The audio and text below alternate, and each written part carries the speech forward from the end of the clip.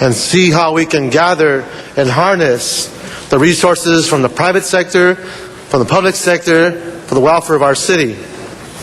On occasion, colleagues, I've had community meetings, I've had town hall meetings, and we talk about the great achievements, the brand new schools, renovated parks, brand new libraries, and it is common for folks in the audience to tell me, that's all great, Councilman, but for whom are you building this for?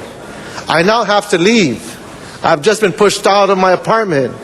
My cousin, my aunt, my grandmother now has to live out in the outskirts of San Bernardino because that's the only place we can afford to live. I'm getting reports from folks in the neighborhood that the classrooms are not filling up anymore. The kids we were building for can no longer live in our city. So we have to come to grips with this challenge, and I'm hoping that this particular ordinance will give us some insight as to how the real estate industry, those who finance and benefit from these types of businesses, can actually come to grips with the fact that we should be building for everyone in the city. District 14 Council Member Jose Huizar asked City Planner Jane Blumenfeld, who will join us next, several questions, including, has the Greater Downtown Incentives Plan generated any interest? What do you think we're going to see in 12 months, a year, 12 months, in a year when we come back? What do you say? Because here we're doing some pro formas based upon what we think we're going to get. Well, we should think about what we may be able to see what the world's going to look like here in a year. What do you think that world is going to look like? Well, there's so many variables that are out of all of our control that evolve daily. I mean, interest rates are a big part of what people can and can't do, and none of us here have much control over that or even foresight to know in 12 months what they're going to be like. So hopefully the combination of incentives that are in this ordinance will outlive the market cycles, and we'll see affordable housing. We'll see people opt for the incentive package. We've had calls from and interest expressed in doing it. The interest is, and we've heard some of that here today as well. So you suspect that they like what they see and that there is going to be people going to take advantage of this and provide the affordable units we need? That's our hope. Okay, but you don't know how many? You can't guess now? You can't? No, I think even just without just the market itself, and the absorption rate and the pace of development, all of those are factors that I think dictate what people will and won't invest in the downtown in general. Madam Clerk, if you could open the roll, close the roll, tabulate the votes. 12 ayes. Item's been approved. And joining us now from the City Planning Department is Jane Blumenfeld. Ms. Blumenfeld, welcome to Council Week in Review. Thank you. Happy to be here. First, give us an overview, if you would, of the Planning Department itself. What does it do?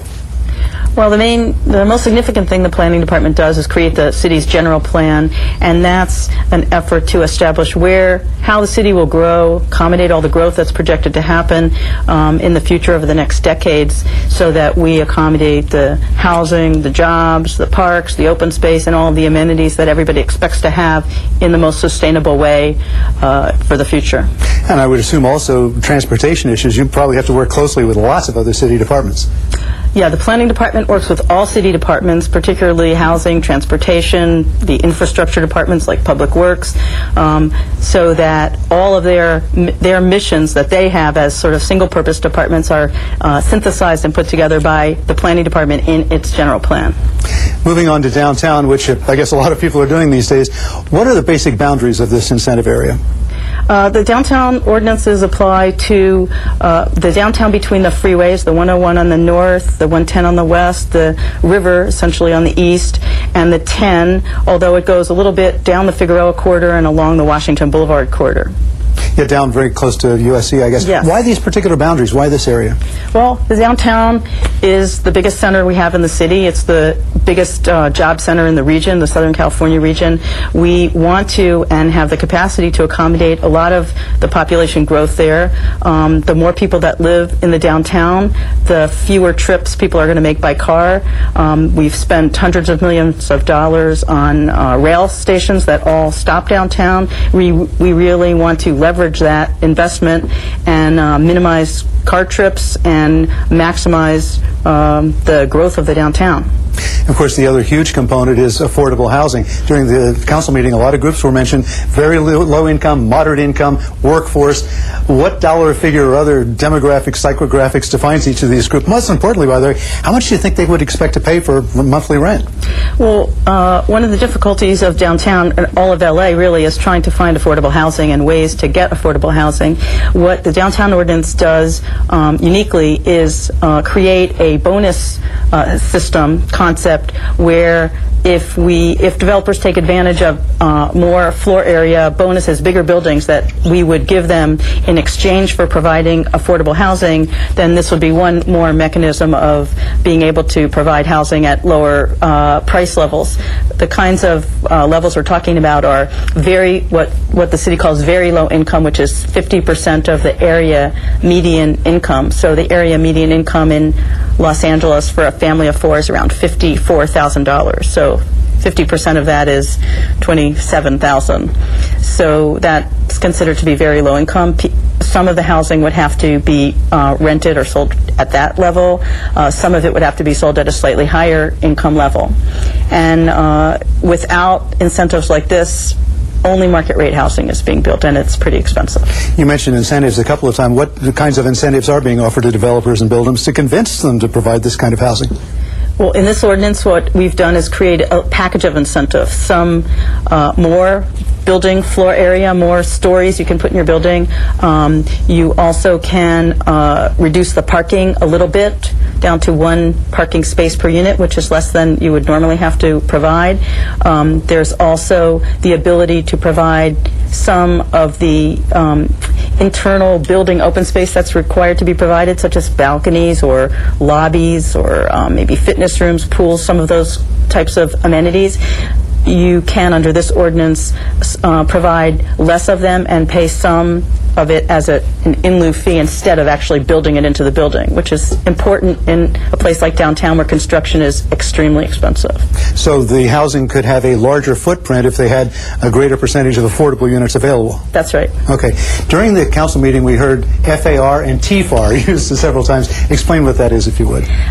These are terms that define how big buildings are. FAR stands for floor area ratio, and that is the regulation in our zoning code that regulates how big a building can be. So it is a measure of, it's a ratio over the amount of ground your lot occupies. So if you have a lot that occupies 10,000 square feet, you can build 6 times that, or 60,000 square feet. So that is the regulation that governs buildings in the downtown, a floor area ratio of 6 to 1. And then TFAR is the other term that was thrown around, which stands for transfer of floor area ratio. And this is a concept whereby one can literally transfer the amount of floor area of the building that you were entitled to build but didn't build. So if a building that could have been, say, 10 stories is only 8 stories and they have 2 that they theoretically could have used, they're able to sell those air rights, essentially. Sell the air rights to another building, and at a different site that they could use the unused air rights from one site and build a bigger building at another site. You anticipated my next question anyway. That's how the selling of air rights sounds a little bit familiar. Seems to me that was tried, about 15, 20 years ago on the west side of Los Angeles. Has been tried elsewhere and has been successful. It hasn't been done very much in Los Angeles at all. It's something that was done, I think, originated in New York when they were trying to find some value for historic theaters and other historic buildings, and gave the unused portion monetary value and allowed people to transfer them, which provided an incentive to actually save the historic theaters in New York, and that's where it came from.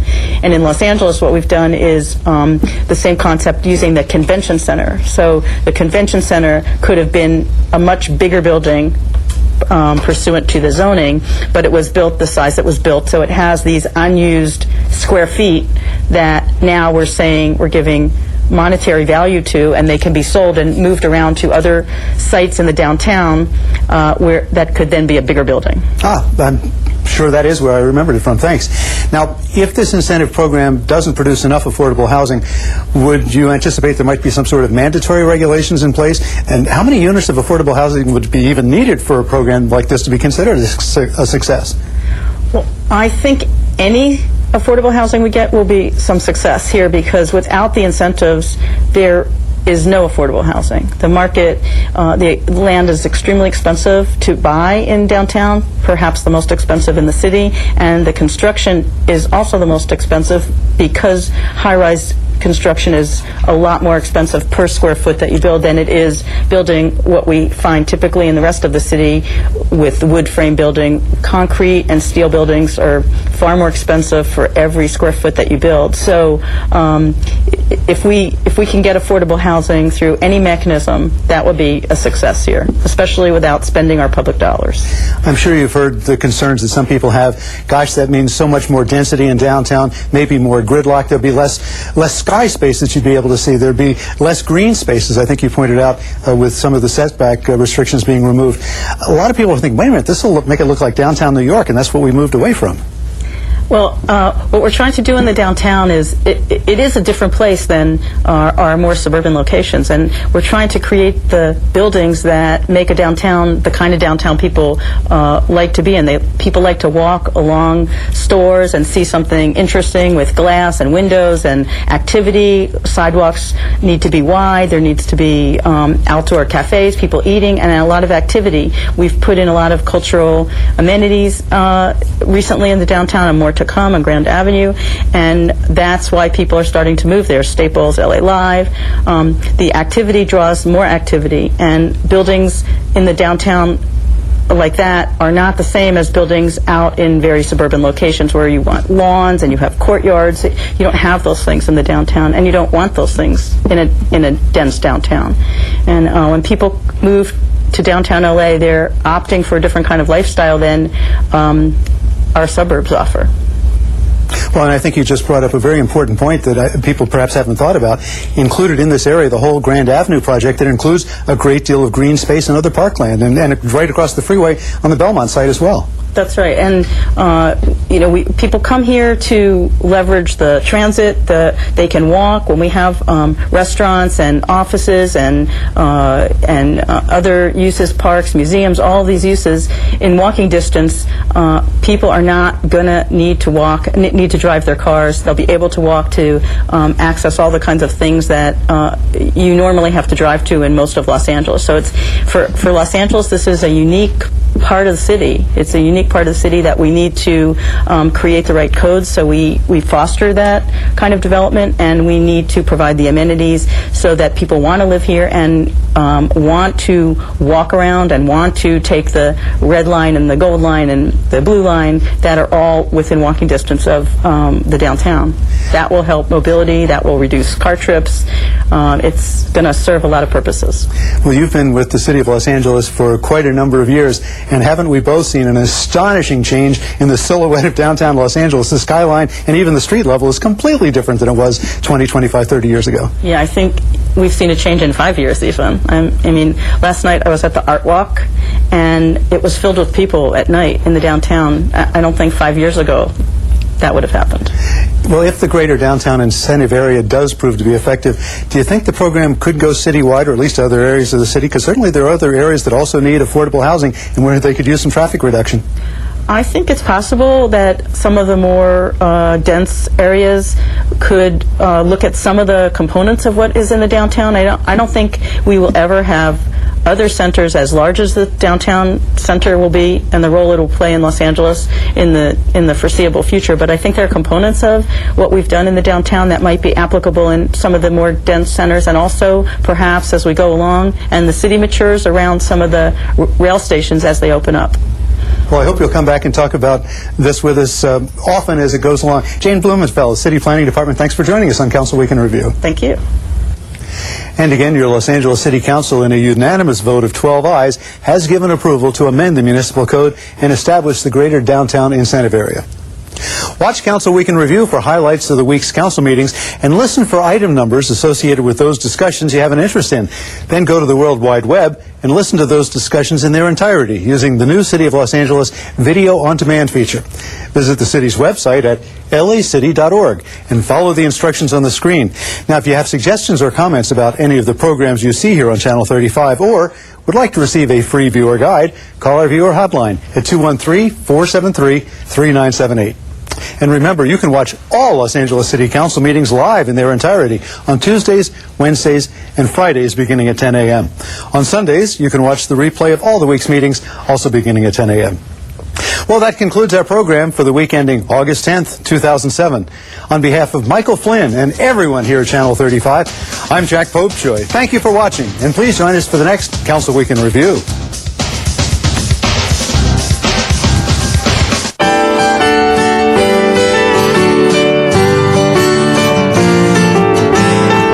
This was Citrus Sunday, a day when people opened their yards to volunteers who picked thousands of pounds of fresh citrus fruit to give to local food banks in the San Fernando Valley. Citrus Sunday is a partnership between the office of 12th District Council Member Greg Smith and the Valley Interfaith Council. Every day in the San Fernando Valley, there's 130,000 people who have to make a tough choice whether they eat a full meal or they pay the rent or they pay for their water and power bills. And so what they normally do is they'll eat a peanut butter sandwich or something like that and give up fruit and things that really are important to a good balanced meal. These volunteers are helping to make sure people don't have to make that choice between eating fresh fruit and paying the bills. It's great that that so many people come out for the community to help support the Councilman's office in such a great cause, to help the homeless and feed the needy. We have an ongoing collaborative with our neighborhood councils and community service groups to just go out and try and deal with quality of life issues in our community. We've been doing a number of projects. We've done a graffiti cleanout project recently. We've had 3 or 4 tree planting programs in the community. We do regular community cleanups, which we've done throughout the year. Every few months we do a community cleanup project. I think it's a great project. We've got all this fruit and it should be used. So we'll fill this one up a couple times today. Taking over, we're going to try to fill this up here and take it over to the food bank, come back and take another load or 2. Councilmember Smith is proud of Citrus Sunday and what it says about the volunteer spirit of the communities of Canoga Park, Chatsworth, Northridge, Granada Hills, and Porter Ranch, which are in his district, as well as the entire San Fernando Valley. We have groups working today in Studio City, North Hollywood, East Valley, Pacoima area, so it's kind of caught on and spread throughout the valley and getting real big, and it's only our second year. So often it's just a matter of somebody giving time. It's not so much money, it's not so much innovation, that there's a lot of good programs out there, and all it takes sometimes is you give a few hours to help people. By the end of this Citrus Sunday, volunteers had rounded up many thousands of pounds of fresh fruit for the less fortunate, served by the food banks of the Valley Interfaith Council. If you or your group are interested in volunteering or organizing an event to help improve your community, call Councilmember Smith's office at 818-756-8501 or visit his website at www.cd12.org.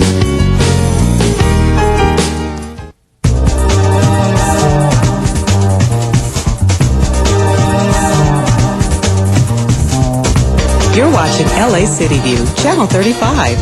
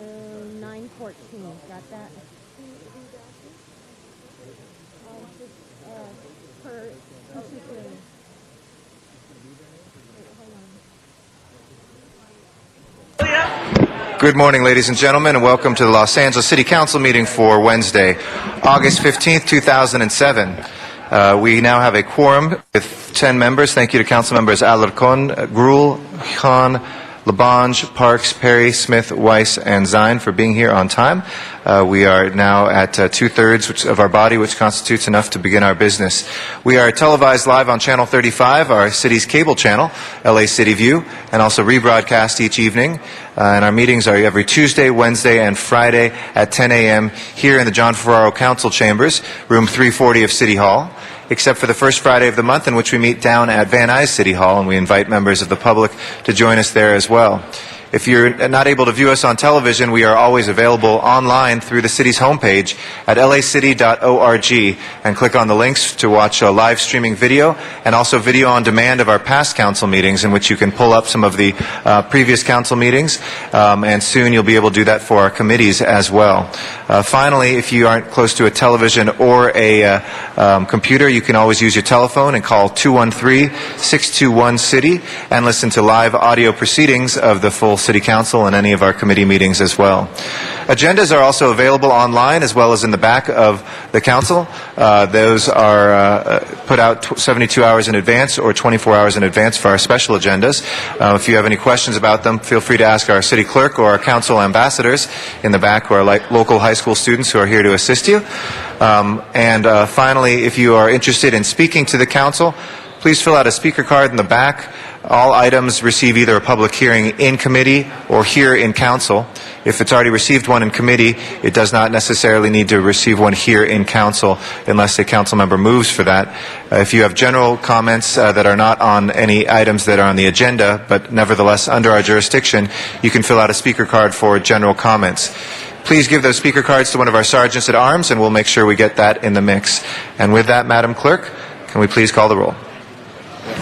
Alarcon, Cardenas, Gruhl, Hahn, Weezer, Labange, Parks, Perry, Reyes, Rosendahl, Smith, Weiss, Wesson, Zine, Garcetti, 11 members present and a quorum, Mr. President. Okay, before we begin our regular business, I'd like to recognize Ms. Perry for a presentation of some very special young guests we have here today. Quick introduction, Mr. President, and Olivia Mitchell is here in the council chamber.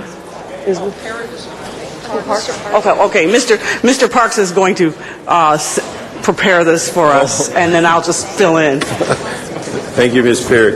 I'd just like to ask and thank Olivia Mitchell, who's our CDD Human Services Family Development part of the CDD. It brought a number of young interns here today. They represent over 10,000 young people who have had the opportunity to work under the mayor and the city council in the Higher Los Angeles Youth Program.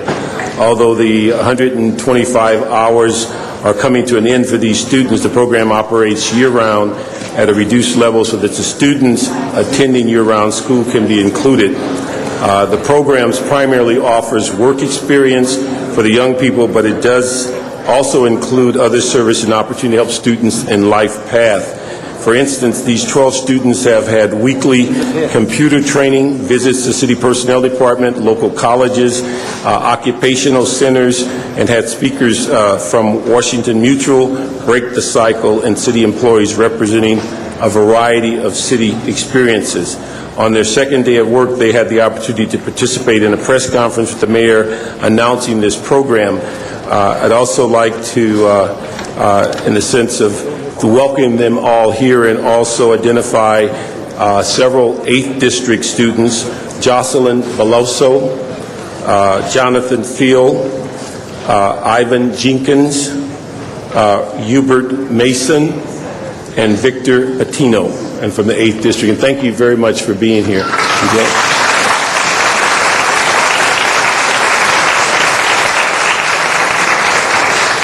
Ms. Perry? I would like to recognize the rest of the young people who are here on behalf of myself and Mr. Reyes. Maritza Argomanis, Jennifer Diaz, Sofia Miranda, Albert Ruiz, Moses Gilchrist, and Jennifer Peraza. Is that everybody? So let's give them a big hand.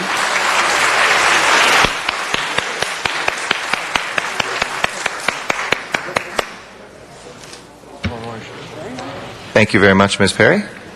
And congratulations, and thank you all to those young folks for our contributions. Mr. Labange, I'm sorry I didn't come up here. Add to that, Moses Gilchrist, stand up again. Give him a big hand. A graduate of John Marshall High, number 11 for the John Marshall varsity, going to Santa Monica College. And also, if I would, Mr. President, take a moment, if I could ask her to put her camera down for a moment there. And Olivia, step out here. Please step out here. I want you to give a lot of love to Olivia Mitchell. I sat where they sat 33 years ago under Olivia Mitchell's great tutelage. She's a great mentor to thousands of young people in Los Angeles, as well as Wendy Gruhl. And I love you, Olivia. Good job. Thank you. Ms. Gruhl? Microphone, thank you. Just to add to Mr. Labange's comment, Olivia, don't go far. As I told them all that you were, I met you when I was 17 years old, and you also helped train me, and you were my first boss. And so all of you have had an incredible experience by working with Olivia Mitchell. She is one of the best mentors, I think, in this city, and can take credit for a lot of people, the good and bad of all of us. But Olivia, thank you. And thank you to all your students. We hope you will come back, like Tom Labange and I, and Ed Reyes, I think, was on the Mayor's Youth Council, and Mark Ridley Thomas, that you'll take these experiences and come back and give back to the community. So we look forward to seeing you potentially around this horseshoe one day. Thank you, Olivia. Thank you, Mr. President. Thank you very much, Ms. Gruhl, and thank you again to all the students and your great contributions in each of the offices of the City Council. With that, next order of business, please. Approval of minutes. Mr. Zine moves and Mr. Smith seconds. Without objection, those minutes will be approved unanimously. Next order of business. Commendatory resolutions for approval. Ms. Gruhl moves, Mr. Huizar seconds. Without objection, those two will be approved unanimously. Next order of business. Mr. President, we have several requests to consider. Okay. Item number 7, there's a request to continue that to August 17th. Okay, without objection, colleagues, we will continue that to the 18th of this month. That's Friday. Next item.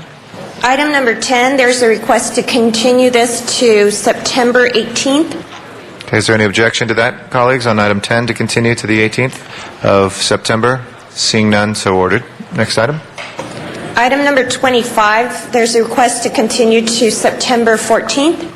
Okay, September 14th, colleagues, on item 25. Seeing no objection, so ordered. Any other requests?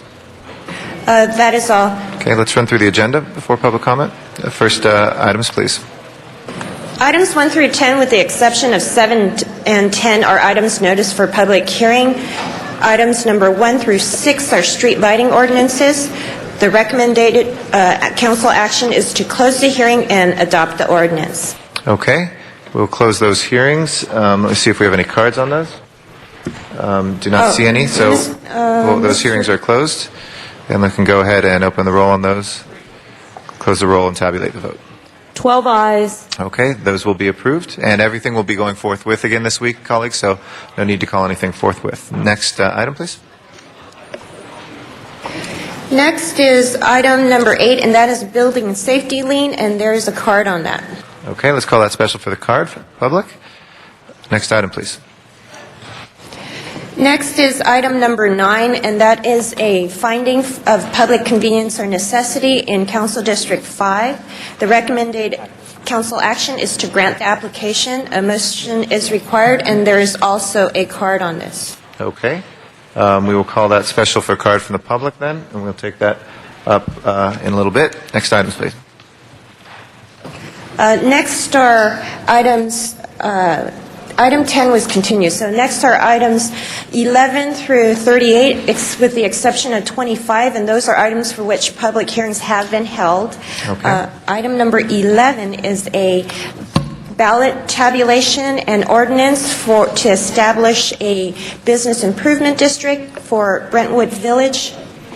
The ballot results are as follows. 88.41% are in favor and 11.59% oppose.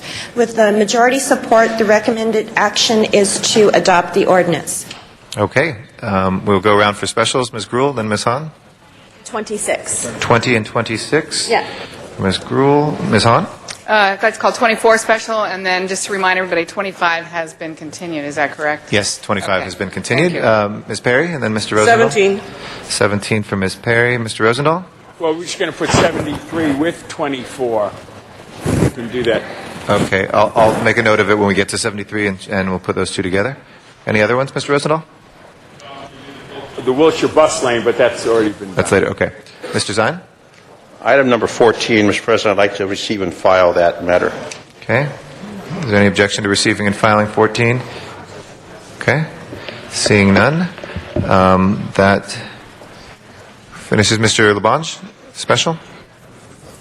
Any other specials, colleagues? Going once? Twice? Okay, if we can take up the balance, please prepare the roll and tabulate the vote. 13 ayes. Those are approved. Next items, please. Next is item number 39 through 64, and those were items for which public hearings have not been held. 10 votes are required for consideration. Okay, we'll hold the commissioner on the desk. Do that earlier in the program. Okay, we have a request. There's been one request out of order on 17, and then we'll take that second. That's okay. Without objection. Just to let colleagues know again, that was item 17 and then 39, and then we'll return to the regular order if there's no objection to that. Those have been requests from council members. Okay, any other specials, colleagues? 50 for Mr. Labange. Move it up. Any other specials? Yes, Mr. Smith. 58 for Mr. Smith. Well, then 57 as well. 57, 58. Okay. 57, Mr. Rosendahl. And do we have cards, Madam Clerk, on any of these? Mr. President, we have cards on 49, Okay. 55, 60, 61, and 64. And 64 was that last one? Yes. Okay. We'll open and close the other hearings. And if we can take up the balance, I'm sorry, if we can hold 65 through 70 on the desk as well for a closed session. And then take up the balance, please. Open the roll, close the roll, and tabulate the vote. 13 ayes. Okay, those are approved. Next items, please.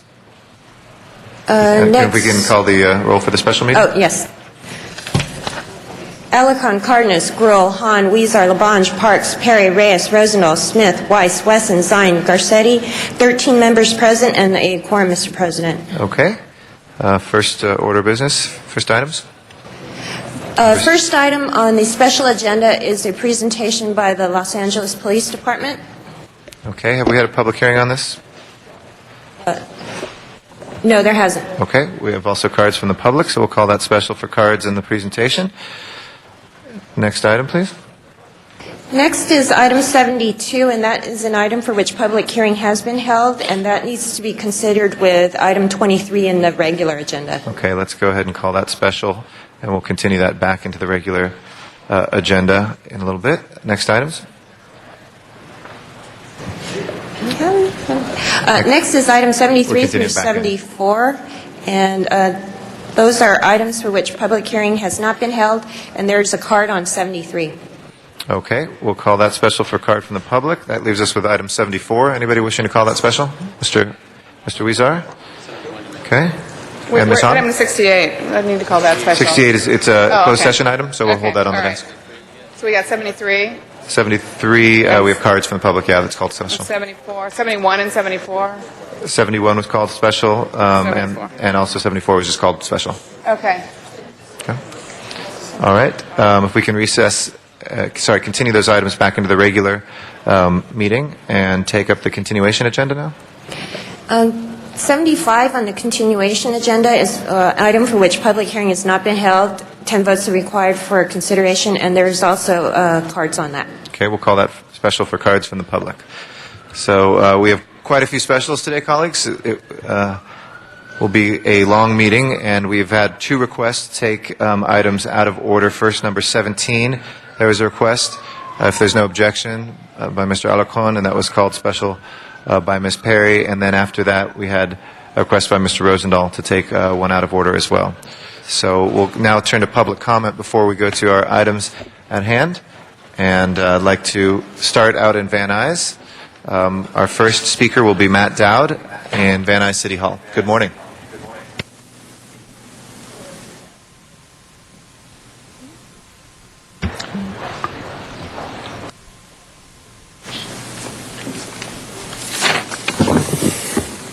Yeah, thank you very much. I'm Matt Dowd from Venice Beach. I just want to recap who I am, what I've been doing down here for the last 18 months. We're from Venice Beach. City Council enacted an unconstitutional ordinance, which we fought. You can look it all up on Deep South 81 on YouTube. We talk a lot about things that are going on in City Hall right now because we were dragged into it, and now we have to look at all the shady things that are going on.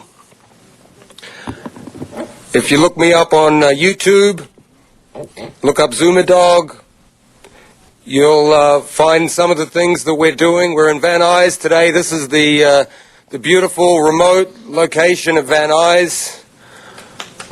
We want to take advantage of this, especially since it's a pilot program. We want to see it continue. I want to say hello to all the people, Miriam, who come out here to Van Nuys. Thought we'd bring our remote broadcast up here. We're doing a new internet thing where it's called Public Outreach. Channel 35's setting the standard, but we're close behind them. We're beating Time Warner right now because we don't even have to go into their public access studio. We can beam straight out over the internet to the whole world right here from the Van Nuys chambers. Thanks for the City of Los Angeles for putting in the wireless feed. Great services, as you can see. The public, they're starting to catch on. And some of the things I'm going to be addressing in the near future, one of them is pollution, motor vehicles, and the environment, and the speeds people travel. We need some more enforcement on the streets. German tests even prove that motor vehicles are most efficient at 60 miles an hour. It's 10% inefficient every 5 miles an hour. So we're driving at 80 miles. Thank you, Mr. Dowd. Our next speaker will be Zumadog, also in Van Nuys, and then we'll come here to City Hall for Candido Maras for our continuing general public comment. Good morning. Candy. Everyone listen to Candy coming up next. Thank you. Great to be here in Van Nuys. I wanted to represent for Miriam and Sharon and everyone who comes out. We need more community outreach, and we'd like to have you come out to Van Nuys. And also regarding community outreach, Zumadog for the City of Los Angeles has created the state-of-the-art, world-class infrastructure for town hall meetings on TV. And Eric, if you'll allow me to just simply say ZumaTimes.com, you can watch live in blogs for a town hall meeting. The City of Los Angeles will be able to use it. You're hearing it first. This will revolutionize community outreach, and Zumadog has brought it to Los Angeles for free in its privatization effort of public access. You put things in the hands of Zumadog. I put it into world-class technology for the world to embrace at zero cost. Now, speaking of things we need money for, now that we don't have to worry about that, I know that Mayor Antonio was complaining to Sacramento. We need more infrastructure money right now, okay, to fix these roads, because what we're doing, we're building a lot of density because we're turning into a world-class global economy, and we're providing a lot of housing. However, that's causing too much traffic problems, so we need more infrastructure because it's a national crisis, because 40% of the U.S. goods that come into America that pipe down the highway into the Walmarts of all U.S. goods, 40% come through this region.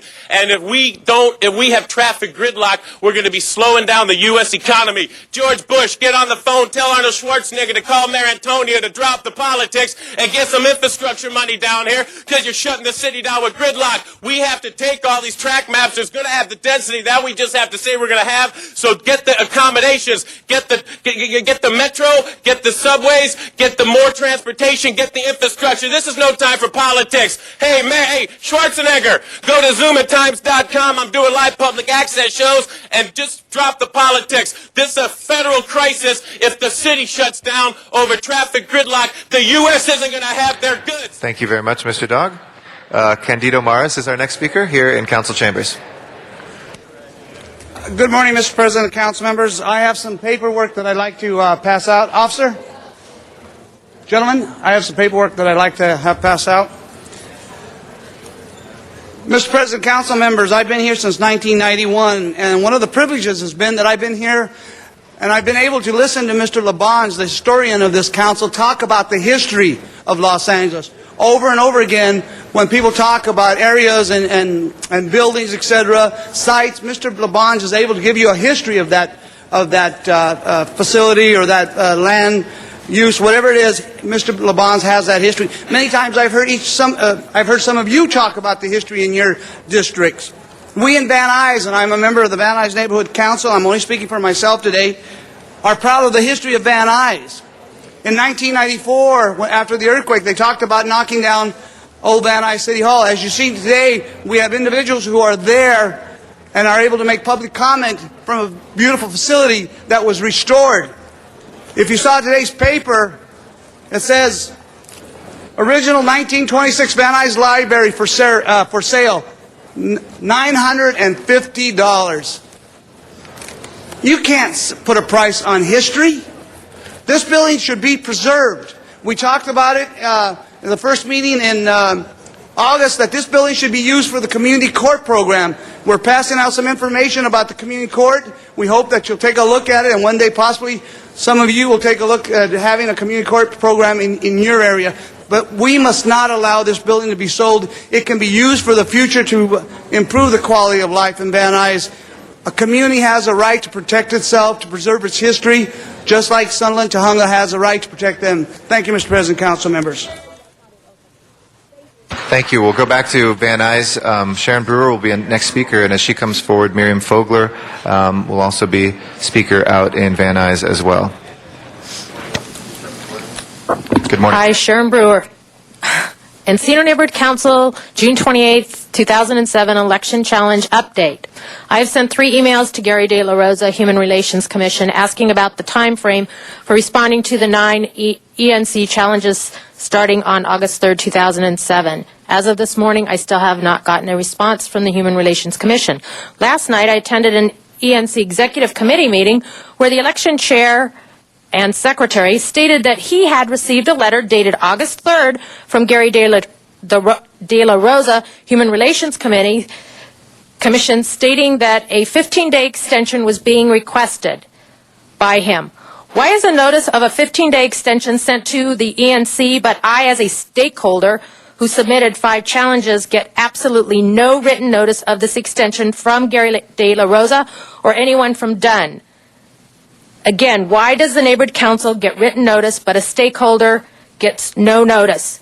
Last night at the ENC Executive Committee meeting during committee comment on non-agenda items, one of the board officers made a comment that basically, unless you can take and prove that you're a stakeholder, that you shouldn't be allowed to even speak at a general meeting. And they are really getting ridiculous. I made a request for minutes of an executive committee meeting, and I was sent an email that said that I had to provide verifiable proof that I was a stakeholder in Encino, even though I was the park rep for 3 years. I'm on 5 committees, and I've been involved with the Neighborhood Council since just before it was certified. Something has to be done about this paranoia about the definition of a stakeholder, because it's not being inclusive, it's being exclusive. Thank you. Thank you. Miriam Fogler will be our next speaker, and then here Arnold Sachs in council chambers. That's a very big problem I see what Sharon's going through here. It's very dangerous because you're drawing a line here where they're now not going to let anybody can come to any neighborhood council meeting. This is our city, this is our place, this is where we live and play and work and everything else. So no matter what, I have a stake for the whole place, the whole region, folks. And this is very important that we need to be on top of this, we need to be vigilant about anything unusual going on in our city with anybody that's doing any unusual activities, packages, anything. And carrying in, the nukes and all this stuff. This is very, very wearisome to me because I have a daughter here. She's going to go to school, and I don't want anything to happen. And I'm very, very worried. People, I listened yesterday on the Channel 35. weekly, the report, what kind of things are going on, the LA this week, and they said that the police don't have, well, they do have the video conferencing like we have, but they don't have the phones they need, folks. If you have an emergency or something, they have drop calls because they only have cell phones, and it's very bad, the very bad communication system that our police have. We need to update this stuff. And this is ridiculous. The CRA is putting all these big Taj Mahals, and we need money for our law enforcement here. We need the money for our essential services.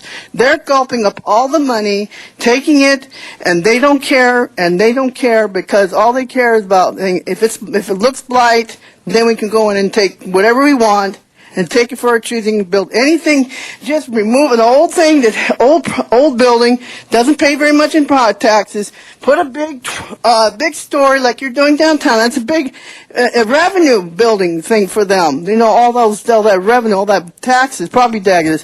So, they got a stake at this. There's no doubt about that. You're using blight. It's very, very, to me, it's a vulgar, nasty word. And I don't have any pity or any love for that agency, and I hope it goes down, all the way down. We need to take it back. We need to take it over. It's privately controlled, and we need to take it back and put it under city control, period. Thank you very much. Arnold Sachs is our next speaker, and then Oscar Johnson.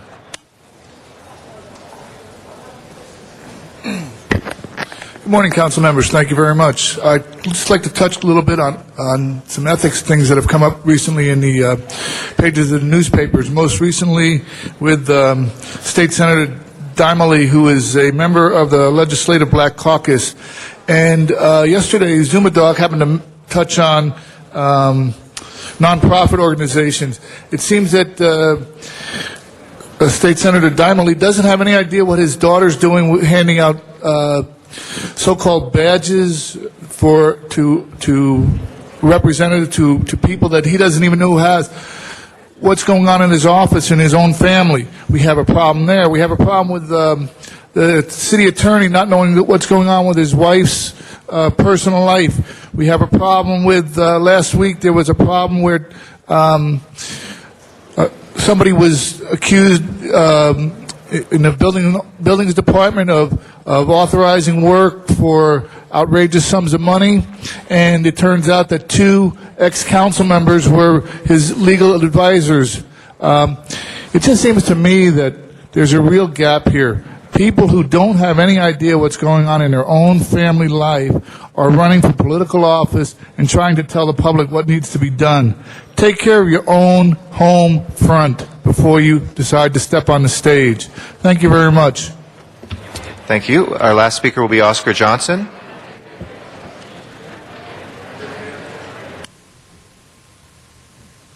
Good morning, City Council. My name is Oscar Johnson. I was referring to what African American people are facing today in the 21st century, especially African American males. We have been extinguished through law. We have been neglected and forgotten about through law. And we facing worst form of genocide since we came from fiscal shackles. As we face our government with racism and law, racism in politics. And what I was trying to make more vaguely is and there's nothing been did about it. And the form of racism, I think, is economic racism. And our climax in our business is ridiculous.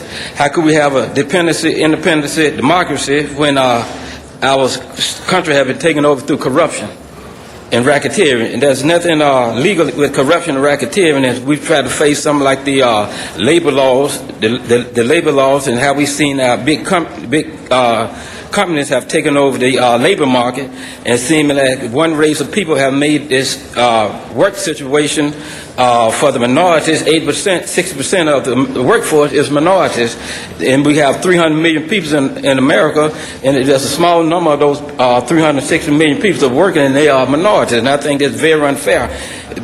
What we are trying to do, we really want to get rid of that Hitler environment, that Hitler mentality, what's going on today, and seem as though our politicians have added in more government, more government appointees, more government committees, and we should form something like an ethnic group, something to oversee our government, see which direction our government is taking us, because they get so many millions of dollars to help us, so million dollars for this research, but only represented the rich in the middle class, and they have forgotten about forgotten poor. And it seems as though we need to have more responsibility upon all citizens and try to find a way that we can help all living members in society, because that thing what happened at Martin Luther King Hospital was very uncalled for. Thank you, Mr. Johnson. That will close our general public comment for today. With that, we've had requests to take 2 items out of order. If there's no objection, starting with number 17. Okay, and that was called special by Ms. Perry and Mr. Alarcon. Also wanted that special. Why don't we call on Mr. Alarcon right now on number 17. And if I could, before you start, Mr. Alarcon, if I could ask everybody to please try to keep your conversations to a minimum. I know we have very full chambers, but in order to be able to hear the proceedings, I'll ask folks to either take their conversations outside as much as possible, though I know that some conversations are required here. Thank you. Mr. Alarcon. Members, this item 17 relates to a request for a report relative to the loss of approximately $13 million in shelter plus care rental subsidies from the Department of HUD for new homeless housing projects and related activities. The bottom line is our housing authority lost $13 million in federal funding at a time when the state of California is receiving only about 73 cents on every dollar we pay in taxes to the federal government. We're only getting about 73 cents back. We should not be forgiving $13 million for housing needs of some of the most critical, needy people that we have in our community. We asked for a report. We essentially got a one-page document that says that they essentially supplanted the money with some other pot, and yet they're not indicating who the money was taken from. In other words, who did we rob to pay for the loss of the Shelter Plus Care money?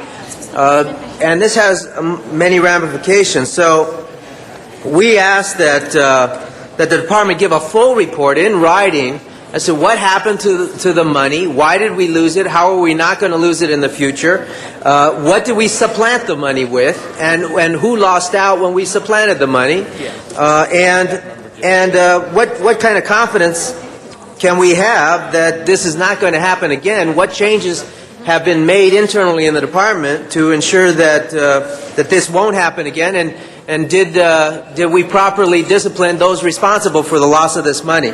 So I wanted to bring this to your attention. I don't believe we're in a position to hear the full report from the department. Certainly we deserve more than a verbal report. I want this report to be in writing, and I would ask that we continue this matter. And, well, I don't have it. And that we have a chance to absorb this. Pardon me? How about 45 days? 45 days would be fine. Okay, good. So I would encourage that we continue this matter so that we have the chance to absorb the document that they now have and come back with hopefully a better understanding. Well, I'm fine with sending it to committee. Okay. We have either continuation or committee. Ms. Perry is next. Do you want to say one way or the other, or you want to wait till you hear from Ms. Perry? Yeah. Okay. Ms. Perry. All right, we can work it out. Thanks, Mr. Chair, and thank you, Mr. Alarcon. HUD conducted an audit in April of 2006, and I know all of you from HACLA remember that, with finding numerous deficiencies in how HACLA was administering the Shelter Plus Care program. Now, HACLA did work to provide other subsidies for those programs that lost Shelter Plus Care funding to the full amount by providing tenant-based Section 8 and other project-based Section 8 funds. This was important, especially to a district like mine, with so many supportive housing projects that were absolutely counting on the Shelter Plus Care subsidy, and HACLA has been very forthright in addressing the findings of the audit. There is one major issue that remains unresolved, and that is effectively documenting the match requirement of the Shelter Plus Care at least two agencies who have contracts from, I think it's 2004. The dollar-for-dollar service match is a statutory requirement that has to be resolved by this September for the City of Los Angeles' application to qualify for 2007-2008 Shelter Plus Care. Simply put, if we don't satisfy that requirement, we will fail to receive funding. Obviously, this is a great concern, as this requirement is very difficult to meet. I wanted to hear from the staff about what they have done to date to meet the requirement for the September deadline, and agencies likely to meet the statutory requirement so that our Shelter Plus Care funds are not jeopardized for 2007-2008. And also, just the second question and I'll stop, if we do not qualify for Shelter Plus Care 2007-2008, is HACLA prepared to work to protect the tenant base and our supportive housing projects again this year? So again, the first question is, what have you done to meet the September deadline? And number two, if we don't qualify, what's the fallback position? Can I go ahead and respond to that? Yeah, actually, those are just two questions, and then we can work out long term, but I need that, because September, we're going into recess, and then we'll be in September when we get back. Okay. Good morning, everybody. My name is Lourdes Castro Ramirez, and I serve as a Section 8 Director. I'm also responsible for administering the Special Rental Assistance Program, which includes the Shelter Plus Care Program. Just briefly, we did provide a 5-page document outlining the history of the audit and where we're at and what are we doing systemically to ensure that this program for the City of LA is one of the most compliant and one of the most high-performing. With regard to Councilwoman Perry's question, she is correct in giving the background. We have one major audit finding that remains open, and that has to do with not having two providers meet the dollar-for-dollar match requirement. Under Shelter Plus Care, for every dollar of rental subsidy that we provide, the agency is responsible for providing $1 of rental subsidy. We have been working very closely with the two agencies, Skid Row Housing Trust and Venice Community Housing Corporation, to provide adequate support documentation, documenting the case management services that they have provided to clients. Once actually Skid Row Housing Trust has completed their internal sort of forensic audit, we will be submitting this to HUD by the end of this week, and we expect to hear back from HUD early September. And with regard to your second question, in terms of the 2007 funding, the number one priority is to close this audit. And this audit was related to the way the program was being administered in 2004. It was an audit of the 2004 program year. But also HUD cited that for the last 10 years prior to 2004, we were not administering the program correctly. We have engaged in a number of meetings, technical assistance, revising our policies and procedures, training staff, working closely with the 16 agencies that are involved in this program, and feel very confident that we will be able to compete for the 2007 monies. So you conclude that you will be able to meet the requirement in a timely way for our September deadline? The bottom, the ultimate approval comes from HUD, because the documentation has to be submitted to HUD. They have to review it and find it acceptable. If there is a shortage between what the providers submitted in terms of documentation, that dollar amount has to be paid back by that agency. And so either we close it out through documentation, or the agency has to repay those dollars back. So, Mr. President, Mr. Alarcon, obviously we're going to proceed with making the application in a timely way, and if Mr. Alarcon wants to get a report back in whatever time he thinks is reasonable, is fine with me. But in the meantime, the department will proceed in making or completing this application process in a timely way. So whatever your pleasure on that. Yeah, I still believe, yes, I think all of these things are important. The motion, and I just glanced at the report, it's really a summary, an outline form of the status, which was, we did ask for a status report on the impact, on the aftermath of the loss of the funding. But the piece that I'm still lacking here is what happened. What happened to the $13 million? Why did we lose it? Where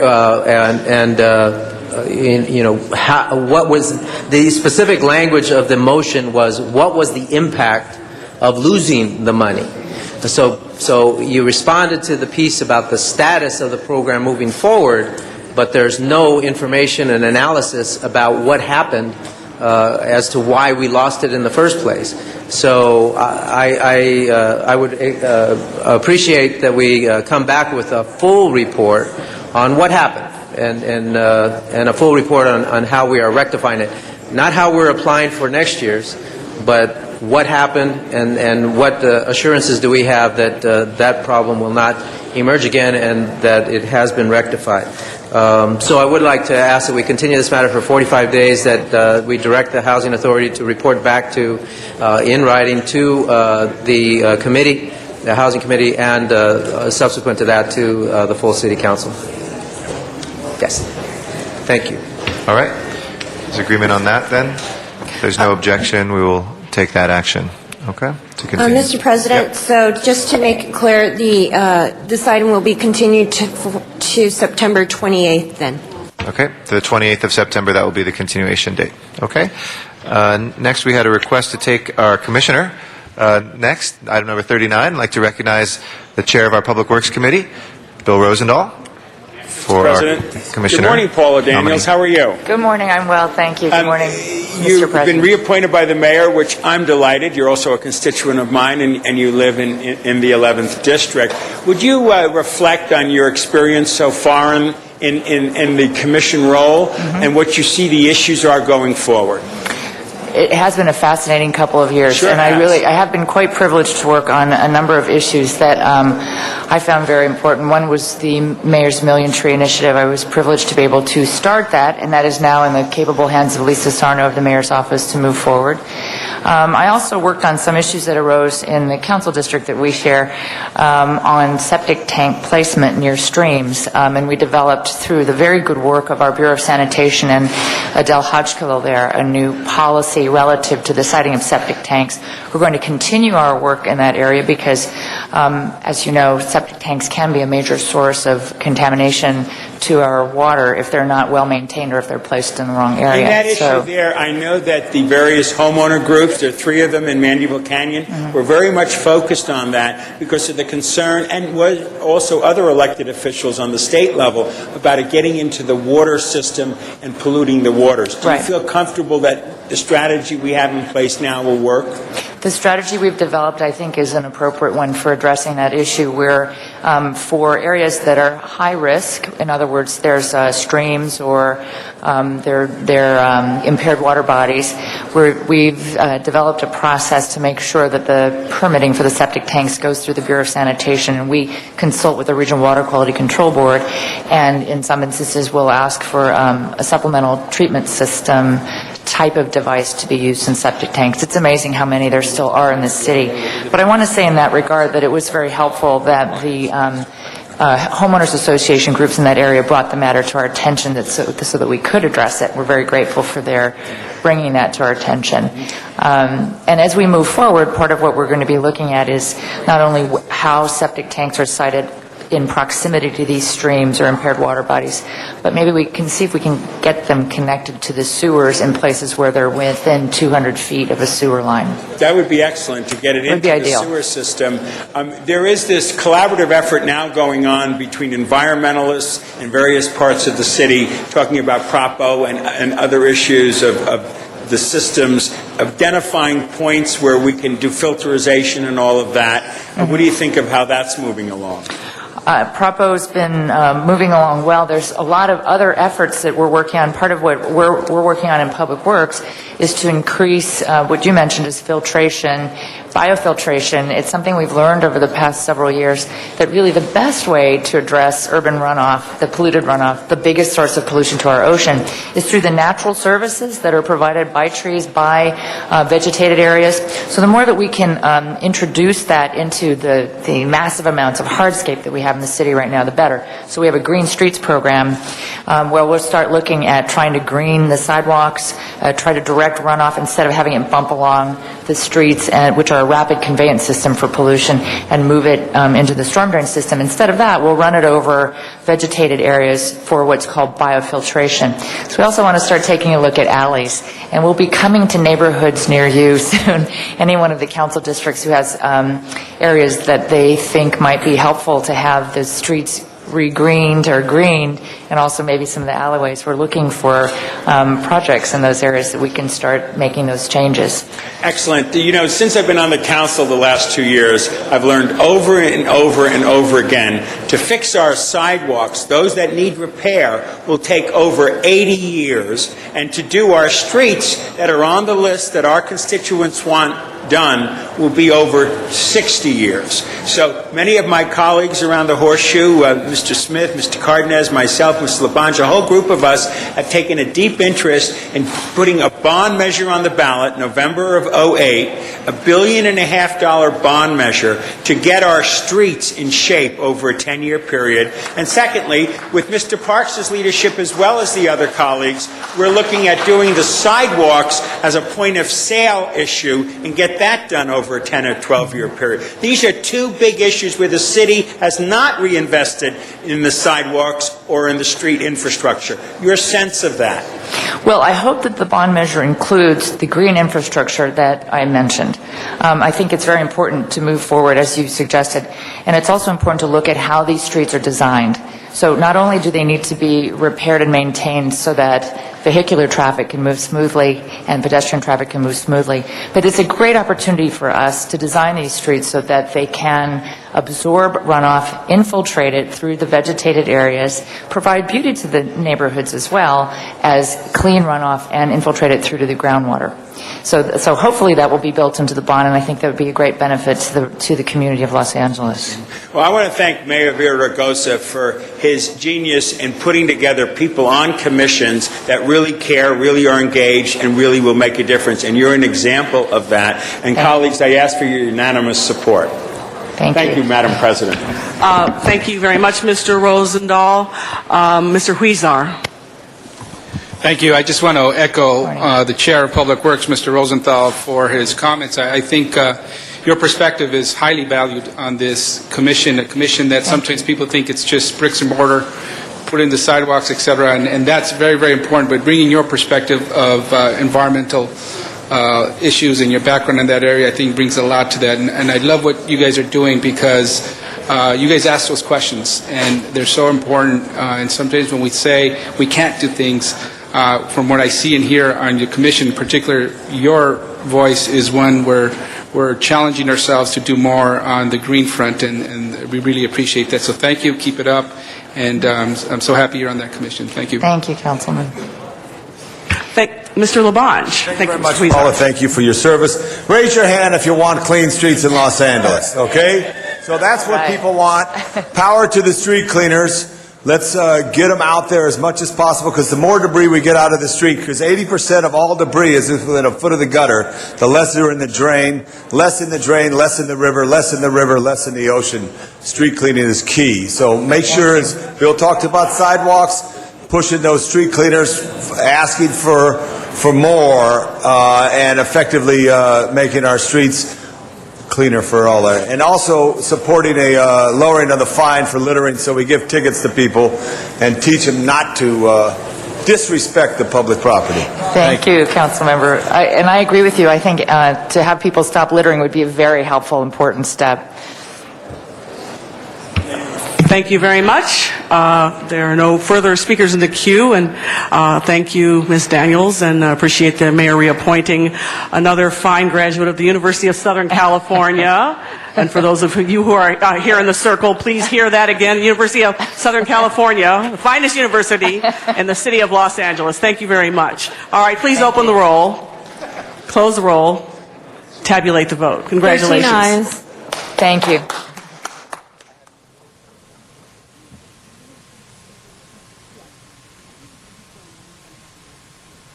All right, next item. Next is item number 8, and that was called special by cards from the public. Our first speaker is Mr. Matthew Dowd in Van Nuys. They got to reconsider it. There was public comment on that last one. She did it again, Matt. She did it again. Thank you. Yeah, we need Eric Garcetti back. There's a public comment card. You need to open a public hearing on item 39. Anyway, what are we on now? You need to do that. Go back to item 8.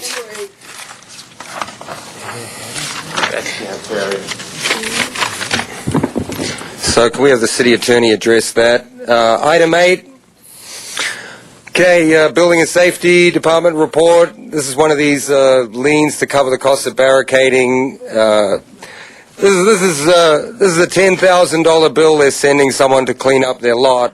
I'm not sure where I stand on these because the city's just making enemies with regular homeowners and property owners.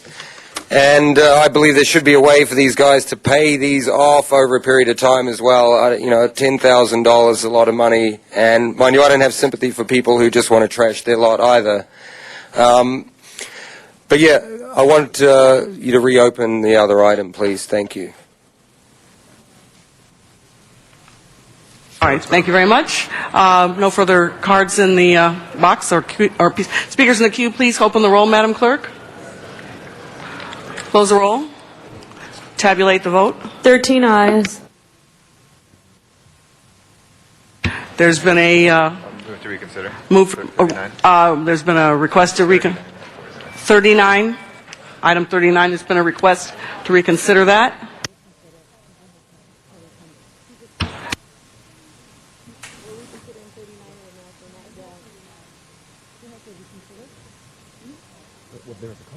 Right. Do we need a motion? All right, so we'll reopen item 39 for public comment and go to Van Nuys for Mr. Matthew Dowd. Madam President, we need to vote to reconsider 39 to open the public. All right, please open the roll so we can vote to reconsider item 39, please. Close the roll. Tabulate the vote. 13 ayes. All right, Mr. Matthew Dowd in Van Nuys. First of all, I need to know if that commissioner is still in the chambers too, because I don't think it's fair for me to have public comment. I think you should bring her back up to the table and reset the clock. Please take your time now, Mr. Dowd.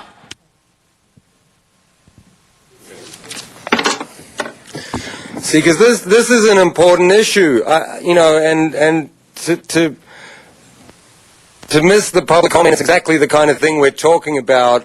Incompetence, and I don't care who it is and where you're sitting right now, it needs to be, if I can follow this, I think it's good enough for the acting president to be able to follow it. See, the Board of Public Works, there's Bill Rosendahl, he's chair of this committee, and there's a lot of money goes through the Public Works. This is public money, and these are important things. And you're fluffing it all up with all this ground filtration talk. And that all sounds great, and I'm a big advocate for the environment. I've just talked about it in public comment. Pollution that washes into the rivers, out into the ocean where I live, out at Venice Beach. I see it every day. But what I'm more worried about is the front-end loading of some of these contracts that go into public works, too. I'm sure that's happening. That's management.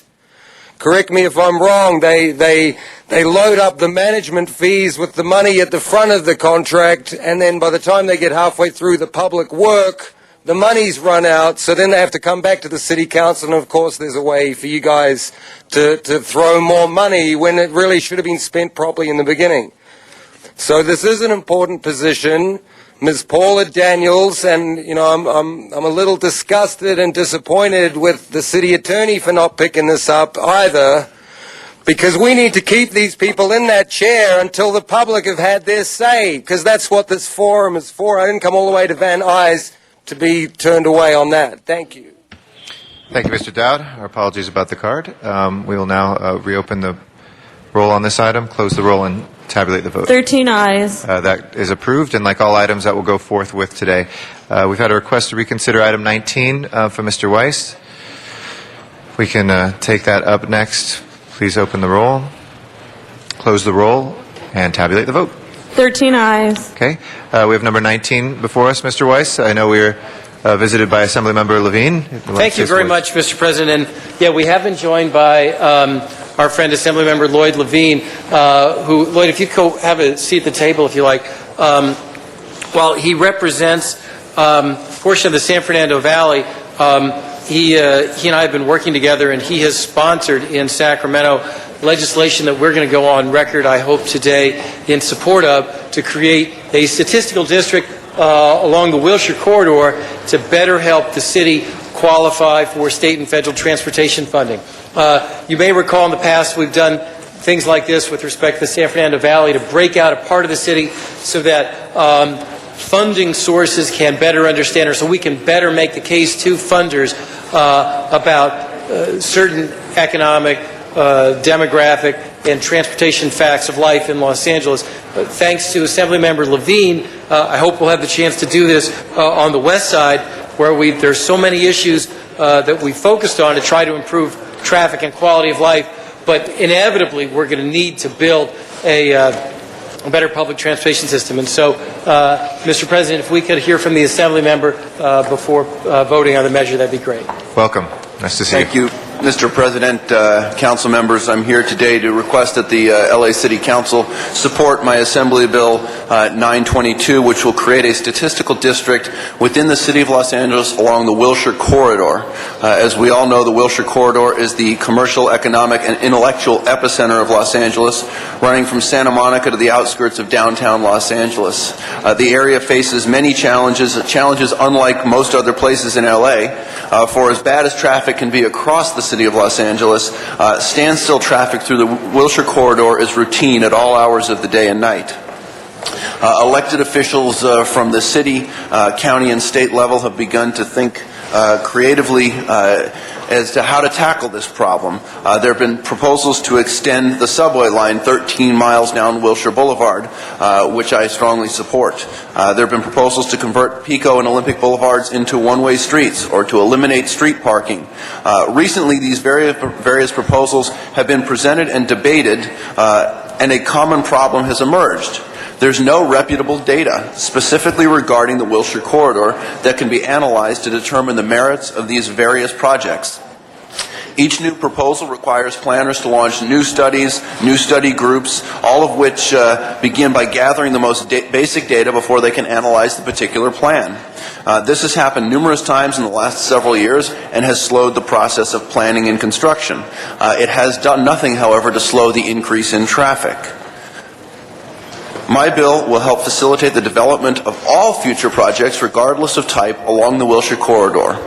Building on a piece of legislation I carried 3 years ago to create the San Fernando Valley Statistical District, Assembly Bill 922 requires state agencies to collect data for the Wilshire Corridor that would normally only be collected at the city level. By collecting this data about revenue generation, population density, and other relevant information for neighborhoods along the corridor, the unmet needs of the region will become evident. Planners will have tools at their disposal to target specific solutions to alleviate one of the most important corridors in the city of Los Angeles and the most gridlocked corridor. I ask the council, please, to support this legislation, send a message to the legislature that you want this tool at your disposal. I thank you very much, Mr. President, and would be available to answer questions. Thank you. Mr. Weiss? I want to thank the Assembly member for doing this. It's a real important step on the west side, and while you represent the valley, that you would have the foresight to work on this issue on the west side is something that I appreciate, and folks on the west side appreciate. We kind of have a, Mr. Weston, when you go beyond a trifecta, what's 4? a quadfecta. We have a quadfecta of West Side traffic issues today, all of which are pretty policy wonky and dry, but all of which are really important and hopefully very impactful. One is voting on the Assembly member's proposal. Another is something that I've been working on for years, Ms. Gruhl has and Mr. Rosendahl has as well, to qualify the city for funding to create a dedicated bus lane down Wilshire Boulevard. It's terribly important. It needs to happen. Another is a motion that I'm doing with Ms. Gruhl today to create a transportation strategic plan for the city of LA. It's shocking and it's kind of municipal malpractice, frankly. The city of LA doesn't have a transportation strategic master plan, but thanks to our motion, it will. And finally, Mr. Rosendahl and I have an item that will free up a couple $1 million in transit funds for the West Side. But none of it will make a difference, the big difference that I think Mr. Levine's bill will, by creating this statistical data that will, over time, qualify the West Side for funds. So thank you very much, Mr. Levine, for your work in this regard, and we very much want this measure to pass the Assembly. Thank you very much, Mr. Weiss, and thank you, Mr. Levine, for being here as well. With that, let's go ahead. If there's nobody else who wishes to be heard. We've had a public hearing. Has it been held on this? I believe I knew we have a card here for the record, Arnold Sachs, but a public hearing has been held on this, so unless it's motioned, we will not reopen the public hearing as per policy.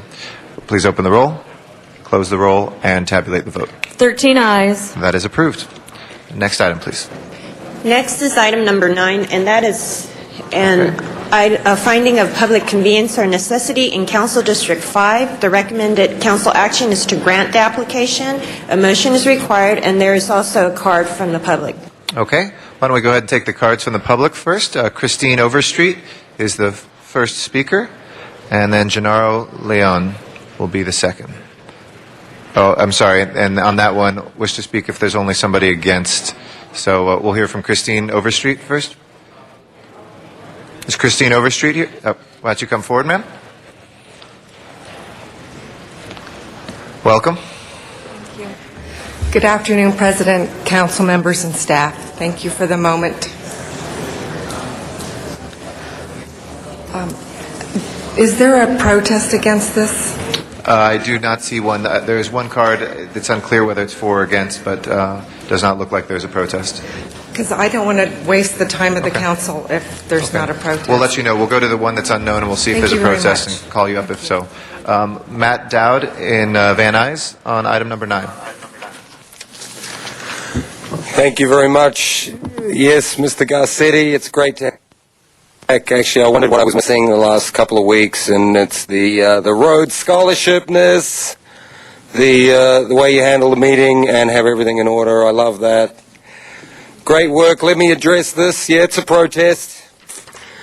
I have to protest all of these only because I think California, Los Angeles as well, they're well known for the liberal, availability of alcohol, and with the amount of homeless, obviously that convenience is for the homeless as well. And then the next thing, you got a load of drunks all around this property.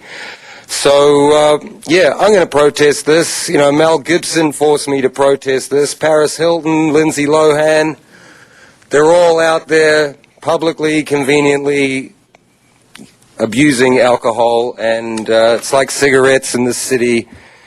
Don't tell us where not to. Just ban the whole thing. Thank you. That'll close the public hearing on this item. Mr. Weiss moves the recommendation to grant. We can open the roll.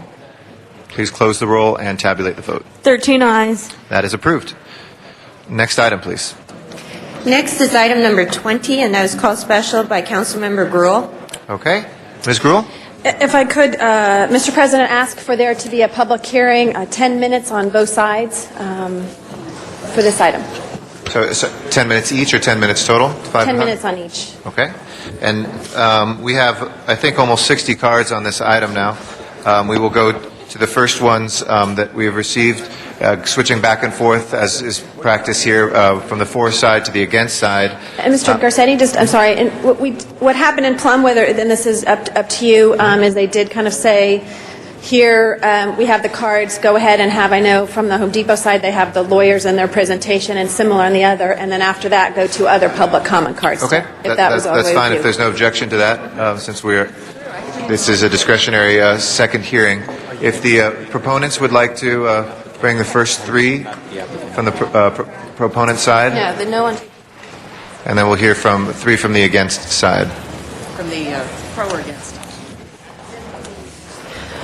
We're the appellant, Council President. Are you calling on us? Go ahead. If you'd like to start, we'll take the appellant first, and then we'll hear from the other side afterwards, please. Good morning, Council members. I'm Cindy Starrett from Latham & Watkins. I'm here on behalf of Home Depot. I woke up this morning and listened to the news, and I learned something interesting, which is today is National Relaxation Day. It's a day to be free of stress, and I looked forward to this morning at City Hall, and I thought, okay, let's try it. Let's acknowledge that today is the end of one chapter, but it is the beginning of the next chapter in this story. And that is a chapter that we hope will lead to compromise, a compromise that will allow Home Depot to deliver community benefits in Sunland. That has been the point of the advocacy we have done at the City Council. We have asked to avoid citywide application of a bad precedent and to encourage a community to accept those who seek economic opportunity, to say no to those who oppose competition, and to find a way to move forward. Lawyers are taught that the law is colorblind. We're taught that the law applies equally to every set of facts.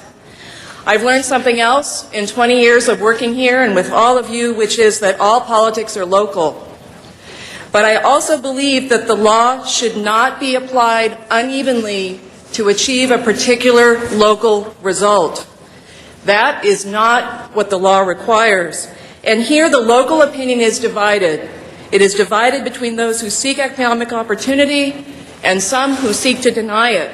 I do not include Councilmember Gruhl in that group of those who seek to deny it, but I emphatically believe that DeWitt Hardware Stores is seeking to deny economic opportunity. Over 50 Sunland residents attended the Plum hearing last week.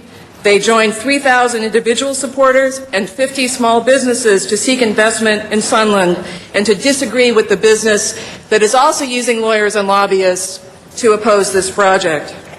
This vacant storefront should not stand empty for 2 more years while DeWitt Hardware continues the war to keep sales tax out of Los Angeles. The same rules that apply to all remodeling permits cannot be applied differently here. The argument of these opponents is a smokescreen. They say they want a traffic study. DOT already approved our traffic study 2 years ago. I've passed it out to you. It's a yellow piece of paper. It says there is less traffic created by this project. The opponents said, no matter what the impacts are, we will oppose this project. The planning department wrote a letter. They said, what are the limits of the remodel? We complied with every rule in that letter. The Area Planning Commission agreed that we are right on the law, and this law cannot be applied one way in Sunland to stop one project and then be applied differently downtown to stop adaptive reuse. It sets citywide precedent because these rules are in all the specific plans, and we've given you a handout with a map of the city. It shows all the specific plans with this exact same language. We spent 2 years following the rules, the same rules that apply everywhere else. Only here was the appeal accepted despite being filed late. Only here was the wrong standard of review applied, and only here are you being asked to establish a standard that will enable opponents to stop investment everywhere. The definition of structural alteration in this specific plan appears in every council district. It's in the municipal code. The city uses it for over 100,000 building permits every year. The city encourages remodeling of existing buildings when tenants change.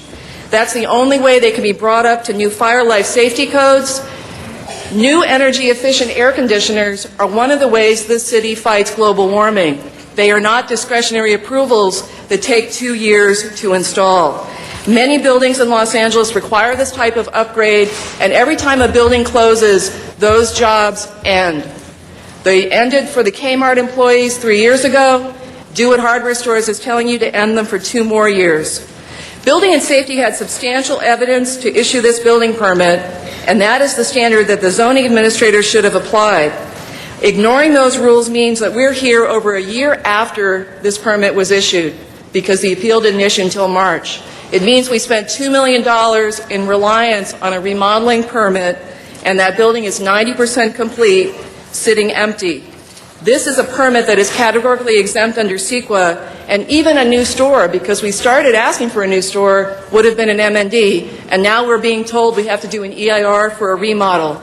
That information is coming from people that just want to stop the project, not people that want fairness, not people that want economic opportunity for everyone in their community. The zoning administrator is not a structural engineer. Building and Safety applied these rules the same way they apply them to every other permit. Every other permit, you're allowed to put secondary supports in the roof to support the air conditioners. It's not a discretionary approval. It's not a specific plan. You were told that the observation of a casual passerby should now be the standard, but the city has never made that the standard in the past. We ask you not to make that the standard in the future.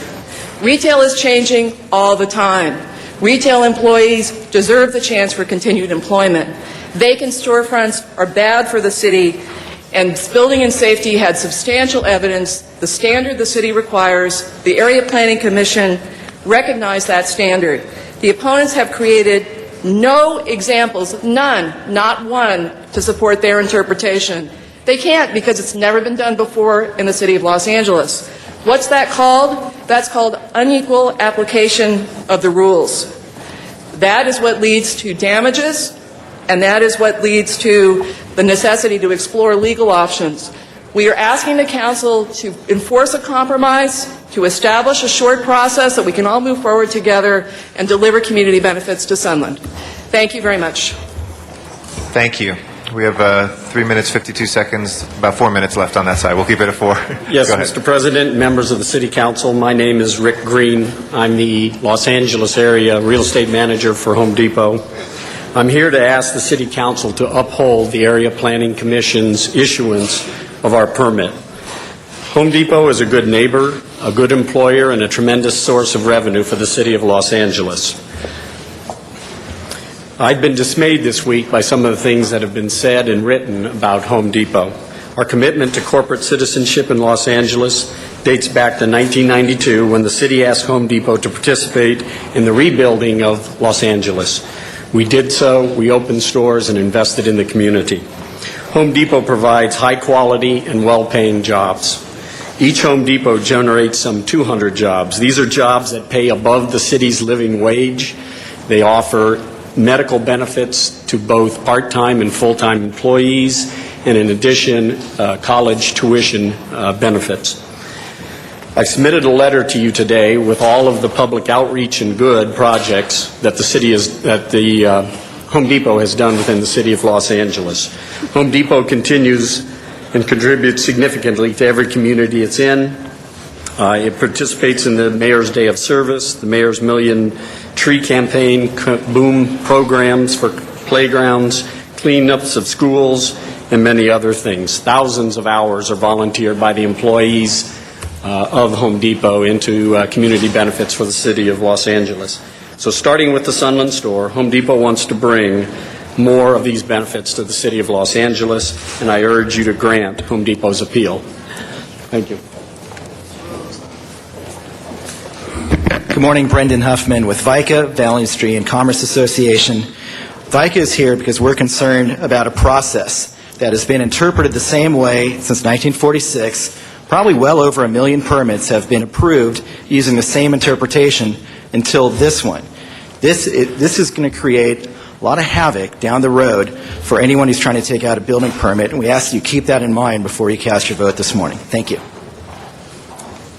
Veronica Perez-Becker, the Central City Association. We are here to express our strong concerns about the negative citywide precedent that will be set if Home Depot's remodeling permit is revoked. If you grant this appeal, you will be setting a precedent to require an EIR for a mere remodel. This would have numerous detrimental impacts, including dissuading property holders from improving their structures, delaying improvements, which cost money and jobs, and sending a message to businesses that LA is a costly and uncertain place to do business. And we're not just talking talking about one council district. This interpretation would set a precedent in every single council district in this city. We ask that you take the route of sitting down with Home Depot and working a way out to mitigate the concerns rather than revoking a permit on which they've spent $2 million in reliance and over a year to get. Thank you.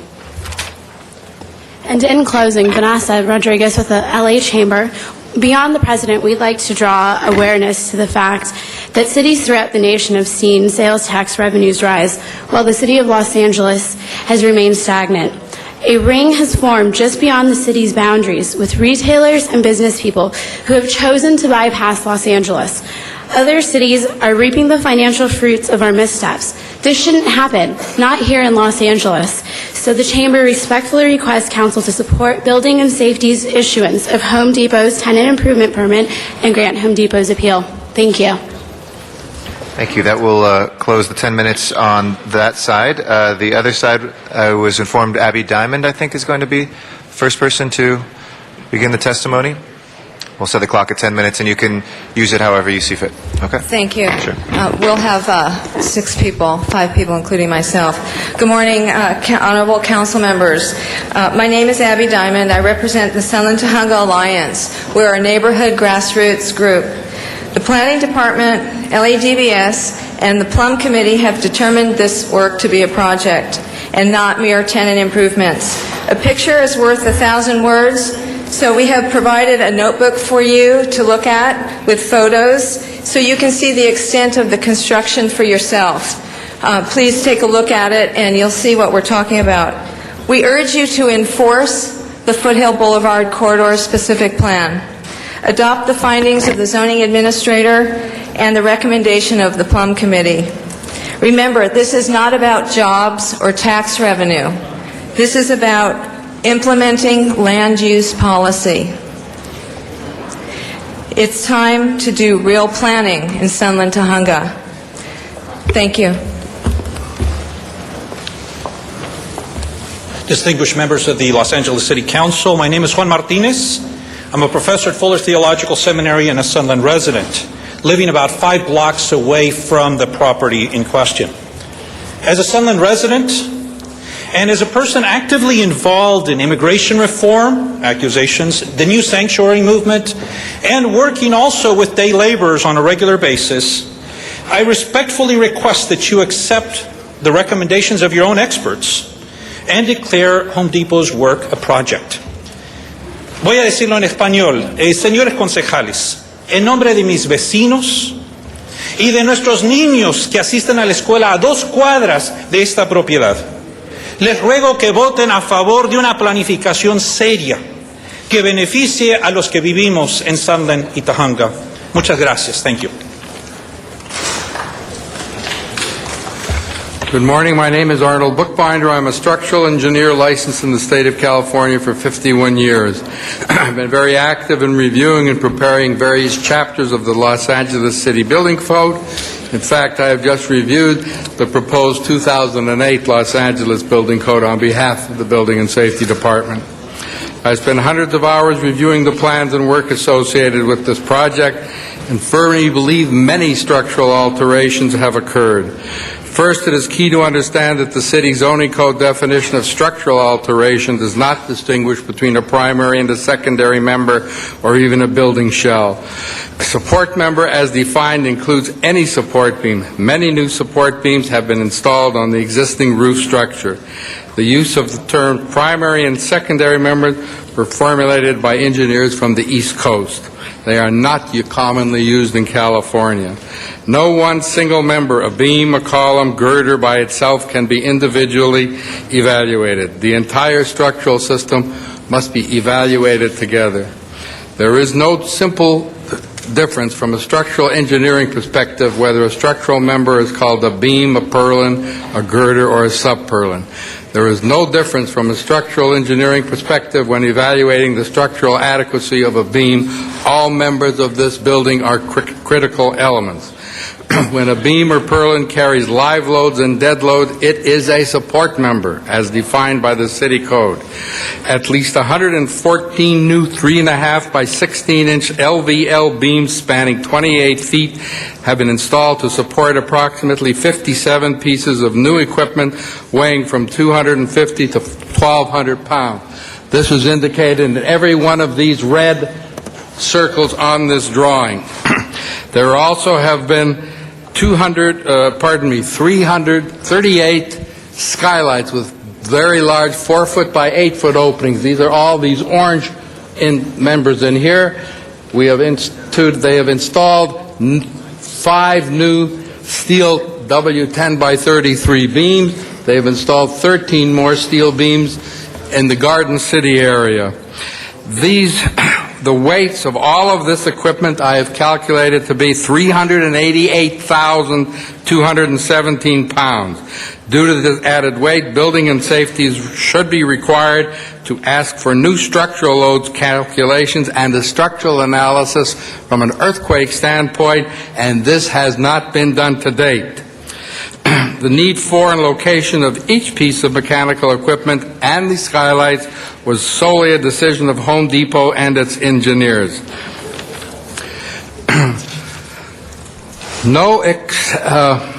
The new concrete block walls have been added in the generator room for fire protection and seismic wall. This is this blue circle over here. The old 4-inch concrete slab on grade was removed and replaced with sophisticated 6-inch stronger slab on grade, which supports support racks which weigh 15,000 pounds. Each column load, when 2 of these racks are placed together, weighs 7,500 pounds on a 15-foot module. You have to have a strong structural slab, and a sophisticated slab was installed. This is that. Thank you very much.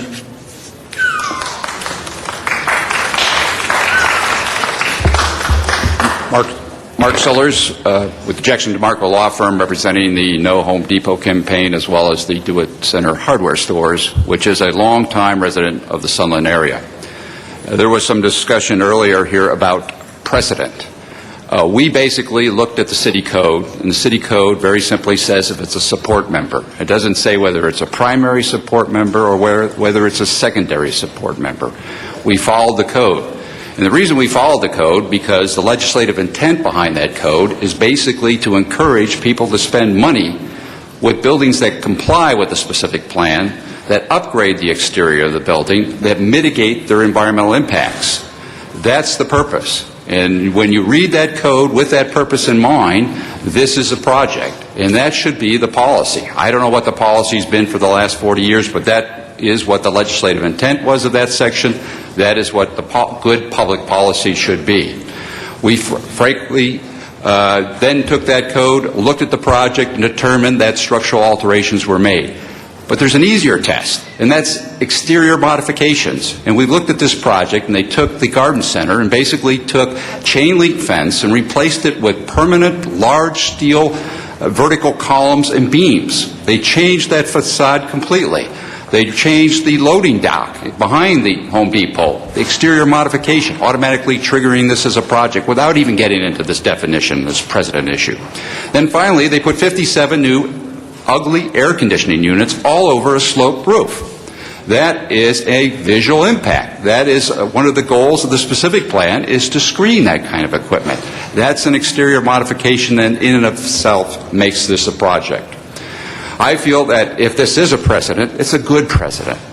You consider one of the world's wealthiest retail companies, they ought to mitigate their impacts. I don't know whether an EIR is going to be required or a negative deck or a mitigated negative deck. That issue still is to be determined.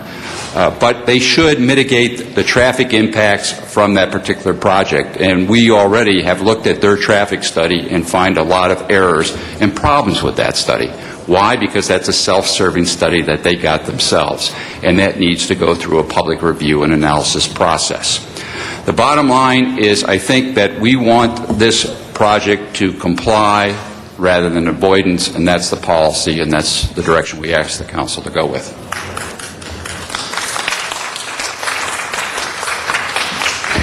Good morning, council members. My name is Cindy Cleghorn. I'm the chairperson for the Sunland Tujunga Neighborhood Council.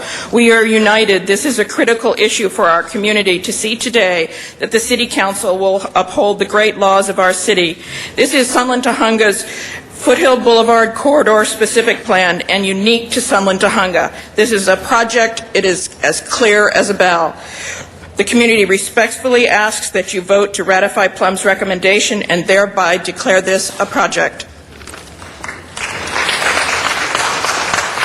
Good morning, good afternoon, greeting honorable council members. My name is Victor Manuel Castro IV. I'm a 38-year resident, fourth generation Hispanic, whose family immigrated to Sunland Tujunga from Costa Rica in 1953.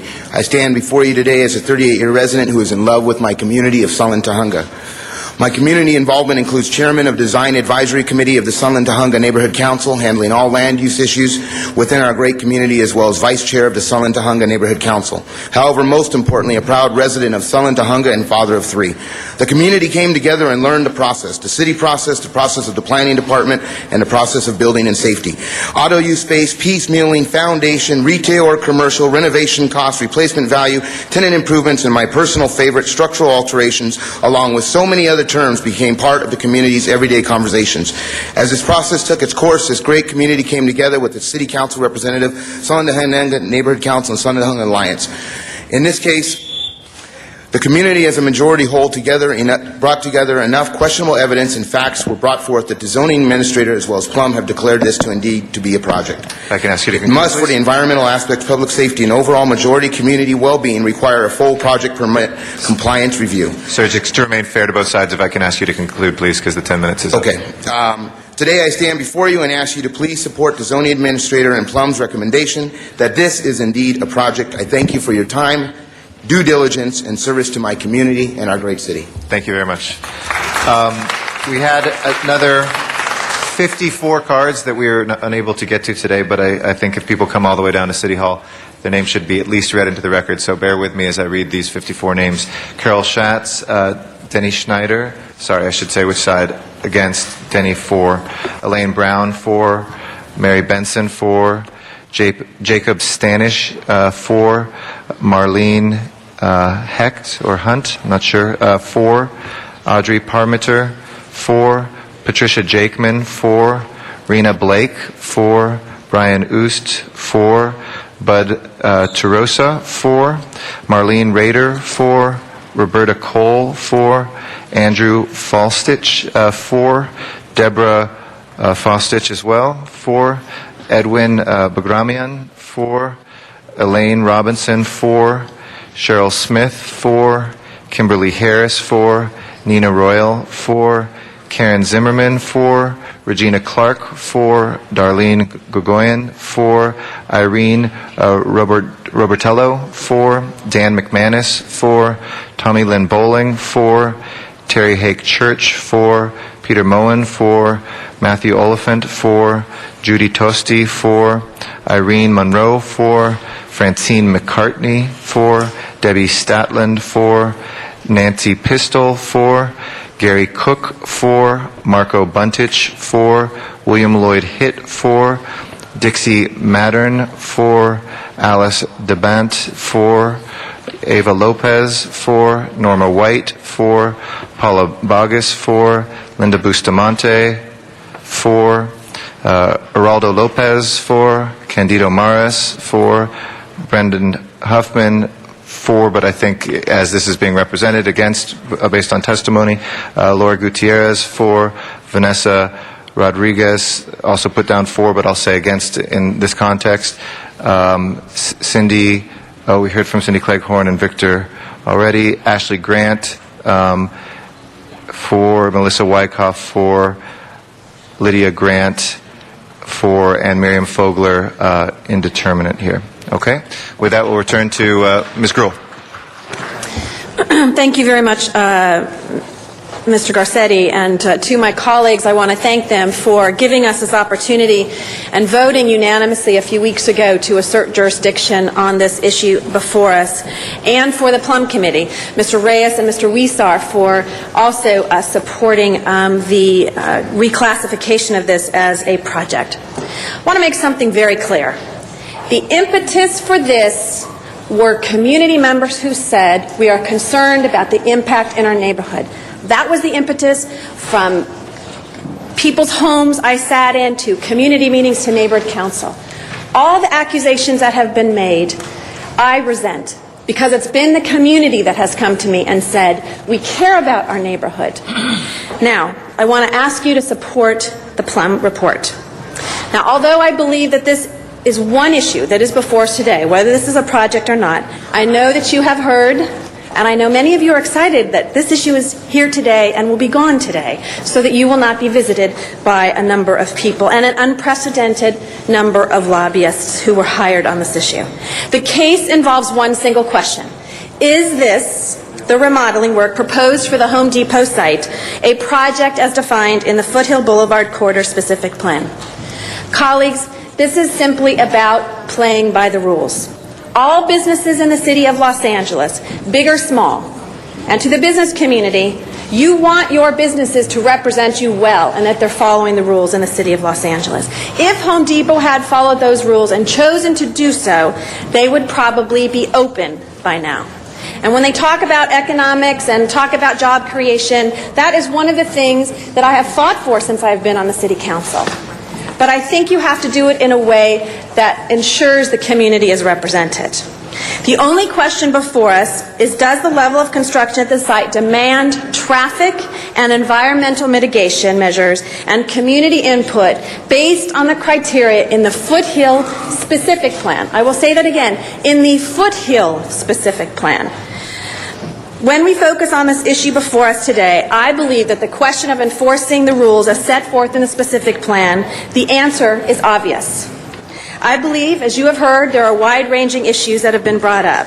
But the truth is it comes down to very, very technical matters, and so I will address those technical matters. On July 19th, the North Valley Area Planning Commission heard the testimony about the remodel at the Sunland Tujunga Home Depot. After a 7-hour hearing and only a very brief deliberation, the Commission voted by a 3-2 vote and reversed the Director of City Planning's determination that the Home Depot work was a project. Now, as I've said before, and much to the chagrin of some of my community members, when they asked me 5 months ago, would I 245 the item if it did not go the way that they wanted? And I said to them, I will not guarantee that. I said to them, it'll have to be based on the facts. I have to hear, even though I believe it is a project, I want to hear from our zoning administrator exactly what are the issues before us. Now, I want to talk to you about one important legal issue that we need to resolve and the clear facts. The specific plan, the Verdugo Hills, the specific plan, Foothill specific plan says, a project, defines a project.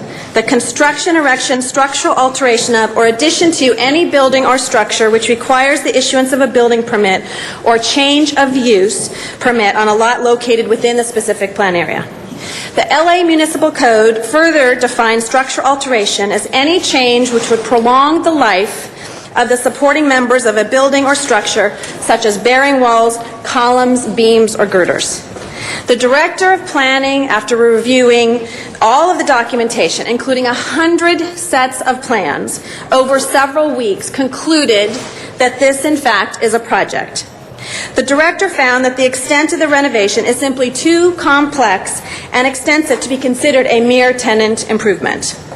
At page 30 of a 32-page document, the Director stated, the appellant has provided testimony, extensive expert testimony, and written documentation from structural engineers and other expert observers to suggest that the following is occurring.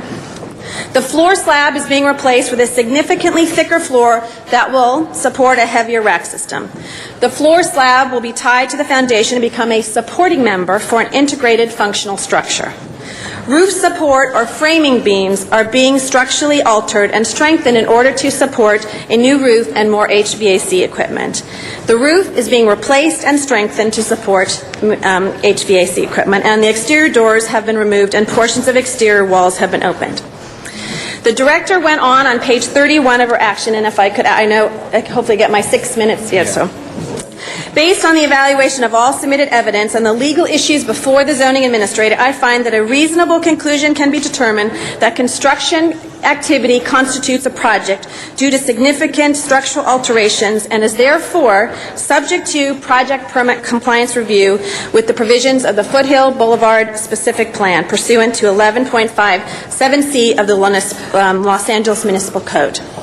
Clearly, this is a project. Now, Home Depot says that it spent over $2 million on the project before it was stopped. How can that amount of construction and cost of construction not be constituted a project under the specific plan? How could it not be considered structural alterations if you install 114 new beams of the roof structure? How can the replacement of a slab, now I'm not the best on construction necessarily, but I know a little bit about it, that if you replace the slab and then you have to stabilize the walls in order to remove the old slab and install the new slab safely. Doesn't that mean that the slab is part of the structure and therefore altering the slab is automatically a structure alteration? How can it not be considered a structure alteration when, as shown on sheets S2, notes 20 and 21, 6 new heavy steel beams were added to the loading dock roof? Now, during the hearing at the APC, there was an exchange between a commissioner in Building and Safety, which said, if I was going to bring you, this was one of the commissioners, Mr. Sampson, said to the representative from Building and Safety, I was going to bring you a blueprint, and I said, I'm going to put in 114 new beams, 28 feet long. Would that trigger something in your mind to say that, hey, this is kind of a major project here? Yes. Commissioner Sampson. So it is really the beam plus the floor plus the ceiling that triggers this, and that's what you're saying. Yes, apparently that's the basis of the appeal and the decision on the appeal that taken as a whole that this should be considered as a project. One of my constituents who spoke at the July 19th hearing, which I testified at Plum, said it best. If it walks like a duck and it talks like a duck, it's a duck. And before us today is this is a project, it's a duck. So I want to just close, because I know I'm still a little bit over, but I want to mention to you, some people have asked, what does it mean to be a project? Why do you care in this area? Well, council members, let me tell you that if it is a project, it will be subject to environmental review. The decision by the planning department has not been made that it is an EIR or an M&D. I've asked them what would it be under the legal statutes in which we have in the city of Los Angeles. It will be subject to mitigate traffic and all the other impacts in this neighborhood. It would also require Home Depot to meet the guidelines in the specific plan that were put in place to create a higher quality of development along Foothill. Whether it is landscaping or signage or hours of operation, Home Depot would have to comply with the specific plan. Also, when they talk about citywide issues and destabilizing the permit process. And then I'll ask you to pass your button again. I just have 2 pages, I promise, so I'll be finished. Because then you're going to have me push it again, and I'll be, so if my colleagues will indulge me on this one. They're suggesting that if we overturn the APC, that we would not jeopardize the integrity of the permit process and lead to uncertainty for every construction project citywide. This is simply not true. This case is focused on the Foothill specific plan and will not have a citywide impact. The reason we have specific plans is it allows us to look more closely at how a project impacts a particular community and to find better ways to mitigate them. I believe, but the determination, as you see in the director's report, for those of you that had a chance to read it, that she said that Gary Brewer and Gail Goldberg say, pursuant to the requirements of Section 12.26K4, the determination herein will not have a citywide impact as the use of the specific property, circumstances, and issues are unique to the affected site and will not generally apply to other sites in the city. I think that says it all. Now, I know that VICA, CCA, Chamber are all concerned about how this is going to have a greater impact and whether or not we are business friendly. I was surprised that, in fact, when I talked to those representatives, none of them had read this 32-page document. None. It is important for us to be able to say, when you advocate and talk about something, you've read the document where it says that in there. I have been one of the most business-friendly, along with many of you on this council. And in fact, yesterday we adopted, Mr. Parks and I, the ordinance or the new thing that says there's a 4% cut again this year for businesses in the city of Los Angeles to 11%. And so to suggest that I would not be, and this council would not be business friendly, was offensive to me. Now, I want to close. Just lastly, there are appeals processes in the city for a reason. And of the 22 appeals processes that have happened, and building permits, 12 of them have been specifically done by businesses because they disagree with the building and safety department. 10 were by communities. It's a process where you can look back and say, did we do the right thing? Was there other information that came forward afterwards? That's what it's there for. I believe, very importantly, that businesses want to know what the rules are and they want to follow them. And we want those businesses. We want jobs. And Home Depot, if they follow the rules, they will be able to go in that site, but they have to mitigate for those communities. And it's not enough to say now, we want to mitigate, we'll work with you, we'll do that. We always said we wanted to follow the rules in the specific plan. So, in closing, the Home Depot is a project in my eyes and in the zoning administrator's eyes. Overturning the APC will create real community benefits through the specific plan reviews required by law. I ask your vote to affirm that the Home Depot construction is a project according to the Foothill Corridor specific plan, and that a specific plan review is required. This is simply about playing by the rules. All businesses, big or small, in this city should follow the rules. And if they had chosen to do that, it would be open by now. And I know that all of you fight on a daily basis to ensure we create businesses, we create revenue, and we protect our communities. And you can balance that. It is not impossible. And you are not considered business unfriendly because you say, I want you to follow the rules. And you're not considered kowtowing to a community if you say, I want to make sure that somebody follows the rules. And most importantly, you're honest with your community and you're honest with the public. And that's what we're going to send here today. And we're also going to send a message that we are an independent body. We take the facts and we make a decision. We cannot be bought and sold.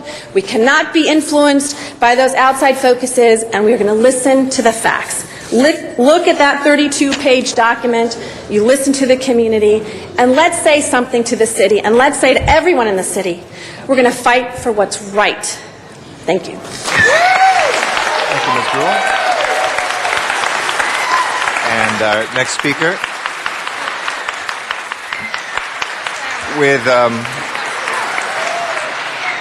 without objection, we'll allow all council members to go a little longer than usual to make things even as possible. Councilmember Cardenas, unless you object, I think we have an objection. Mr. Cardenas will be our next speaker. Okay. Thank you very much. I'd like to thank Ms. Grewal for being very forthright. We met yesterday. We've been trying to meet for the last few days to talk about this matter. And I had heard about this 32-page document that she referred to a few minutes ago. And I asked of her and her office to get me a copy, and they did. So I want to thank you for that. And I don't know who else has read or not read this document, but I've read this document, and I have a lot of notes and questions.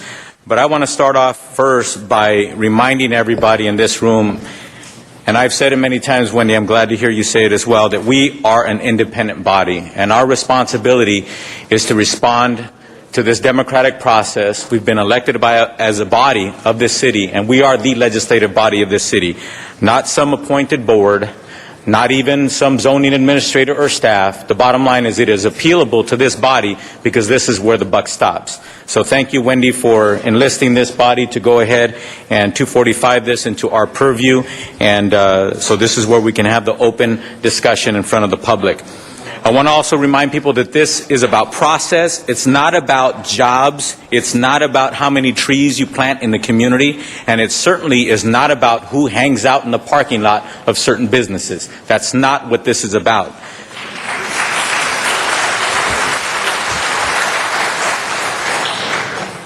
Although some people might think that those things are relevant, in my opinion, those are not relevant. My concern is that we be careful and that we not set a precedent that we will regret later. And that's why I'd like to have the Department of Building and Safety, a relevant representative, come forth if someone's here. Also somebody from the Planning Department and the City Attorney's Office. If you can come to the table, my time, please.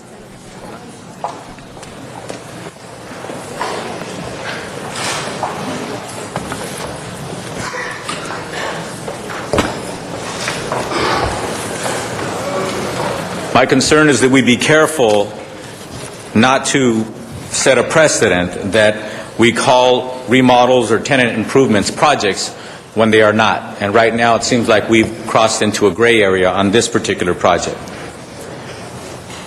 My main questions to you here are going to be circling around one main theme, and that is, what did you know and when did you know it? According to the applicant of this particular property, they have laid claim that they have been communicating with the Department of Building and Safety and the Planning Department since 2005. When were both of your departments approached first with this particular applicant on this particular site? Michael O'Grand, Chief Zoning Administrator, Department of City Planning. Along with me is Gary Boer, Associate Zoning Administrator for the Department of City Planning, who heard this case, and Hector Petrago from the Department of Building and Safety, and Peter Gutierrez from the City Attorney's Office. I'll let Mr. Petrago answer when they first saw the building permit, and then we can fill in when our involvement started. I am aware that there was quite a few meetings between the Home Depot representatives and both representatives of my department, Building and Safety, as well as City Planning, and they were held even before plans were submitted to us. Some of those meetings were held before plans were submitted. When was that? They started several months before the plans actually were submitted for plan check. So you don't have a month or a year to get I don't to us? have, no, at this point I don't have the dates, but there was quite a few contact between Home Depot representatives and both Building and Safety and City Planning. Okay, Planning Department?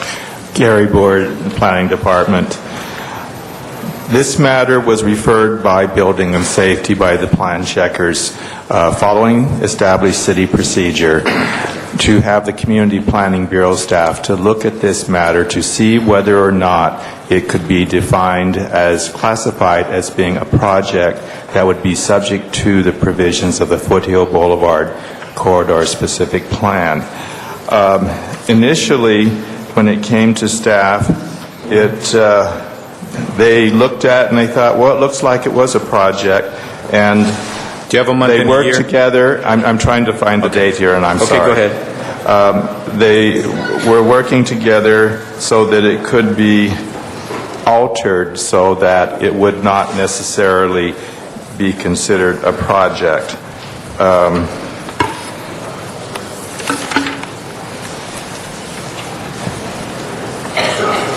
Okay, well, the building permit was issued on July 24th, 2006, but it was prior to that there had been meetings with community planning. It's my understanding that some of the communication began in 2005, the latter part of 2005. Correct. I believe that is correct. The plans were approved by Principal Planner Dan Scott on behalf of the Director of Planning on July 21st of 2006, which was a couple days before we issued the permit.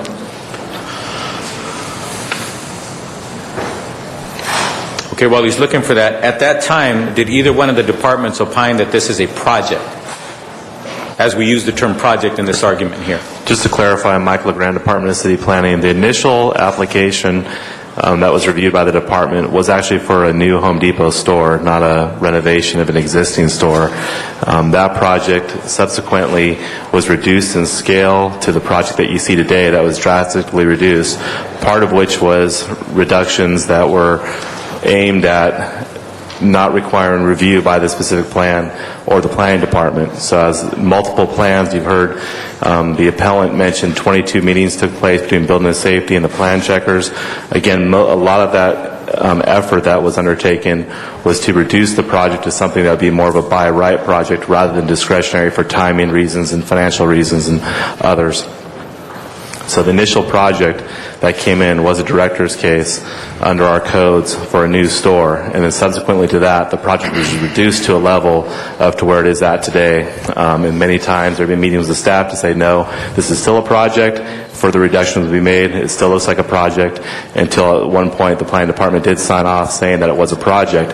And through this process, we're not saying that our department didn't err in assisting building and safety and making that determinations, but through this transparent process that the council expects of us, we've discovered that the information submitted by the appellant, by the applicant, and all the records and testimony that was heard at the public hearings, we have more evidence today, and we realize that this is a project, and it does require a review by the specific plan. Doesn't mean there won't be a Home Depot there, it just means that there'll be a process for that Home Depot to go through to be mitigated and to comply with the plan. Were you going to say something? Gary Boer, I don't have a lot of specific information. There is a document in the file that specifically dates when city planning looked at and thought it was a project, and as described by... What's that date? I don't have that date. It's in the file. I'm sorry. Okay, the dates are relevant because we've had discussions, meetings, permits, actions, and now many actions since then. So dates are relevant. That was based on what was before them at that time. However, on July 21st, 2006, it had been determined by community planning staff that it was not a project based on what was before them at that time. These projects evolve. They initially come in with one thing, they change it, so it was determined it was not a project, and it may have evolved again after that. So community planning cleared it for a building permit stating that it was not a project on July 21st, and then on July 24th, Building and Safety issued the building permit for a tenant improvement. Okay, so that constitutes the planning department and building and safety, both departments communicating and understanding their interpretations as of that date, the 21st and the 24th, and the applicant was told, go ahead and start with the list that you had given, and it is not a project. Correct. Correct. Okay, now the next question is, what, subsequent to that, what occurred that required or that one of your departments determined that it is now a project? Big difference. What occurred since then? Gary Boer, Planning Department. Since we have checks and balances in city government, this building permit that was issued on July 24th was appealed to the Department of Building and Safety, and on October 6, 2006, they sustained their building permit and said that they did not err or abuse their discretion, and said that it does not prolong the life of the supporting members, and several other statements that they made at that time. However, since there's more checks and balances, that action was appealed to the Director of Planning, and a public hearing was held on January 19th, 2007. And at that time, as the person conducting that public hearing, I looked at all of the evidence that was considerable that was in the file, and also all of the testimony after a 4-hour hearing to consider how the construction activity had evolved to that point. And the information before me suggested that it was a project. It's kind of hard to know how things change along the way. But you're describing the first time that the applicant was told officially that it was a project, correct? Well, you just described it as an appeal process, and then a determination was made when? That determination was issued on March 9th, 2007. Okay, so Department of Building and Safety, before March of 07, did you indicate to the applicant in any way that it was a project? No. The determination of whether this is a project falls under the auspices of the Director of Planning. The specific plan says that the specific plan shall be interpreted by the Director of Planning, and we proceeded to issue the permit when the Director of Planning determined that it was not a project. And when the appeal was filed, we determined that there had been no error or abuse on our part, and then the appeal was, the Home Depot, the appellant proceeded to appeal to City Planning, the zoning administrator. When did the Department of Building and Safety determine that they did not err or abuse their discretion? That was in October 5th of 2006, we prepared the report stating that we believe there was no error or abuse. Well, on March 9th, the date of this 32-page document, the first paragraph says that the Building and Safety did err and abuse its discretion in its determination, etc.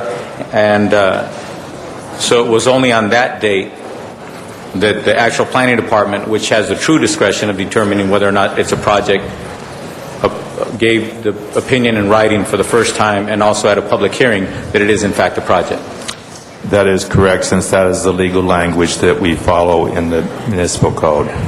Okay, so my question to the city attorney is, what do we have to stand on here based on this specific process, on this particular application, on this particular piece of property, with this particular applicant and the people who have appealed?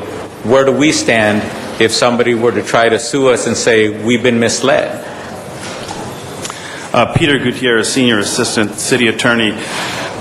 What you really need to do is weigh the evidence here and determine whether or not you think that there is a change. The definition of structural alteration is any change that would prolong the life of the supporting members of a building. Building and Safety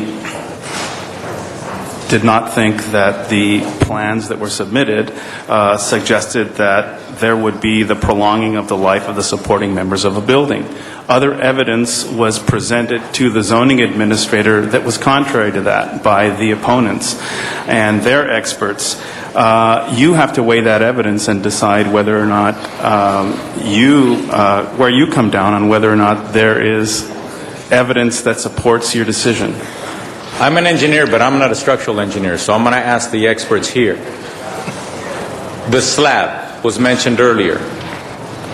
That slab, was that a determining factor to say, they crossed the line, this is now a project? Gary Boer, City Planning. That was one of the factors. There was the roof, there was the slab, and then tearing off the roof and then removing the slab, the walls were temporarily propped up to keep them from falling down.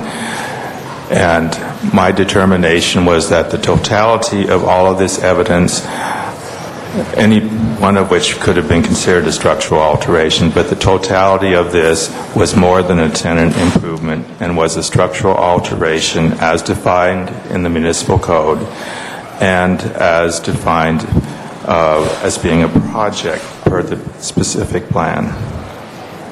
Now, the thing is, I feel compelled, and I hope people don't think I'm digressing, but again, as an engineer myself, not a structural engineer, people keep saying the fact that they had to support the roof means that it was a structural alteration because of the slab. With all due respect, I tend to differ, but I'm not the expert. For example, we have people who climb poles in this city. It's not that they're going to fall is the reason why they strap themselves to the pole. It's a safety measure just in case something goes wrong. So the fact that they had to hold up the side walls and or the roof, put some structures while they were redoing the slab, is that a determination in and of itself? Did that securing of it determine that it is in fact a structural modification of the degree that creates a project? Councilman Michael LeGrand, City Planning Department. I think just to reiterate what Mr. Brewer has said, it was the totality of all the items listed in their scope of work. I'm going back to one just the slab specific thing. itself wasn't significant enough to make it a project. But how about the fact that they had to hold up the side walls? Did that make a difference? Yeah, that was taken into consideration, definitely. Because it could be determined as a precautionary measure, not necessarily a structural necessity in the process of redoing the slab. Yeah, it was, again, the beams that they were adding, the HVAC systems being added, the 6-inch floor being replaced and put in, tying that to the foundation. All right, hold on, you're going off my question. Okay, let's move on to the list. When did the applicant let either one of your departments know that they were going to redo the slab, that they were going to add some supportive beams to the primary beams of the structure? Was it before July of 2006 or was it subsequent to July of 2006? That was indicated on the original plans. It was indicated? Yes, it was. The slab was indicated? Yes. The supportive beams to the main beam, the main structure, those were all disclosed to the city that those were alterations that were going to be made when the planning department determined that it was not a project, and then 3 days later, the building and safety issued the permit. Yes, that's correct. See, that makes a big difference to me, because I was led to believe that those major issues were added later. And you're saying that they were not. They were disclosed in black and white, and that was part of the determination originally in July of 2006 by the Planning Department and Building and Safety for them to issue their written documents allowing them to proceed with those items. Is that the case? When the permit sign-off was granted, those items, I believe, were on there. Fire sprinklers were added, installation of storage racks, electrical work, HVAC and plumbing work. What about the storage racks? They were also added for a building permit subsequent to the initial review by the planning department, is my understanding. But okay, since you opened up that Pandora's box, what do those issues in and of themselves, go by them one by one, and how that adds up to a project? You just rattled them off. Go ahead. The fire sprinklers? Fire sprinklers.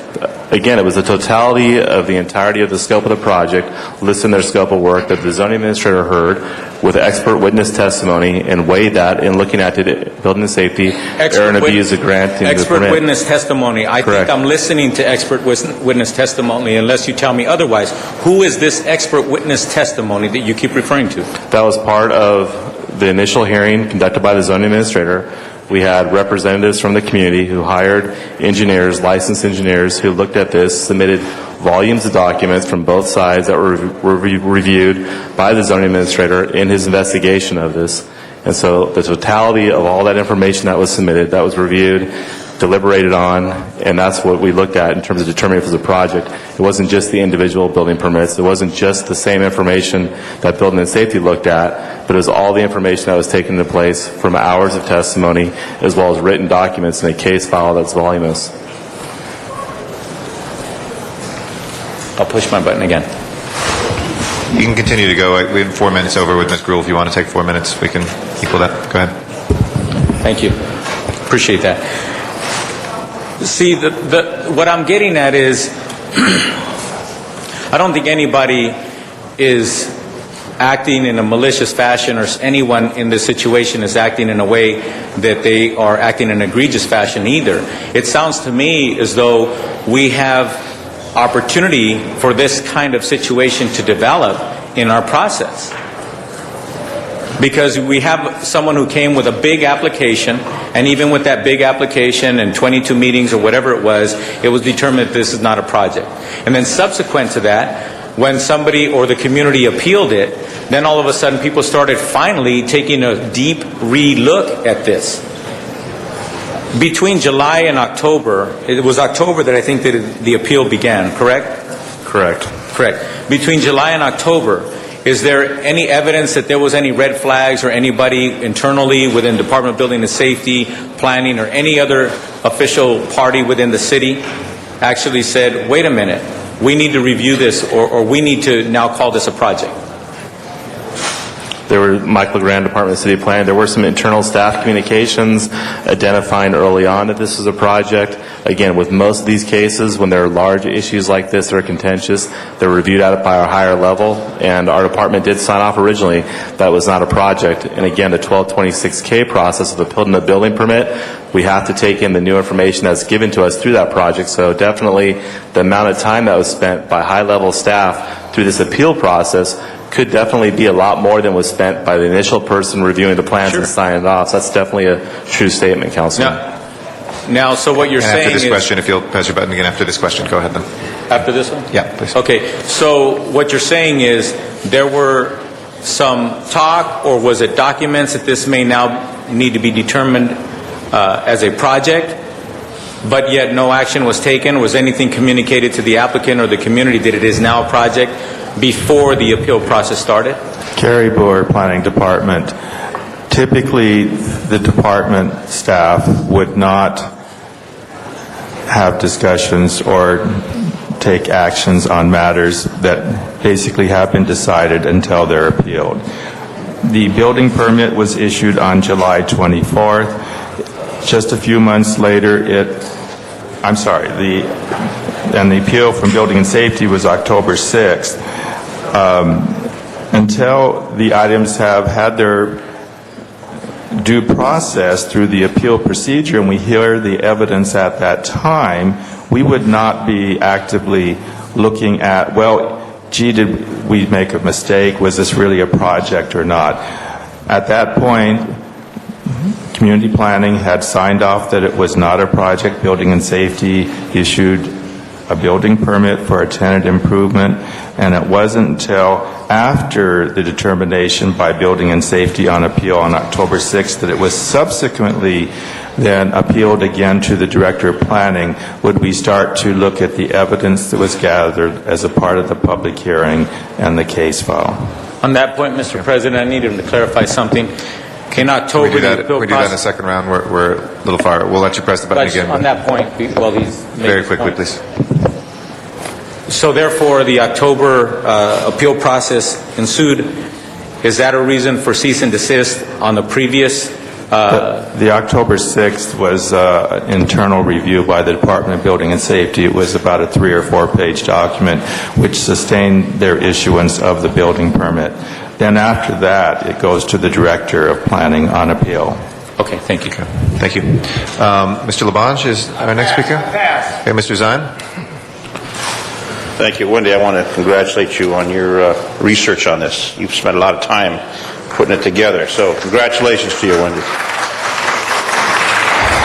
And my concern is Home Depot is a reputable business in the city of Los Angeles and around the country, correct? Correct.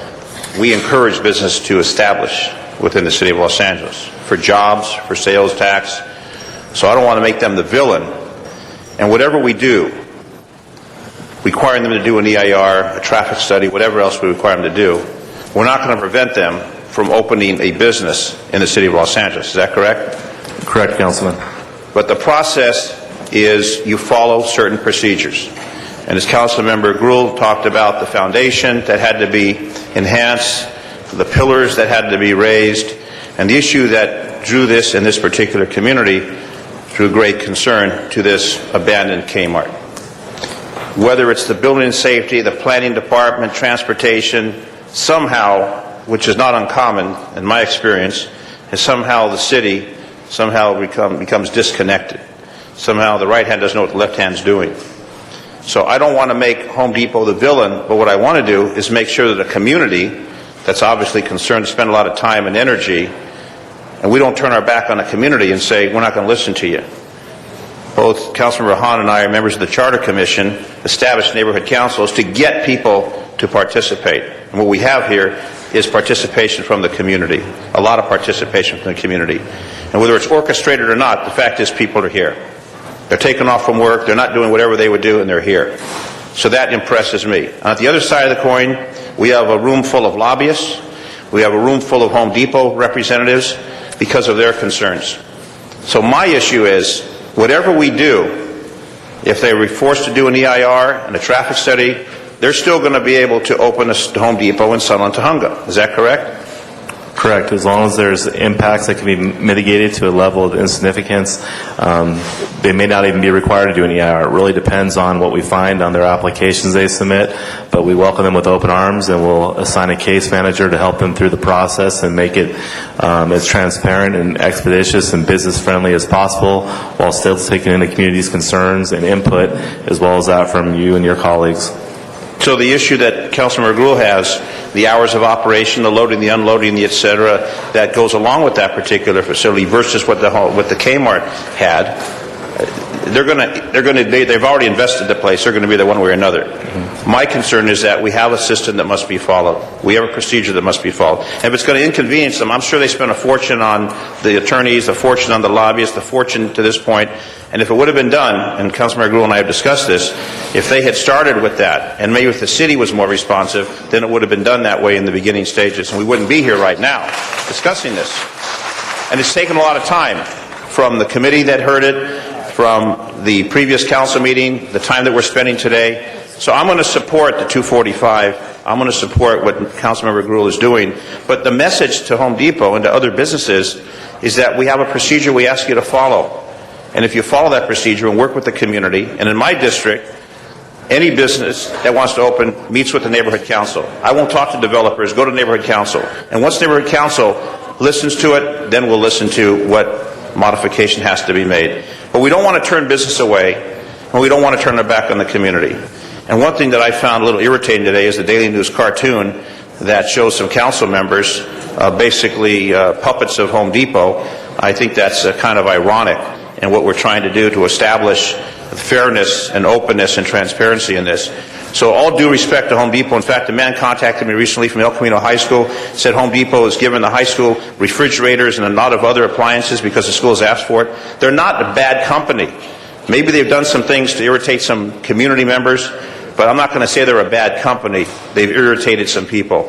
But I don't want to be an anti-business city council. I don't want to be an anti-business council member. But again, I want to support what Wendy Gruhl spent a lot of time and energy on. And with due respect to the community, we listen to your concerns, we listen to your issues, and I want to be supporting the 245. Thank you.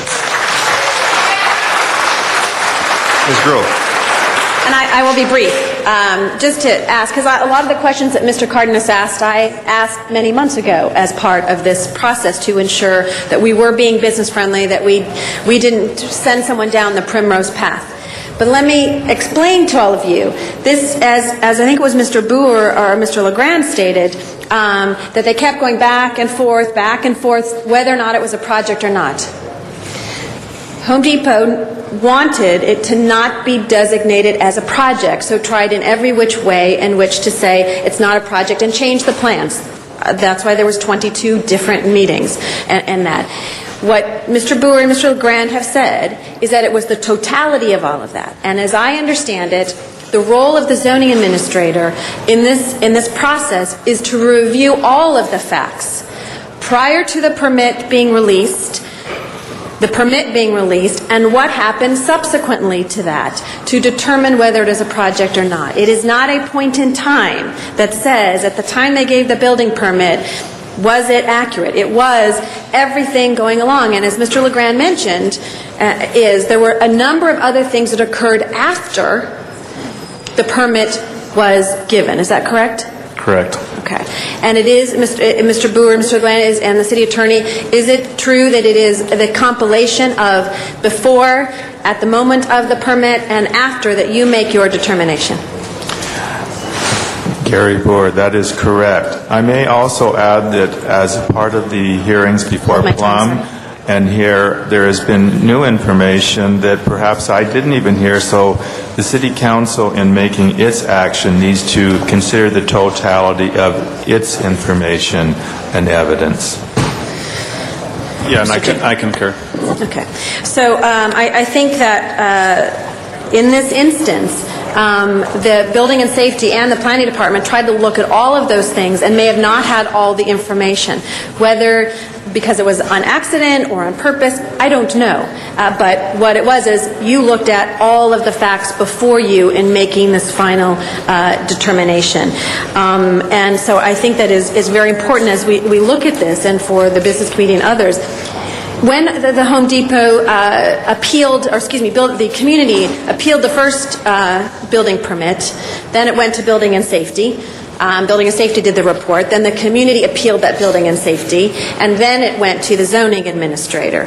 During that whole time, Mr. Cardenas, Home Depot knew that there was an appeals process going forward, and could have chosen not to make some of the changes that they did during that period of time. They also could have, I think as Mr. Zine so eloquently said, if they the time and energy and money that has been spent, if the mitigation could have been done and the issues addressed, we would not be sitting here. And so I just reiterate my asking all of you to support this and to support them going through the process. Thank you, Mr. Garcetti. And under my 2 minutes. Thank you. Mr. Cardenas. I appreciate the arguments that are made, and on the surface they are logical and sensible, yet at the same time what I'm trying to determine here, potentially in my opinion, as the city attorney keeps saying, and as we've been reminded by the planning department, it's up to this body to now determine where we're going to stand on this and how we're going to decide based on all the information to this date, not the information through March, not the information through October, not the information through July of last year, but to this moment. And one of the things that I'd like to clarify, is it not the responsibility of both the city and also applicants or anybody who's dealing with the city going through our process as we set it up to actually have meetings, to actually determine what our rules are in their specific case so that they can follow the rules? Isn't that their responsibility and or our city responsibility to be honest with people and just tell them what the rules are as we interpret so that they can either move forward or not? Correct. That's very common. That is our job as planners and officials from Building and Safety, is to guide people through that process. Okay, at what point in time did the applicant stop communicating with the city or with whatever department, planning or building and safety, on what actions they were taking, be it slabs, be it roofs, air conditioning, fire extinguishers, what have you? I don't believe there was a lack of communication between Building and Safety, the plan checkers, the inspectors, and once the planning department signed off on their permit, there would be really no need for Building and Safety to communicate with our department unless they had questions regarding that project. So, but at the same time, you actually clarified for us that when an appeal process starts, you don't go ahead and make a quick determination of whether or not that appeal is going to be granted or not. You actually go through a process of hearings, et cetera, and then make a final determination, as was taking place in March of this year, right? Correct. That is correct. Which the appeal process formally started in October. So we have October, November, December, January, February, March. So anywhere, give or take, 5 to 6 months. They are two different appeals. First, there was the appeal to Building and Safety, for which they issued their report, Building and Safety. Okay. Internally, they issued their report on their building permit. That was issued on October 6th. And then that has... And what was that determination by Building and Safety at that time? That they did not err. They sustained their same action. Okay. So with all due respect, as a former business owner myself, although thank God I never was in this situation, but the fact of the matter is, just because an appeal process started, and you helped make the argument that I'm going to make right now, because an appeal process starts and you get one particular relevant department that says, no, we still feel like this process is in order to date, but it's the planning department that actually made the determination in March. I don't understand why anybody would conclude that the applicant erred in continuing to spend money on a process that was already approved. It's just like any member of this body, if somebody tries to recall one of us, we don't stop legislating. We continue doing our job. We continue to go forth based on the fact that we were given a certain responsibility, or in this case, a certain amount of clarity that we have the right to continue with this project and proceed. So did anybody on behalf of the Department of Building and Safety or Planning, or any official, city attorney's office, did anybody tell the applicant to stop doing what they were doing? Mike LeGrand, Department of City Planning. Until the zoning administrator's determination was released, they were not told to stop processing their permits they had relied upon from the city. Is there any particular reason why they were not told to stop? They were under review, and that was under investigation. So at that time, there hadn't been a determination that they erred or abused. So it would be premature to assume they would have to stop, because they could be, again, they were under the assumption they were applying the rules that have been set out for them. So they have no reason to stop until we came up with that determination that there was an error and abuse. And I believe that's at the point where they were advised, and Building and Safety was advised to revoke the permits. It would be prejudicial for the city to do such actions while something is under appeal, because there is a procedure to notify people, hold a public hearing. I kept the record open for, I believe, a couple of weeks after the public hearing to gather more written information. It would be prejudicial of the city if they were to do such actions prior to the formal outcome of that appeal. Thank you. Thank you for clarifying that. Thank you. Mr. Labange is next. A call for the question. Okay. We have one speaker on the queue. This is a call for the question. So that will, I assume there's an objection, we'll take that to a vote instead of by acclamation. Okay.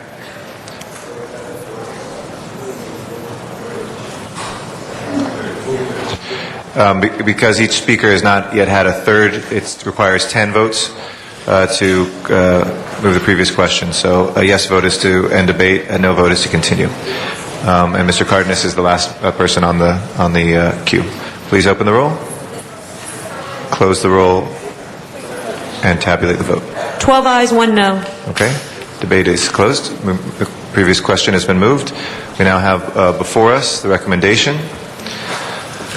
The recommendation is to adopt the findings of the zoning administrator and to deny the appeal filed by Home Depot. Okay. Everybody clear what a yes vote is and what a no vote is?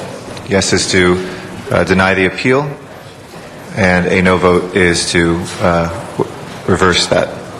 Okay. Please open the roll, close the roll, and tabulate the vote. 12 ayes, 1 no. That is approved.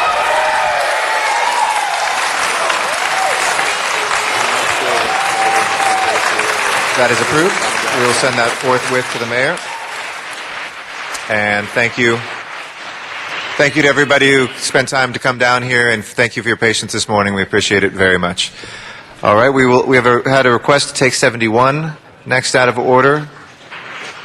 And is there any objection to that? If not, we'll take up item number 71 next. Ms. Hahn called that special, so I'd like to recognize her. Thank you, colleagues. As you remember, last week when we were discussing the moratorium on the medical cannabis dispensaries, we were made aware of the participation of LAPD assisting the federal agents when they came in to do raids on these permitted facilities in the city of Los Angeles. We even heard that there were raids being done while we were voting on having a moratorium on any new facilities being opened in the city of Los Angeles while we worked on our regulations, our citing codes, different things to bring everybody into compliance. So I had asked for a report from LAPD. I was hoping Chief Bratton would be here to tell us of the role that LAPD plays in assisting the federal agents on raiding these permitted and licensed facilities within the city of Los Angeles. I understand Commander Doan is here to give that presentation. But colleagues, there are a lot of people here in the audience that wanted to talk about their own experiences during some of those raids. So if there's no objection, I would like to have 5 minutes. I believe there's 6 cards of people who would like to talk. And I think it would be relevant before LAPD gives their presentation, and then some of the questions that we ask, we could respond to what the public, our constituents, are telling us about some of these raids. So we have 9 cards. Do you want to do a minute apiece? Yeah, okay. It's minute apiece, okay. If that's all right with everybody. I think that's appropriate. All right. Lisa Savoya, if you'd like to come forward first. We're going to set the clock at a minute. I know that's a tight time, but as much as you can abide by that, and we'll get through as many cards as possible. Or I'll start over. Sure. Yeah. Go ahead. Good afternoon. My name is Lisa Savoya, registered voter within Los Angeles County and former owner of Hollywood Compassionate Collective. Hi, I'm Yami Bolaños, and I'm the owner-operator of Pure Life Alternative Wellness Center in the city of Los Angeles. Our main objective here today is we are representing women advancing medical cannabis. We had a meeting this morning at the federal building, and first off, we have a bunch of thank you letters that we want to say thank you to the council for supporting us. We have been asking for regulations for medical marijuana in this city, in this county, for over 2 years.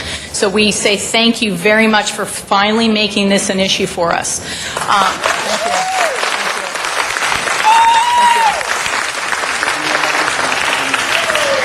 Tax-paying legal dispensaries like myself have been closed down. This is not okay. The DEA knew I was closing in 6 days. There were LAPD officers at my shop in Hollywood.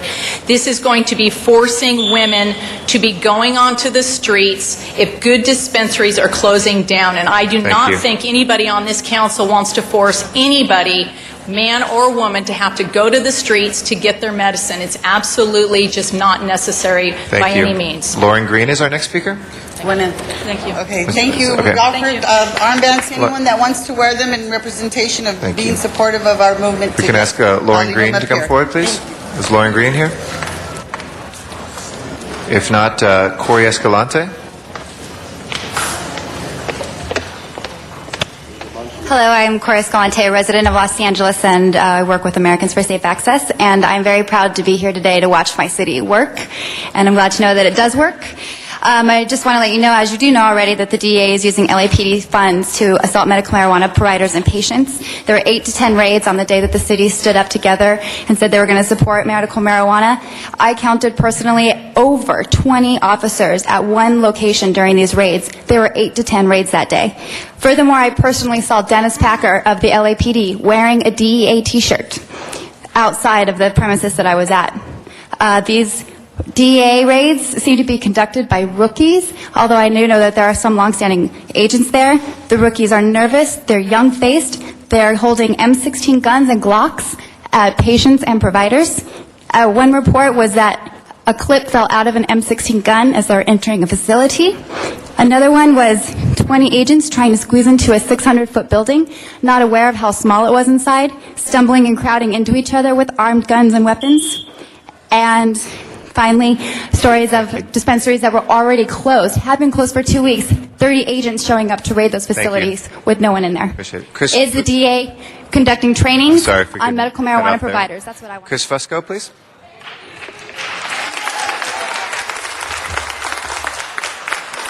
Good afternoon. My name's Chris Fusco. I used to work for California Patients Group until it was closed by the Drug Enforcement Administration. I came once a month to City Hall to work for regulations in this city and to be open with the city and to be frank with them, to come out and say, I am not a criminal, I'm not doing anything wrong, and I want to help you make sure that everyone in this city is doing everything as right as we are. And every single operator who came to one of those planning committee meetings either got a letter from the DEA or was raided. And that is pure retaliation for being so open and frank. And I'd just like to say, I too witnessed Dennis Packer with my own eyes wearing a DEA uniform while on LAPD's and my tax dollars. I don't want to pay for the LAPD to work for the DEA. They should do their own work. And I want Commander Doan to answer whether or not Dennis Packer is a DEA agent. I want to know if Dennis Packer is a DEA agent or if he's my LAPD officer. I want to know. Don Duncan is our next speaker. Don Duncan is our next speaker. Is Don Duncan here?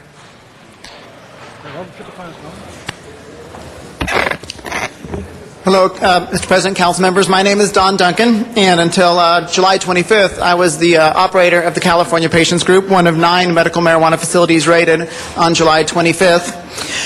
And I want you to know that the integrity of our regulatory process to which we've committed is in jeopardy if the city officials, if the police department, if the DEA can't tell the good guys from the bad guys. You lost some of the finest facilities in Los Angeles on that day. A tremendous number of patients and caregivers were displaced. And it's so very important in this process that those collectives that stand up and operate with integrity in the city and openness are protected. And I know we can't stop the DEA, but we don't have to cooperate with the DEA. In cities like San Francisco, Oakland, Berkeley, and San Jose, there's been a decision not to cooperate in any respect with these DEA raids, and the city of Los Angeles can do that too. And so I hope you'll join your colleagues around the state in withdrawing your cooperation from these unjust raids. Thank you. Thank you. Our next speaker is out in Van Nuys. Sharon Brewer is going to be our next speaker. Ms. Brewer, if you'd like to come up in Van Nuys, Sharon Brewer. Thank you. Sharon Brewer. I have a question. Why would the city allow an LAPD officer also to be employed by the DEA? With a shortage of LAPD officers, why would the city allow a second job employment that could lead to possible injury of an LAPD officer? What happens if an LAPD officer gets injured during a raid or someone gets injured? Who is liable? The city or the federal government? They need to take and be looking at this issue, and to me it's like a conflict of interest. You can't be working both sides of the street, and again, the city's liability. Thank you. Arnold Sachs is our next speaker. After Arnold Sachs will be Duke Smith. Oh, you wave? Okay, Mr. Sachs passes. Duke Smith.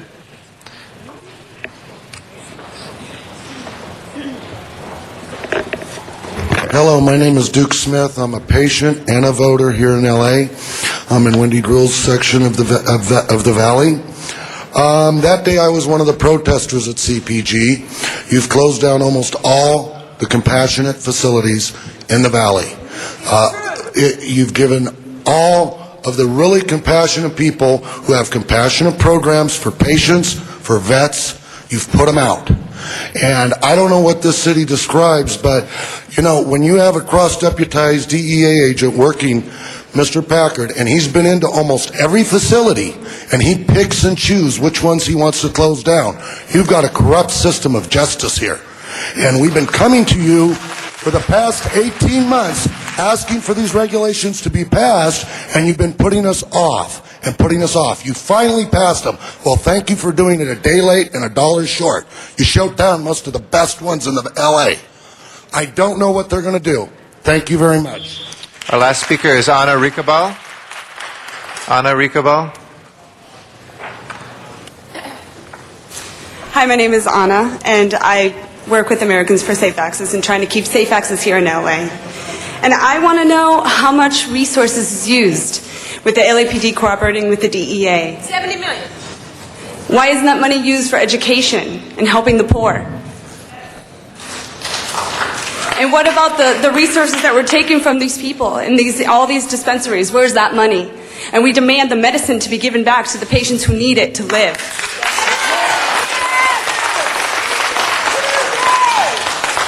I also want to know why Dennis Packer is in cooperation with the DEA and why he's bringing the DEA to all the dispensaries in LA.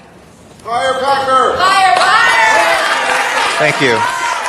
That's the, if I can please ask, thank you for your comments. We're going to return to Ms. Hahn, and then after that, Mr. Zine is on the queue as well. Ms. Hahn. Thank you. And maybe we should just let you give a presentation, and then I have some more specific questions, and I'll push my button again later. But clearly, we are in a sticky situation.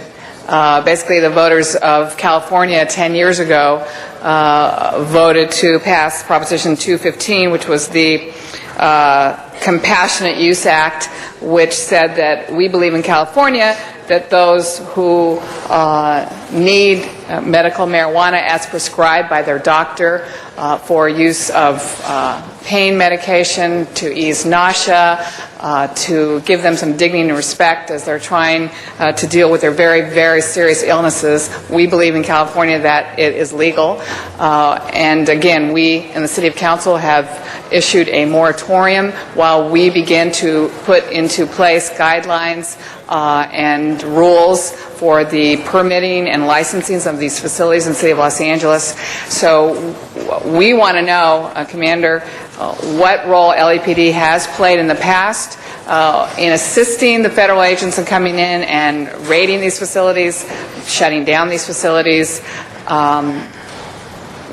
confiscating cash and the product. And then, more importantly, how do you see moving forward whether or not you believe that this is the right role for LAPD in Los Angeles? And then I have some other questions.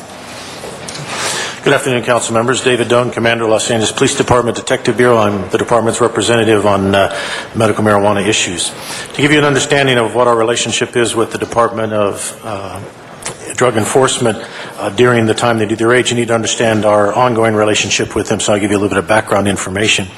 As part of the department's effort to improve our partnerships with federal, state, and local agencies in order to address crime problems in the City of Los Angeles and to make the best use of our resources, we participate in several task forces with federal, state, and local agencies.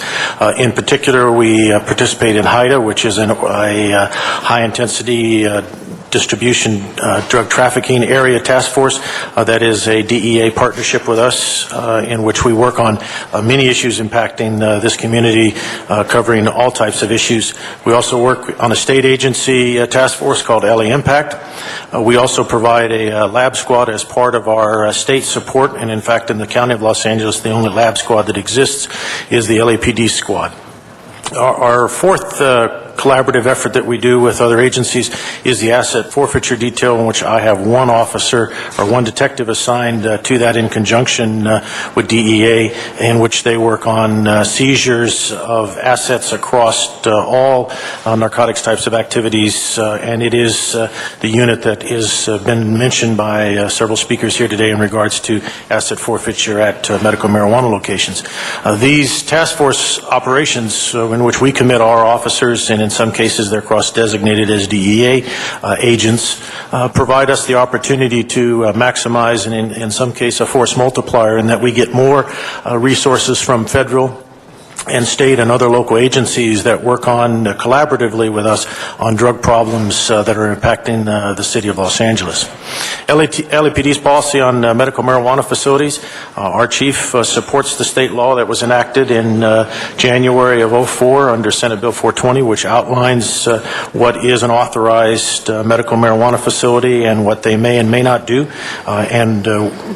However, we have focused our attention on those facilities that are creating problems in their communities, whether it is a crime problem. Hold on. Excuse me. Excuse me. Excuse me.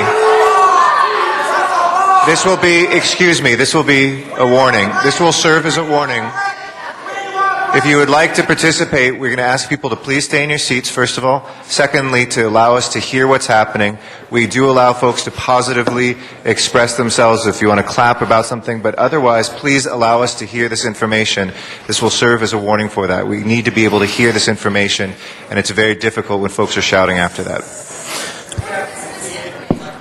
Yes, could you please repeat that? Yes. LAPD focuses our attention and our policy on those locations in which there are crime problems, noise, or quality of life issues, or where they're in violation of our state law that authorizes the activity of clinics. The LAPD does not currently actively work on medical marijuana cases because there are other items of more importance to us in the city. Now, we've been asked for what our relationship is with DEA and the raids.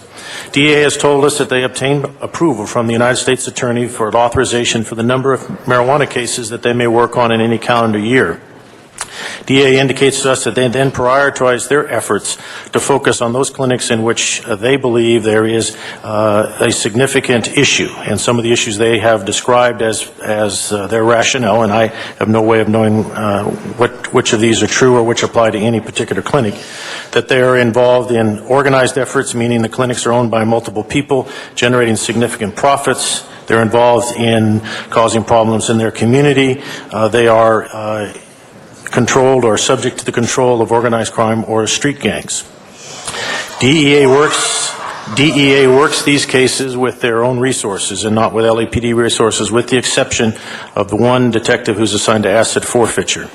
LAPD officers have been involved in raids when valid search warrants have been issued either by state or federal magistrates, and DEA has asked for the support of the department in serving those warrants.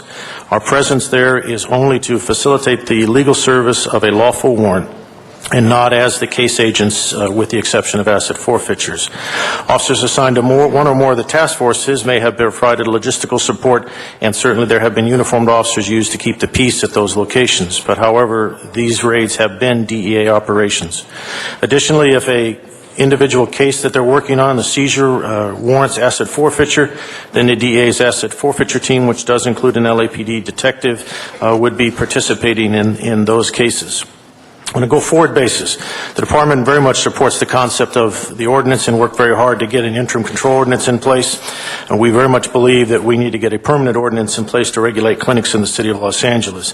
In 2005, there were 4 clinics in the city of Los Angeles. Today, we now have identified more than 200, and there are activists who say there may be as many as 400 clinics in the city of Los Angeles.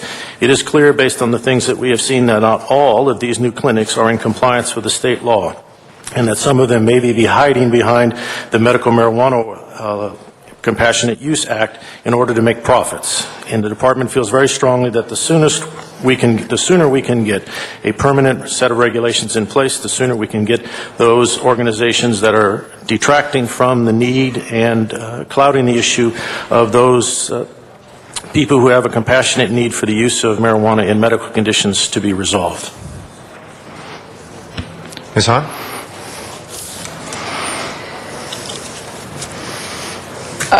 Here's, and obviously this is a very emotional issue, but I will ask those of you who come down here to, again, let us get the information. We're trying to work with you.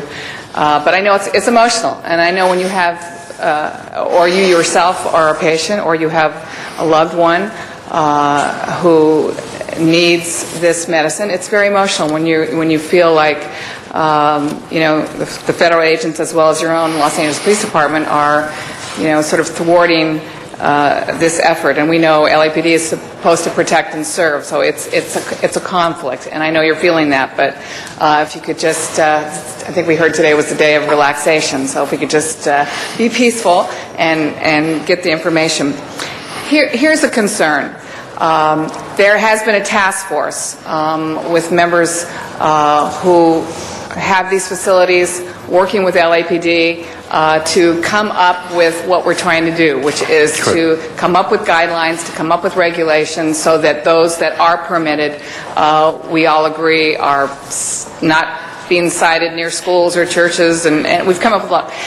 There is a concern that those members on this task force, coincidentally, were the subject of federal raids. There is a feeling that LAPD is turning over the information of the members of the task force to the DEA. Is that happening? We have not formally transmitted any material to the DEA on this issue, although the number and names of the clinics, such, were part of a report that was submitted to this council, and that is a matter of public record. I think it's going to be like November 12th that the city clerk of Los Angeles will complete the registration process for these facilities in Los Angeles. What we're asking for, colleagues, is that all the facilities that are now operating in the city of Los Angeles come forward, register with the city clerk, again, so we can begin putting in regulations and codes. There is a concern that this information will get turned over to the DEA. Is that going to be the policy of LAPD, that you would turn over any of that information to the federal agents? LAPD will not possess that information. The city clerk is who they must register with, and so I can't speak for the city clerk on that issue. But it is not our policy to turn that material over to DEA. Can you speak to this officer? It's Detective Packer. Detective Dennis Packer. He's assigned to the DEA's asset forfeiture task force. He's the only member of the LAPD who's a member of that task force. They work on asset forfeitures throughout LA County. Medical marijuana is one, certainly has been one of the things that team has worked on. They've also worked on indoor grows, but it only represents a small part of their time, and at least only a small part of my officer's time. So he's an LAPD officer that literally puts on a jacket that says DEA and then begins working for the federal agents. As part of our efforts, he is cross-designated as a DEA agent assigned to that task force, and as I said earlier, we get the benefit of the rest of the members of that task force who are not LAPD officers, so it is a force multiplier by having our people assigned in that way. Is he going to continue in that dual role? Yes, ma'am. And I think, I know I have some problems with that. Again, LAPD, I think our ranks are thin enough, and I think that's problematic when we use our resources in that way. We're also a little bit concerned because while you said Chief Bratton supports the state law, unfortunate choice of words, I think he was quoted in an LA Times article saying it's his job to shut these places down. I believe the chief. Is that the policy of LAPD? Is that the feeling that has gone down through the rank and file? No, what I believe the chief of police was referring to is those businesses that are hiding behind the Compassionate Use Act in order to generate money and revenue, which are a violation of the state law. There were 4 clinics here in 2005. There are more than 200 today. We can't be naive to think that some of those that are not operating in compliance with the law in the state of California. And in fact, a couple of cases that we're aware of in which these clinics were organized as a for-profit organization and were generating significant revenue. It says very clearly in Section 11362.75 of the Health and Safety Code that, I read in part, nothing in this section shall authorize the individual to smoke or otherwise consume marijuana unless otherwise authorized by this article, nor shall anything in this section authorize any individual or any group to cultivate or distribute marijuana for profit. That is California state law for compassionate use of marijuana. And we have found a number of establishments that are doing it purely for profit and are not doing it for the compassionate use. Our commitment is to eliminate those people who are trying to make money in this gray area so that those clinics that are providing medical marijuana to those people who have a need under the law will have the opportunity to do so. Right, and the law also says to provide a safe and affordable distribution of marijuana to all That's correct. Marijuana. That's correct, ma'am. So, I don't really think, I don't see it as LAPD's job to decide whether a business is making a profit or not.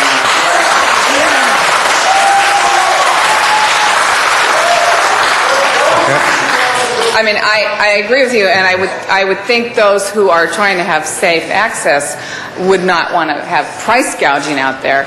But I'm not sure that's your. I don't think that's your role to decide whether or not these licensed businesses are making money or not. Thank you. That's why I'm over, and I know there might be some other. May I respond to that? That's certainly why the LAPD supports the creation of a permanent ordinance that outlines it, that this body votes on, and then we accept as the guidelines, and that's part of what we'd like to see happen. Okay, I'm going to press for that again. Our next speaker is Mr. Zine, and then Mr. Rosendahl. Thank you, Mr. President.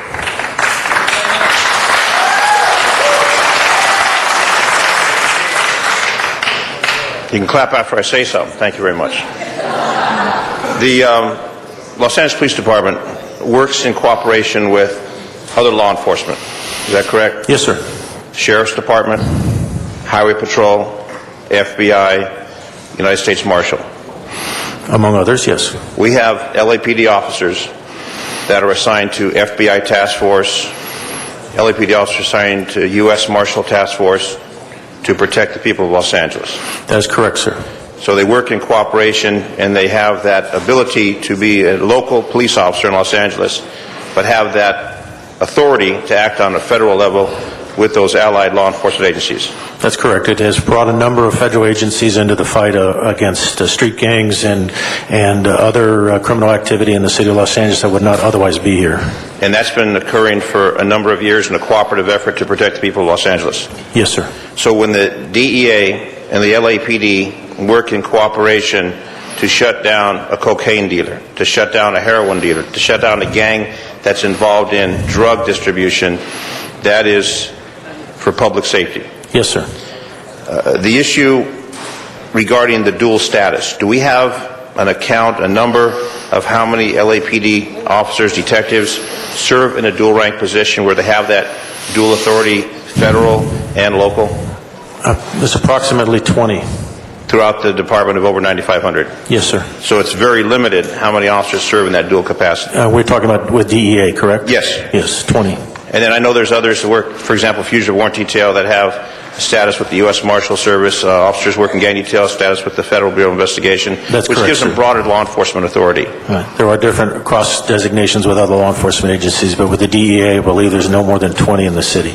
And this is not uncommon for a local law enforcement agency to team up with another law enforcement agency that has federal authority where they can use federal law, federal courts, etc., and have that dual status. And federal money for the investigations, yes, sir. Okay. So it's not uncommon that we utilize that service.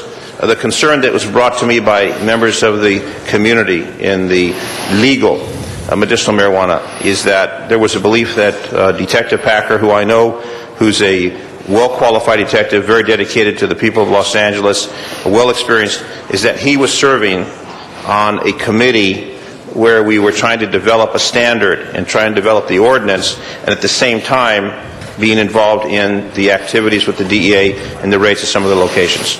Detective Packer is not part of our efforts to create the new ordinances or the intercontrol ordinance. Some months ago, he may have been involved in some research material, but he is not part of any committee. He does not sit at the table. He does not set policy for this department. Okay, I wanted to make that clear because I was informed by people in the audience that there was a concern about a conflict, and I want to make crystal clear that our responsibility and our concern, and as the author of this medicinal marijuana, to bring in legitimacy, and so the patients don't have the concern or the fear of being arrested, and the establishments don't have the fear of being shut down, that it be done with a cooperative effort between the City of Los Angeles Planning, Building and Safety, Police Department, and other entities.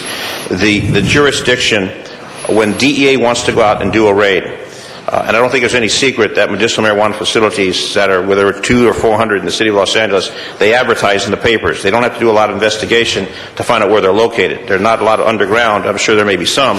Majority of them are advertised in papers. When they get to that site, or shortly before, they call for backup to protect them when they're doing that investigation. Those investigations carried out solely by the DEA, calling for the LAPD to assist them and to back them up and to just give as we say, keep the peace and the situations taking place, or are those initiated by the LAPD with the assistance of the DEA? We respond to DEA's request for assistance, sir. So when it comes to this ordinance, which is going to be in effect, and there's 60 days for the medicinal marijuana facilities to comply. They have 60 days to comply. The ones that are currently in existence have 60 days to comply with the regulations that we're putting in place, while we have the next year, possibly an extension of that, to come up with an ordinance that'll be the ordinance that'll take place. This moratorium doesn't shut anything down right now, but it requires within the next 60 days that they comply with certain conditions. I would not say that the interim control ordinance provides regulations. According to the city attorney, it holds everything in place, status quo. Some of those organizations may be in violation of the state law, may be in violation of what will ultimately be in the ordinance, but it is no more clinics may open. Those that are in existence and want to be considered clinics must register with the city clerk's office, must provide some basic information, but it doesn't provide regulations for them. It simply says no more may open after this date. Exactly. Until the new ordinance is put into place. Correct. But what I'm saying is that in 60 days, if they don't comply with the requirements, which are minimum requirements, notify the clerk, et cetera, tax permit, if they don't qualify with that, they will be working outside of that moratorium. Correct. They will then be subject to closure by the LAPD, by the DEA, or any other law enforcement agency. That's a possibility, yes, sir. So the concern is, and we want to make this crystal clear, and we did this during the discussions, that if they're in business now, if they don't comply with the minimum requirements that have been posted, then they will be running illegal, and if there's a raid at those places, they have to understand that they haven't complied with the minimal regulations that we have put into place, which are very, very few. Heather, can you discuss those that we put into place? There's I think 3 or 4 that we've required the current operators to comply with. Heather Aubrey, Deputy City Attorney. There is a land use attorney here who is better able to address questions of a land use nature. However, I can corroborate what Commander Doan indicated, which is that the ICO does not set regulations in place and requires. But there are certain requirements that we're demanding that current establishments comply with. Correct. Within 60 days. That's what I'd like, if we can state those once again, so there's no misunderstanding. And if they don't comply, then they will be in violation of this moratorium. They can then be subject to closure by the police. We want to make that clear, that they must comply within 60 days while we come up with an ordinance regarding locations, hours of operations, et cetera. But I think there's very few requirements that were put into place. It is the provision of certain specified documents, including. Do you have that, Commander? No, I'm looking for it. I don't have it here in front of me. I didn't know you want to talk about that. But I believe a business license, tax forms, the stuff to establish themselves as a business and when they were established as a business in the city of Los Angeles. I think they're coming. I just want to put it on the record so there's no misunderstanding the items that are requested. Thank you. City of Los Angeles tax registration certificate, State Board of Equalization seller's permit, property lease, business insurance, and dispensary membership forms, and, if needed, Los Angeles County Health Department permit. Okay, so there'll be a maximum of 6 items that they have to comply with. Correct. That's all they have to comply with. If they don't comply with that, they will be in violation. They will be subject to closure by the City of Los Angeles, by the DEA. We want to make that clear. So we encourage them, and Dan, we know that. They must comply with that.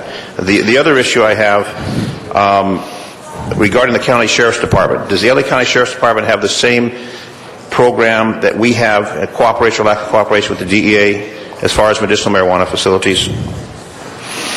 If I understand your question correctly, you're asking me what's the sheriff's position on cooperating with DEA and raids at clinics? Yes, in medicinal marijuana facilities. I don't know the answer to that question. Pardon me? I don't know the answer to that question. Okay. And what I would ask for is that we have the CLA, in coordination with the LAPD, City Attorney, report to the Public Safety Committee on the status of other cities or counties who have implemented an MOU or non-cooperative agreement with the DEA regarding raids of properly not yet, of properly registered and operated medical marijuana facilities. Now you can clap. And Mr. Zine, you're a little bit over, so if you want to, you're a little over your time, but if you would like to finish I'm your over my thoughts. time. Look how much time you had. I'm just kidding. That's you. Okay. true. No, I appreciate Commander Doan and the City Attorney's Office, and the folks need to understand, it took a long time. One man mentioned a comment, a day late and a dollar short. We worked on this for a couple of years. It's taken a long time to get to this point where we have this implemented. This will be implemented. The mayor has signed it. We need compliance with this for everyone's benefit. Excuse me. And I can assure my colleagues, Janice Hahn and my other colleagues, I'm a reserve officer with the police department along with Councilmember Smith. If there are concerns and there is a belief that it's not done properly, we need you to let us know. We want to maintain that open liaison. The police department's been cooperative. Chief Bratton's not in town. That's why Commander Doan is here. We want to do this in a positive fashion. And I want to emphasize one more time, legitimate medicinal marijuana facilities we want to support. Recreational use of drugs we are not going to sanction in the City of Los Angeles. We need to make that clear. So if you're a patient and you're a provider for patients that need it, then that's what this is all about. Thank you. Thank you, Dennis and Madam City Attorney. And as you know, this is just a report that they're giving, and the request that you have will be a report back to the council. Did you want to answer, Ms. Yes, City Attorney? thank you. Regarding the required documents, I did want to add that the provision of those documents does not establish legality under state law. Right, but this is just part of that moratorium. Correct. And then we're going to have a year, and if we have to have 2 extensions, hopefully we can get this done in a year to put all the regulations in place. Those legitimate places will comply. Those that don't comply will be put out of business, voluntarily or involuntarily. So everybody's on the same page. Thank you. Thank you, Mr. Zine. Mr. Rosendahl, followed by Ms. Hahn. Thank you, Madam President. We met in my office. We met after some of the community came and pointed out situations where they were raided and felt unfairly raided. You went through a discussion with us, and now we're here today. I want to know the clarity of this. If a person or collective follows the rules, including a health permit, which we don't know if the county will grant it within a certain time frame. How do we deal with that, lawyer, on the county? If they have to have a health permit and we have a 60-day window and the county drags its feet or there's some gamesmanship or confusion, doesn't happen, what do you do in that case? It just said if required, Councilman. Pardon me? It said only if required. The county doesn't say it requires. Yeah, but do we know if they require it? Do we have... Look, what we need to do, if we want to respect the folks who are doing this, we have to have clarity to all of this. And then they have to have a sense of comfort that they're not going to be raided. It's as simple as that. The point of the moratorium is to take a deep breath, look back, see where we are, see what we can do going forward. But if it's not clear, it's not going to solve anything. It's just going to have people identify their clinics, identify who's involved with it, and who knows how the feds get a hold of that, because they're very clear that marijuana, period, is against the law. They don't buy into 215. We don't have enough leadership with backbone in Washington to change the law. Look, this is an extremely gray area right now. And I don't want to be naive about it and put these people in a jeopardized position where they in fact get raided. I want some comfort level. Help. Well, on the issue of the health permit, they should approach the county health, and if county health says because they're selling food or some other type of an item that requires a health permit, they should get one. If they're not doing that, that's not an issue, and I don't see us or the city going after somebody when you're arguing about whether or not they need a health permit as long as they've complied with all the other issues. I don't know enough about what requires a health permit to be able to say with absolute certainty that you have to have one, but I don't see us as the LAPD going after somebody if that's the only issue in play. Okay. But I can't promise you DEA won't go after someone because I don't control them. This is the problem we're in overall on the issue. Yes. So we do a moratorium so there are no more clinics being developed. But I don't feel comfortable enough that those who are there now that are not causing nuisance, not causing problems, aren't creating any issues, aren't going to be raided by the combination of the city and the feds. How do we deal with that? Get the permanent regulations in place as quickly as possible so that there's clarity to the nth degree on what is acceptable in the city of Los Angeles. Okay, if we get that accomplished, and I don't know how many clinics we're talking about. How many clinics are out there in LA City? We've identified 200, but I don't know how many of those will be there after the moratorium gets in place. Well, some of them may go away. It's 200. Okay, so say there's 200 right now, and let's just assume the 200 go through the process that Mr. Zine has put forward, and that Ms. Hahn and I are supporting.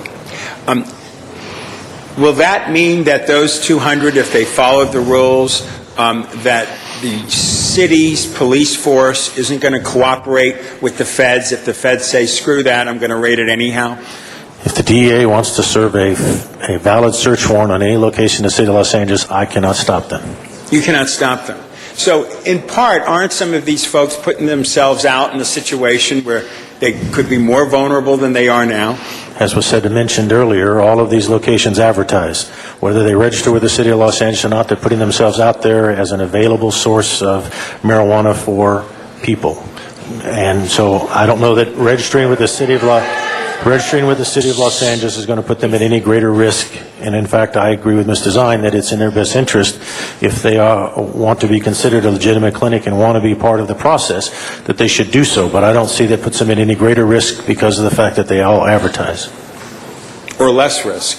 Or less risk. So it might not have any it certainly impact gives at them an all. opportunity to be recognized, to be part of the process, and hopefully if we get the permanent ordinance in place quickly, I hope it's not the full year that Mr. Zine's talking about, that they'll have an opportunity to be approved in the city of Los Angeles. City Attorney, anything more to add on this?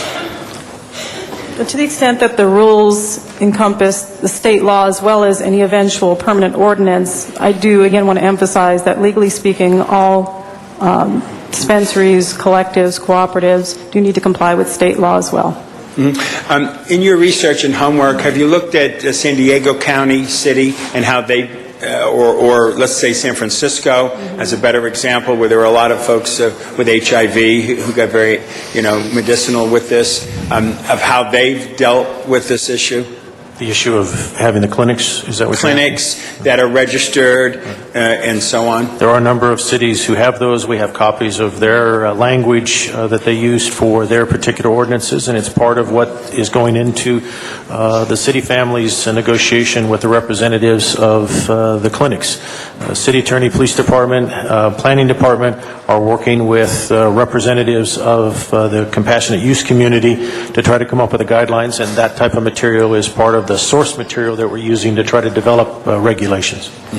And do we know if in San Francisco County they have it in place? And has there been raids on some of those facilities that have complied with San Francisco County's rules? I do believe that regulations are in place in San Francisco City and County.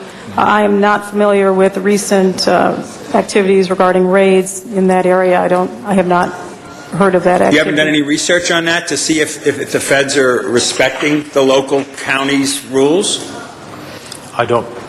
We've not specifically asked that question. I'm not aware of whether there's been raids or not. Well, I'm asking the city attorney, as part of your due diligence, here we are in good faith, wanting to come up with a set of regulations, put a moratorium, and take it into the sunshine. And in our homework, we haven't looked at other places that have done it, and if the feds have responded, is this part of our normal homework? Counsel, from a legal standpoint, I have certainly researched a variety of different local governments' response to the state law and regulations that have been passed. In terms of police activity specifically in different localities, I am not as familiar with that. It's not per se a legal issue regarding the state law. Well, Mr. President, I don't know where we're going to take this. We have a million other things in our item, but I would think that if we're going to ask for a moratorium and if we're going to set up a bunch of rules that people are going to follow, we should know some case history of how it's been dealt with in other jurisdictions as part of our normal homework process.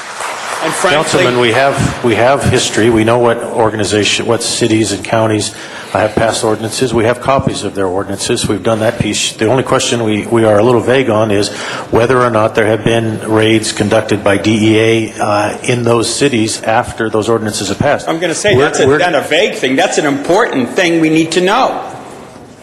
But it is not something that we have researched because it doesn't affect our development of new ordinances. I understand your concern, but I would also point out that I don't want to answer yes or no to that question without knowing the facts, but we have not. I'm not asking you. I'm asking the city attorney's office. But I'm helping out here, sir. Well, we're not asking you to help out, okay? Right. You're the policing organization that follows the laws that we put in your place, not for you to interpret them.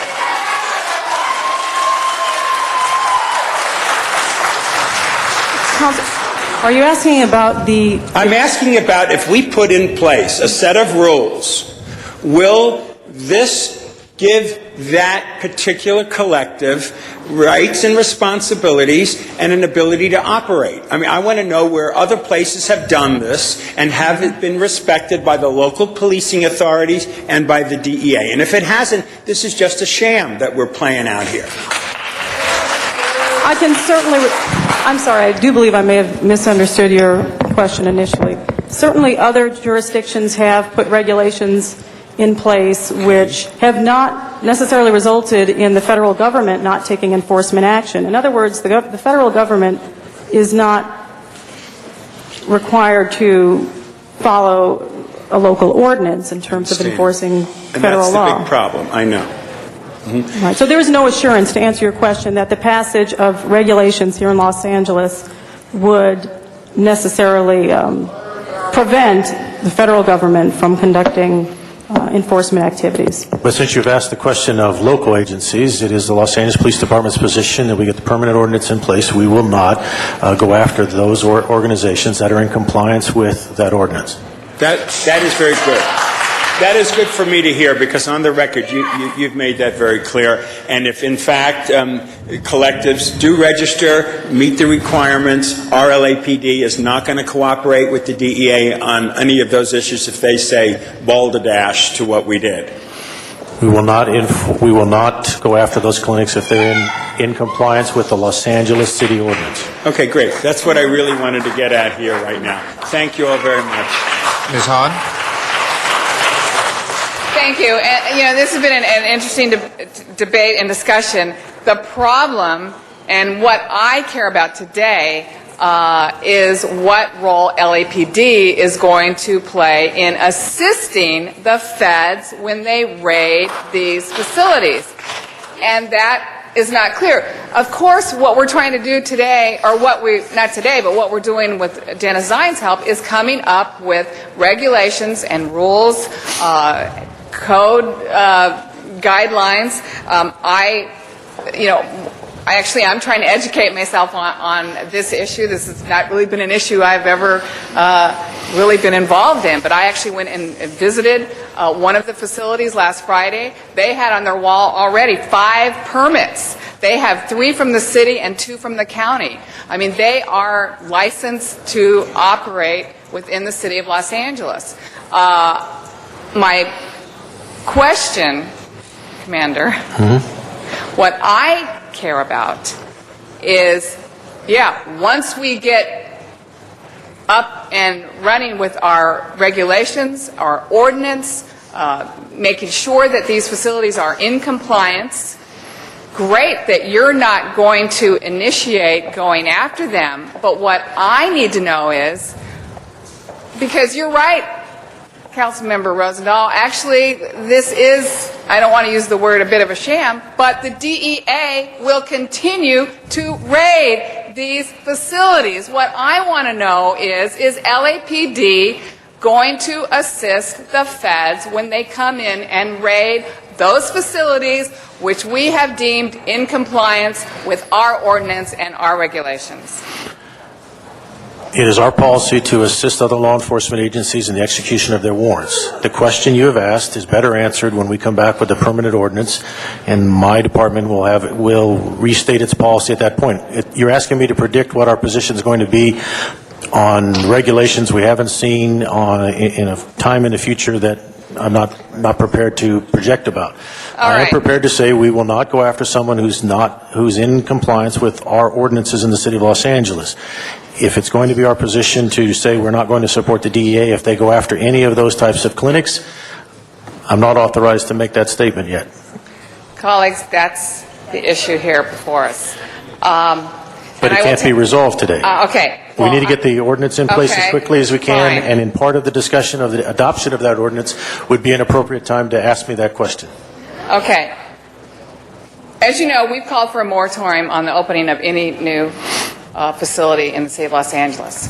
I also am calling for a moratorium on federal raids of these facilities while we are going through this process.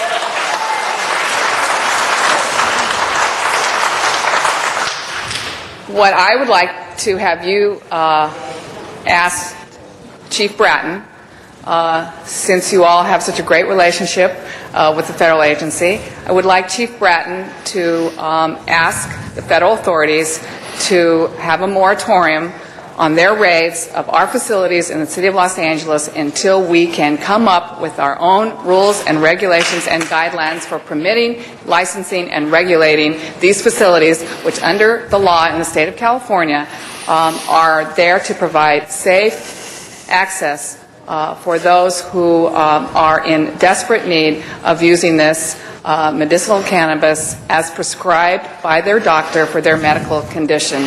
So that's what I would say today, that I would have you ask Chief to ask the federal authorities.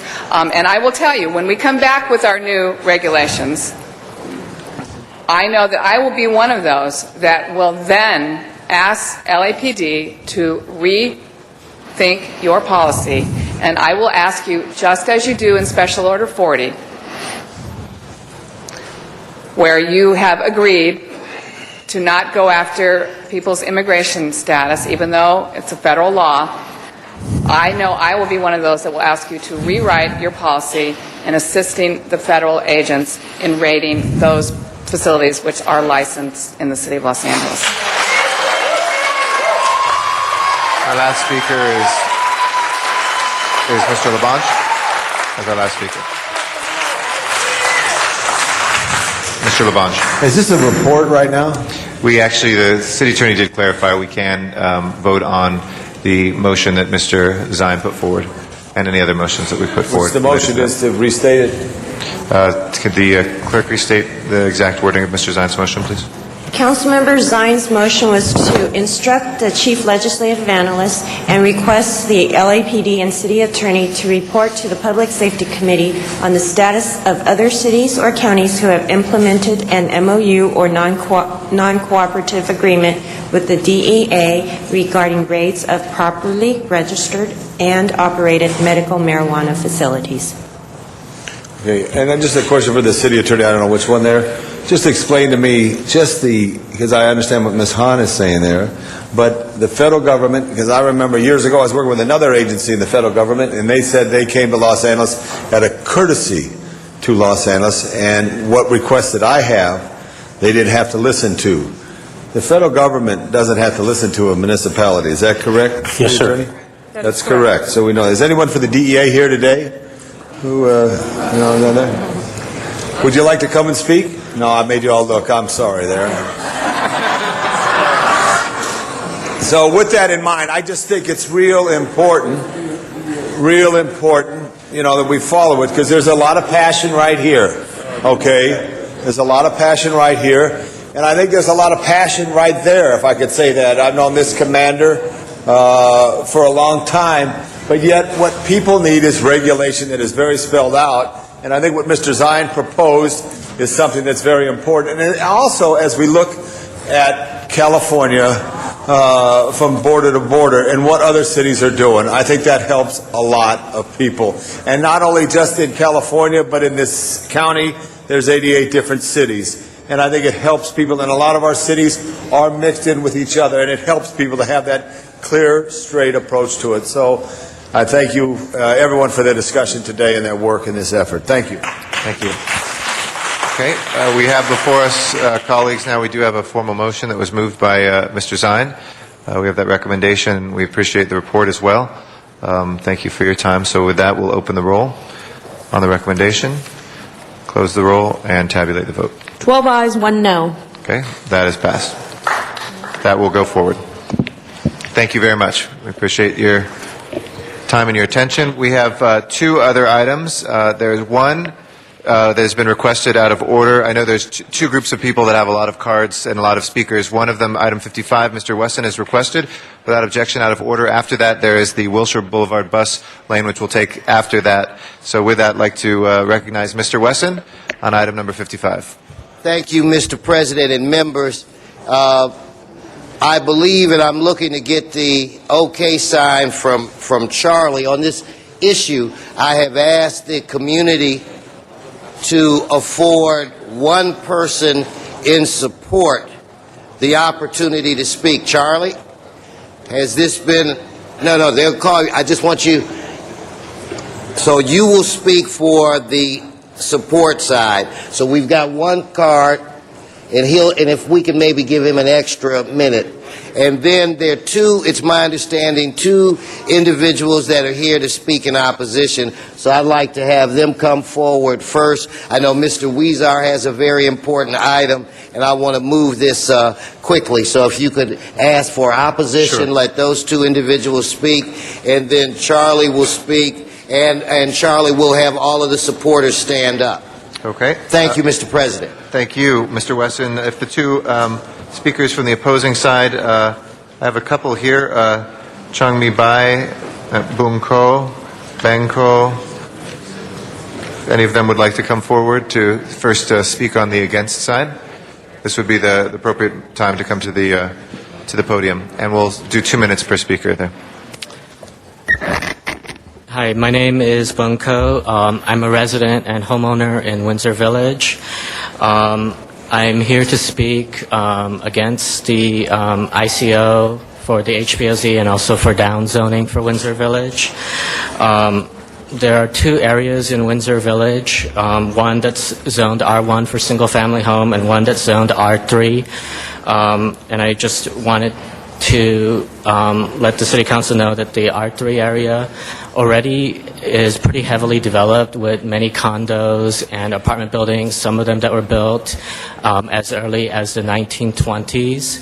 I live on a block that's heavily developed already in a single-family home, and my main opposition has to do with the fact that I really don't want to have my property and my home downzoned and forced to be trapped with all these other condominiums and apartment buildings around me. Thank you very much. Thank you.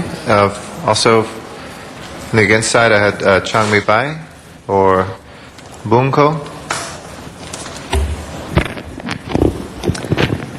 Good afternoon. Hi, my name is Changmi Bai. I live in 751 South Windsor Boulevard. I'm here to propose the ICO for HPOZ and downzoning.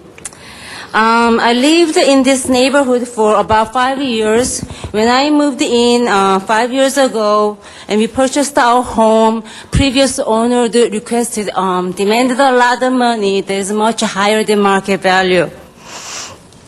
We paid not only home, but also its economic potential that is built into city's land use policy In our case, which is R3. A lot of proponents, including many condominium owners in our block, made a lot of efforts to preserve and downzone this area. Their collective effort has been psychologically and financially devastating to us. This current preservation effort is meant to preserve the city's urban fabric that people cherish and eventually to enhance a sense of community and sense of place. But it tears apart social fabric, and for a lot of opponents, it created a sense of displacement and isolation. I respect all our community's effort to care and concern about LA history and its place. But if it destroyed our dream and happiness, I cannot support it. I do not support HPOZ and downzoning. Please understand the proposed ICO has serious negative impacts on many homeowners, even to those who were not aware of these things happening at this place right now and the previous 3 meetings that happened. Thank you. Thank you very much. And Mr. Weston, now on the for side? Is there anybody else on the against side? Charlie? That's it for the... Okay, yeah. so we'll go to the for side now? Thank you. Good afternoon. I'm Charles Doherty. I live at 906 South Windsor Boulevard. I'm president of the Windsor Village Community Association. Today we come before you to ask you to instruct the Planning Department with the assistance of the City Attorney to prepare and present an ordinance establishing an interim control ordinance for Windsor Village forthwith. This will be in place with the ultimate goal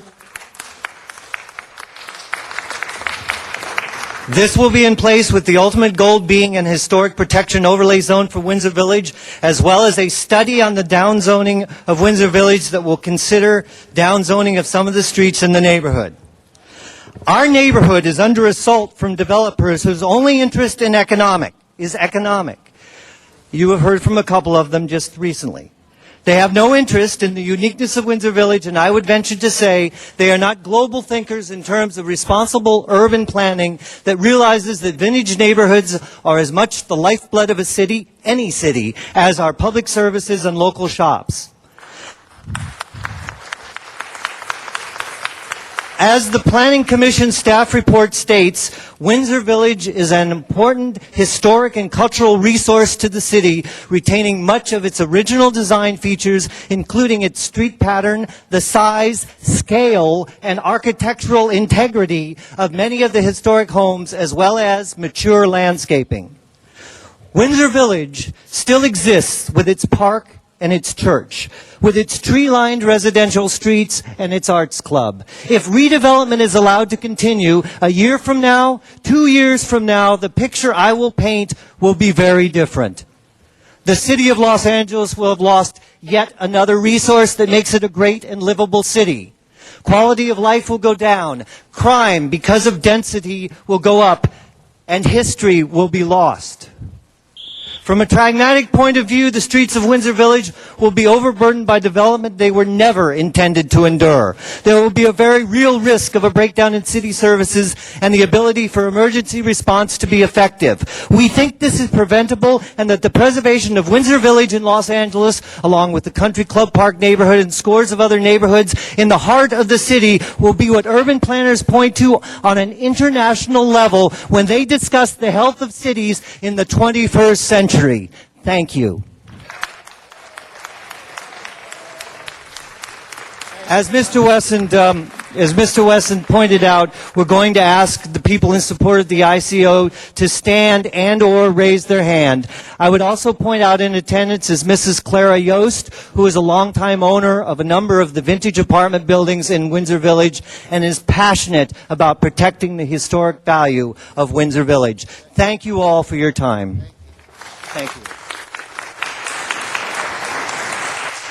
Thank you very much. Thank you, Charlie. I think I got it from here. Members I ask for, I vote. Okay, thank you very much, Mr. Wesson. There are no further speakers in the queue. We're ready to proceed with the vote then. All right, yes, open the roll. Close the roll. Tabulate the vote. 13 ayes. Thank you very much. Madam Clerk, our next item, please. Next item is item number 74, and that's a motion by Councilmember Huizar and Rosendahl. Mr. Huizar. Thank you, Madam President. Colleagues, we have with us members of the LAPD to talk about this item, a motion that was introduced to have a response from LAPD on what the city is doing to address the crisis of methamphetamine use and abuse here in the city of Los Angeles. So I want to thank them for being here. And I understand that yesterday the Police Commission actually adopted a report in response to the motion. And before I ask our officers to go over that report, I wanted to quickly just bring to our attention the devastating effects that we have with methamphetamine use here in the city of Los Angeles. We all know that the abuse of this drug leads to additional criminal behavior with rises in theft to address people's need for this drug. But it also devastates families and leads to increase of neglect of children. I also wanted to bring to our attention the fact that here at LA Unified, one report indicates that 10% of all young people in LAUSD have used meth at least once, and this is twice the national average. And it gets even worse at our continuation schools. At our continuation schools, 40% of students have indicated that they have used meth at least once. And this use and abuse of methamphetamine has a particular devastating impact and an increase of use among young Latina women and also with men who have sex with men. Commander Doan, I appreciate your work on this. Yesterday, the Police Commission adopted your report. Can you briefly go over the findings of your report? And please hold my time.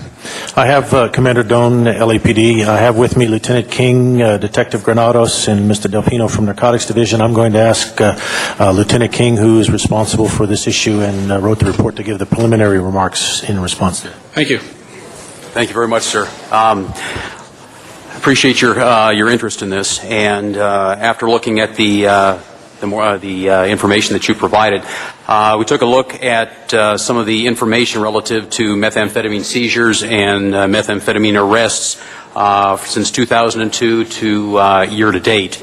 The number of seizures has risen drastically from 446 pounds of methamphetamine in 2002 to about 963 pounds of methamphetamine seized in 2006. And as the year progresses, we are on track to exceed that seizure by probably several hundred pounds. As a matter of fact, as this council meeting was going on, one of my surveillance squads was following a large-scale drug trafficking organization individual, and they stopped the vehicle not more than about an hour ago and took off about $300,000 in currency from this drug trafficking organization. Although that is a significant amount to most everybody, it is, not as much to the drug trafficking organization, but as we chip away at this, I think it will have significant impact. The number of arrests also we're on track to exceed last year's as well. So the number of arrests are increasing each and every year. One of the major influences on methamphetamine, and let me introduce Detective Ron Granados. He's part of the LA Impact team, the clandestine laboratory squad, which I have charge over. Ron is the assistant officer in charge of the lab squad who is tasked with going out to found or suspected methamphetamine clandestine laboratories, identifying them, entering them, dismantling them, and rendering them safe, and also responsible for the arrest thereon. A little bit further, John Del Pino may speak to educational programs that we've discovered here in the county as well. I think one of the biggest influences that we've had as far as the reduction of locally manufactured methamphetamine is the, make sure I get the word right here, it's the Combat Methamphetamine Epidemic Act of 2005.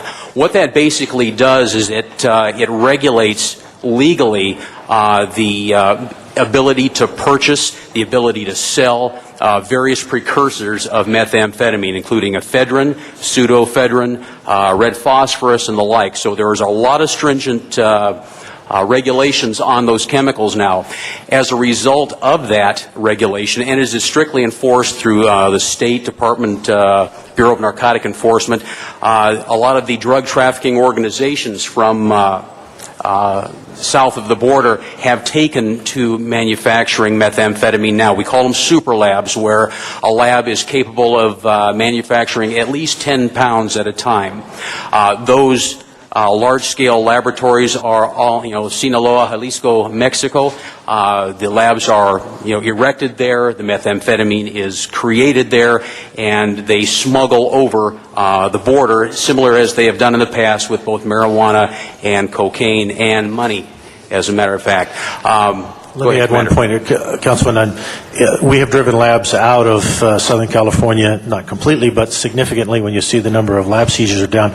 And we are working with our federal partners and the State Department in eliciting help from the country of Mexico in trying to establish similar laws to eliminate these precursor drugs, which have been so effective in knocking down the number of labs in the United States. There's an effort afoot with DEA and us and others to try to get that same type of support in Mexico, so we can try to shut down these labs, super labs, south of the border that are creating this drug and shipping it to the United States. So it is part of an ongoing process. As we squash it in one area, it is moving into another. And just to coattail on that, Commander, thank you. The statistics I have from the El Paso Intelligence Center, in 2002, there were 1,744 lab seizures in the state of California. In 2006, there's 281. So you can see the tremendous decrease in the number of labs and locally made methamphetamine. Year to date, as far as LA, my lab squad is concerned, you see our lab squad is, they take care of the entire county. I have 9 detectives, and I have 2 deputy sheriffs that take care of the entire LA County as far as labs is concerned. And year to date, we have taken on 12 clandestine methamphetamine labs, 4 of which have been within the city of Los Angeles. So there's a significant decrease in the number of labs here in California, as well as the city of Los Angeles.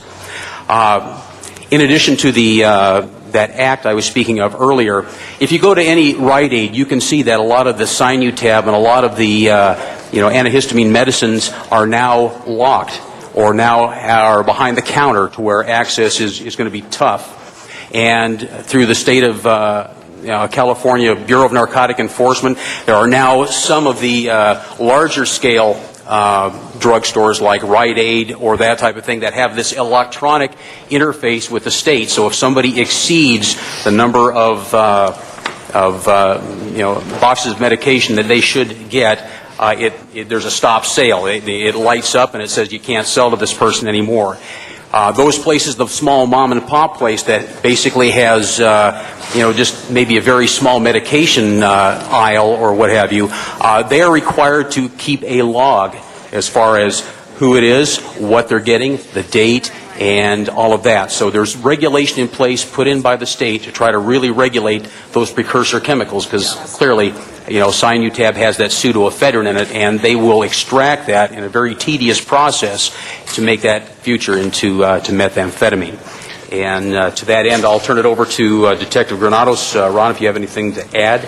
And you're going to now talk about education efforts, is that? We'll come to that in just a second. Anything else you want to add on the... Well, one thing I wanted to ask on that point is, so the methamphetamine that we see in Los Angeles today, is most of that produced south of the border? In my opinion, yes, it is, sir. Okay. So we're doing a lot to curtail the production of, and the distributors, go after the distributors of methamphetamine. But in your opinion, has that had an impact on the demand for this drug? In my opinion, the demand is still very high. and it's evidenced by the fact that there's less methamphetamine on the street, by the fact that the price of methamphetamine has increased drastically over the past couple of years. So it's almost doubled in cost on the street from So the demand is still there, but and the number of admissions to emergency rooms as a result of overdoses still represents 30% of admissions, still 30% of admissions for people in rehab. It is a pretty insidious drug. There are not pharmacological antidotes, if you will, or treatments. It is a difficult drug to treat somebody for, to get them off of. So we need as much education and prevention and intervention as we can to support our interdiction efforts. and that's where I was going next, which is I think the next step for us, I think, is to go toward that education, toward the prevention, and to curtail the demand. And given the way our governing structures are set up here in Los Angeles, it seems like the county, perhaps, we kind of lay that responsibility on them more so than the city. Although I do want to discuss a little bit later whether the city should have a role in that. I know you made some recommendations to the police commission with respect to that, but it'd be interesting now to hear what our education and our prevention efforts may be here in the city of LA.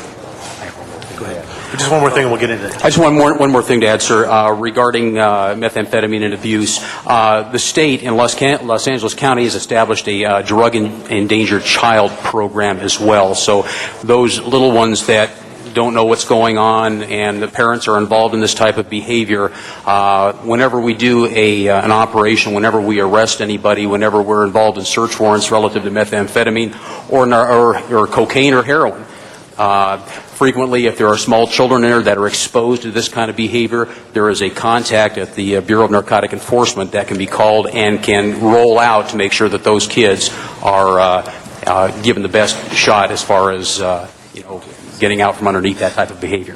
Thank you for that. And just to recap, in terms of the number one problem drug we see in the streets of Los Angeles, would you say it's methamphetamine?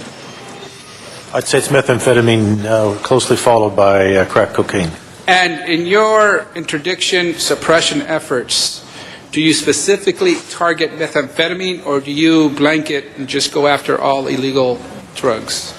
We focus on sales and distribution of those things that are causing the most significant problem, which are methamphetamine and on crack cocaine, and then, of course, heroin to a lesser extent than those two. Those are the three major addictive drugs that we focus on. And one final question on the interdiction.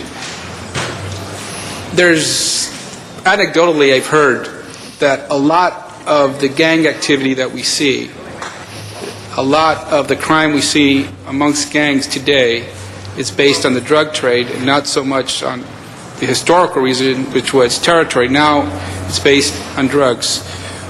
Would you account a lot of that activity towards the use and trade and sale of methamphetamine? That's a pretty broad question. We're pausing for a moment to think about that. Street gangs in the city of Los Angeles have been very actively involved in drug sales. Certainly a percentage of their violence is associated with turf and ego and such, but a significant amount of it is over the manipulation and control of the drug trade. I don't know how much we've seen. Methamphetamine has not been viewed necessarily as a drug used or distributed yet by the street gangs, black Hispanic street gangs, as much as rock cocaine is or heroin has been. But John, have we seen much movement into the methamphetamine by them? There's been some. Ron, I might defer that to you if you've seen more. Councilman Detective Ron Granados, addressing if gangs are more associated to methamphetamine. Through my experience, the last 6 years working the lab squad, and we've kind of addressed the issue of targeting methamphetamine labs. In doing that, we haven't seen, I would say, if you saw a percentage, maybe 10 or 15%, that of gang membership. It's been more of people taking advantage of the profitability and the money that can be made from making methamphetamine. And just to drop back a little bit, the 4 labs that we have seized in the city have been the type of labs that that someone is more of an ounce-type user and tries to make a little extra offhand and they get caught manufacturing. So this is more into the street side. The larger labs that my lieutenant was speaking about, those are pretty much non-existent because of the regulations that have been adopted to regulate the precursor chemicals, the precursors itself of pseudoephedrine. So, and also, we adopted, because work in LAPD, I'm assigned to the LA Impact Task Force, which is a county task force. In that task force, we have adopted some education, and in targeting that, I don't know if you've seen the billboards that have, I think that about 2 years ago, or 3 years ago, we adopted a program where we were part of this group that what we did is we developed billboards to identify the dangers behind drug labs. And basically it was a 1-800 no labs. And that was one way of educating the public, the dangers, and if they wanted to, instead of calling WeTip, they would dial this number and we would get those type of complaints and investigate them.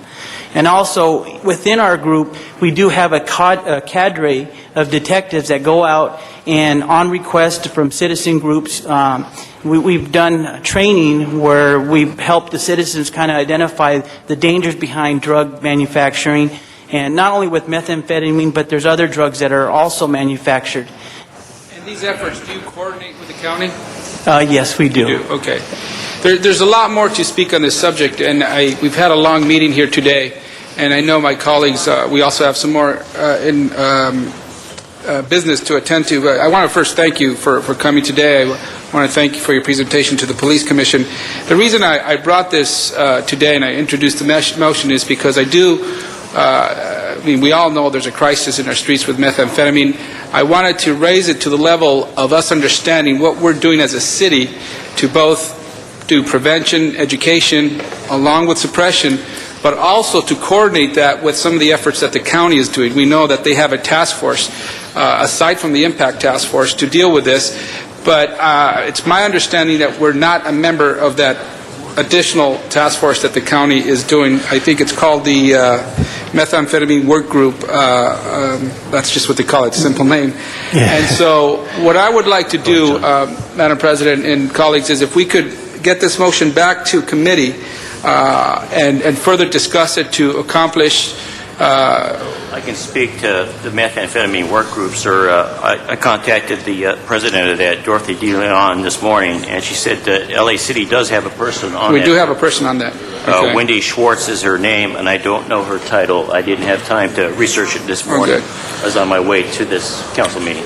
Good, but I think that goes to the point that some of our officers here who are leading our city effort on the suppression side and education side should know that person.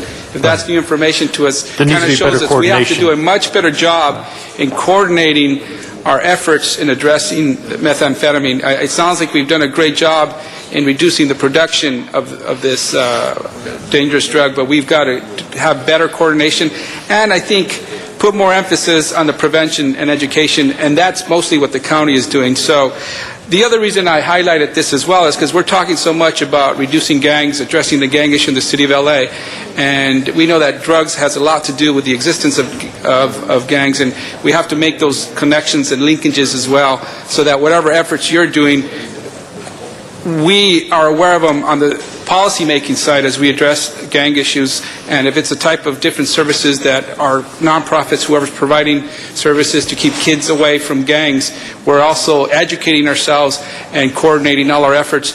So thank you very much for your time. Thank you for coming. And Madam President, I would like to move that we have this motion go back to committee to public safety so that we could further discuss these items and issues raised today.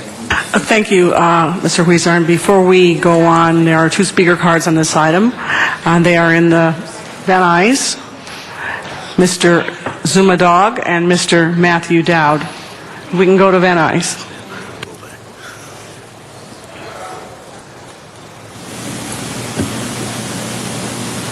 Nobody in Van Nuys? Nobody's here. They're not here. All right. Thank you very much. All right. Without objection, Madam Clerk, would you please open the roll? Close the roll. Tabulate the vote. 13 ayes. Thank you. Our next item should be item 26. Item number 26 was called special by Councilmember Brewer.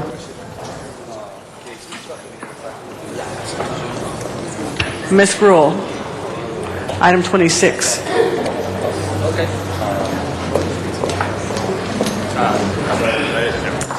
Thank you very much, Ms. Perry. And I know Mr. Rosendahl and Mr. Labange are here. Do we have city staff that are here? I know we have street services and DOT, I think, are present.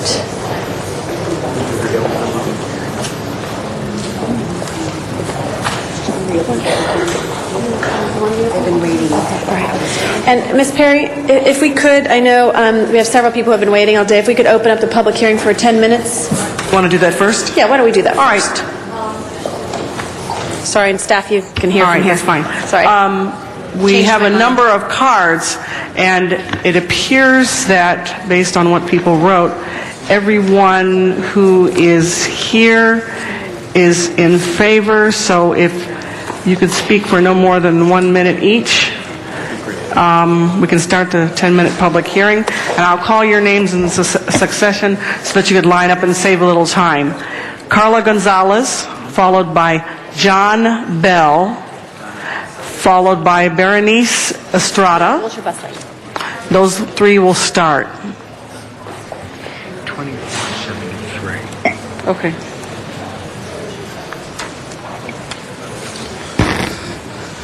Good afternoon. Can you hear me okay? Yes, thank you. I'm here today to urge you to vote yes on today's motion to expedite the funding and implementation of the Wilshire-only bus lane and commit to the continuous prioritization of this project from beginning to end.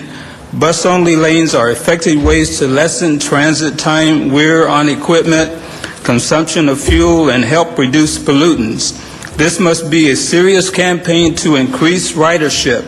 There's new vehicle drivers with each new high school graduation class. I'm sure Mr. Weezar knows that. We need a home run effort. We urge you to vote yes. Action speaks louder than words, and pollutants are just a breath away. They outlive us by hundreds of years. This we need to do to make a home run. Thank you. Thank you, sir. Next speaker, if you would identify yourself. Madam Chair, may we have an extra minute for interpretation, please? Please proceed. Hola, buenas tardes. Mi nombre es Berenice Estrada y vivo en el sur centro de Los Ángeles. Y quiero agradecer al Comité de Transporte por lograr este gran paso y llevar a este nivel esta propuesta. Good afternoon. My name is Berenice Estrada, and I live in South Los Angeles, and I would like to recognize the Transportation Committee for taking this huge step and bringing this project to this phase. Okay.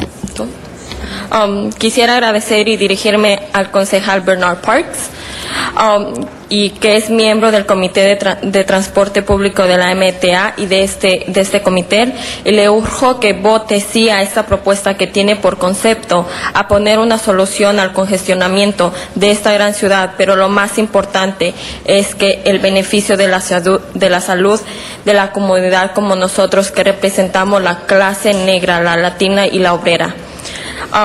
Que sufren principalmente de enfermedades pulmonares por motivo del tránsito vehicular. Hoy el sindicato de pasajeros y los miembros, que casi muchos se fueron porque se tomó mucho tiempo esto, seguimos aquí como hace 3 años y seguiremos aquí hasta que prueben esta moción. Y les agradezco la determinación que tuvieron a llevar adelante esta propuesta, y les urjo a votar sí a el carril solo para autobús en Wilshire Boulevard, y para que sea un ejemplo de liderazgo y compromiso que hemos estado esperando de ustedes. So I would like to first recognize and address in particular Councilmember Bernard Parks, who is a member of the Transportation Committee and the MTA Board of Directors, and urge you to vote yes on the motion that puts forth a solution to the traffic congestion in this large city, but most importantly, one that impacts the health of communities like ours that are predominantly Black, Latino, working class people. which this community suffer from respiratory diseases. So I just want to urge the council to vote yes and ensure the prompt and continuous implementation and funding for this project. Thank you. Thank you very much. I believe I had a third speaker, but I guess they're not here. Maria Esther Tejada and Manuel Criollo. Buenas tardes, mi nombre es María Esther Tejada. Soy miembro del Sindicato de Pasajeros y vivo en el distrito del Concejal Reyes. Good afternoon. My name is Maria Esther Tejada, and I'm a member of the Bus Riders Union, and I live in Councilmember Reyes' district. Urgimos que los concejales aprueben este plan para carriles solo para autobuses. Los beneficios de este proyecto va a ser para los pasajeros, para los trabajadores que van a tener más tiempo para llegar al trabajo y regresar a sus casas a cuidar su familia. I urge the council to approve this motion for a bus-only lane on Wilshire Boulevard.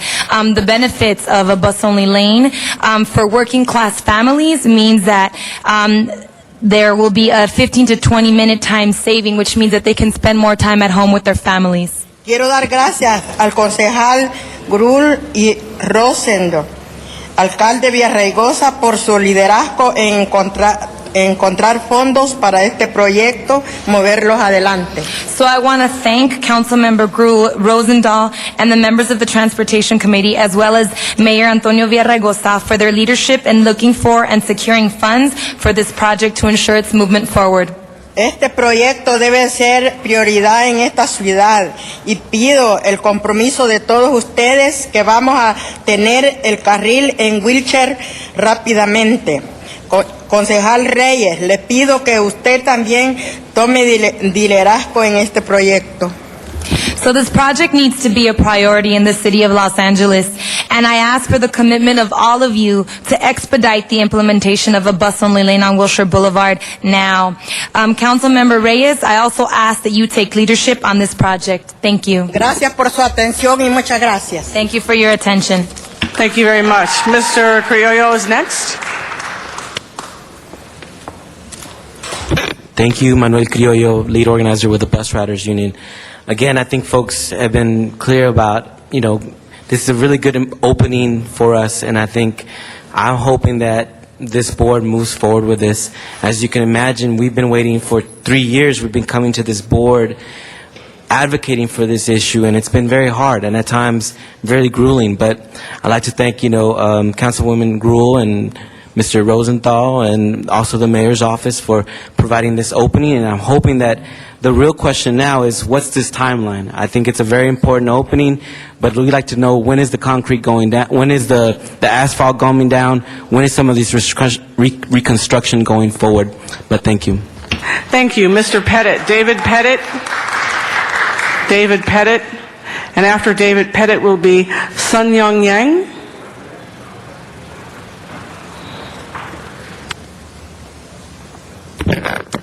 Good afternoon. I'm David Pettit with the Natural Resources Defense Council. We used to work together a long time ago out in Pacoima, and I occasionally used to take the bus out there from deepest Venice when my old VW didn't work, and it got that car off the street for a while. And that's pretty much our interest now at NRDC, is to get personal passenger vehicles off the roads. And I think the staff recommendation is a good way to do that, and I hope that the council approves it. Thanks very much. Thank you very much. Sun Young Yang. I'm waving.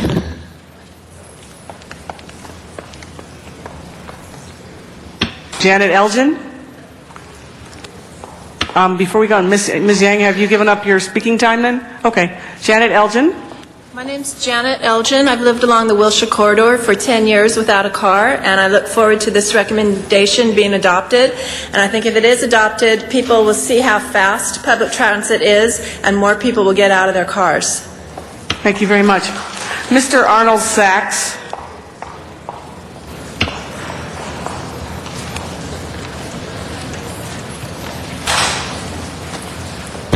Yes, good afternoon, council members. Thank you very much. I would also echo a previous speaker's request to find out exactly when a date for starting this project would be implemented and the express service would be instituted.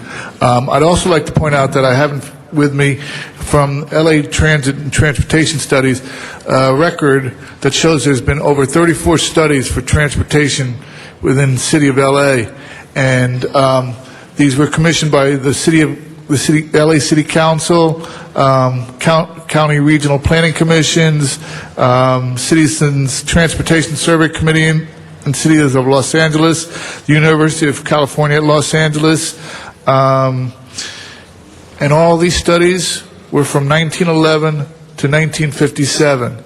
So transportation's been around, the problem's been around for a long time. Why nothing's been acted on? You need to answer. Thank you. Thank you very much. Mr. Jose Aguilar.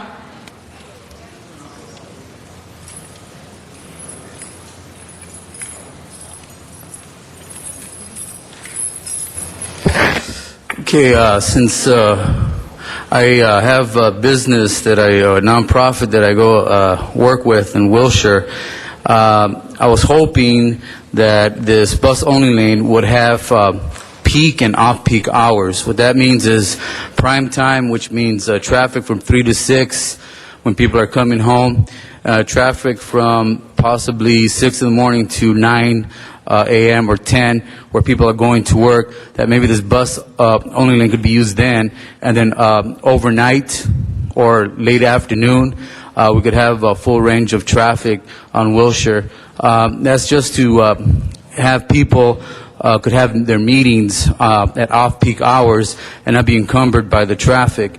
I'm hoping maybe you could consider doing a peak and off-peak only bus-only lane. So when people are going to work and coming off of work, bus-only lane should be used, and when off-peak hours, it should be liberated for flow of traffic. Thank you, sir. That will close the public hearing portion of this discussion. Ms. Gruhl, you'll be our first speaker in the queue. Thank you very much. And I know, again, Mr. Rosendahl and Mr. Labange have been, and this is in Mr. Weston's district as well, along Wilshire Boulevard. You know, colleagues, we've been talking about a lot of different options, and one of them has been a bus-only lane on Wilshire Boulevard. And we had a short distance in Mr. Rosendahl's area that he kept saying, I want it all the way, I want it all the way, which I know he will say today as well, to go all the way down. And when we were told recently by Metro, MTA, that it would be 2012 before we would get those funds, we know that people are dealing with traffic problems today, and that public transportation, and that if we have a more seamless system and we have a system that works, we're going to be able to have more people who will take public transportation. And so as you see in this proposal, and I want to thank the various departments who sat together and said, we have to do more and we have to do it much more quickly. And so if we receive this funding, which is $27 million, and option A that we are proceeding with, it will allow us to begin to receive the money next year and to be able to begin construction right away, much quicker than the 2012. It will also improve the times on those buses 24%, which is big for our bus riders union and the ability and others to be able to get somewhere more quickly. The other message we want to try and send is, if you're in one of those other couple of lanes, that it is critically important that if you see, wow, that bus is going faster than we are and getting to the destination much more quickly, they're going to take that public transportation. And that's what we have to be able to continue to demonstrate to the public here in the city of Los Angeles.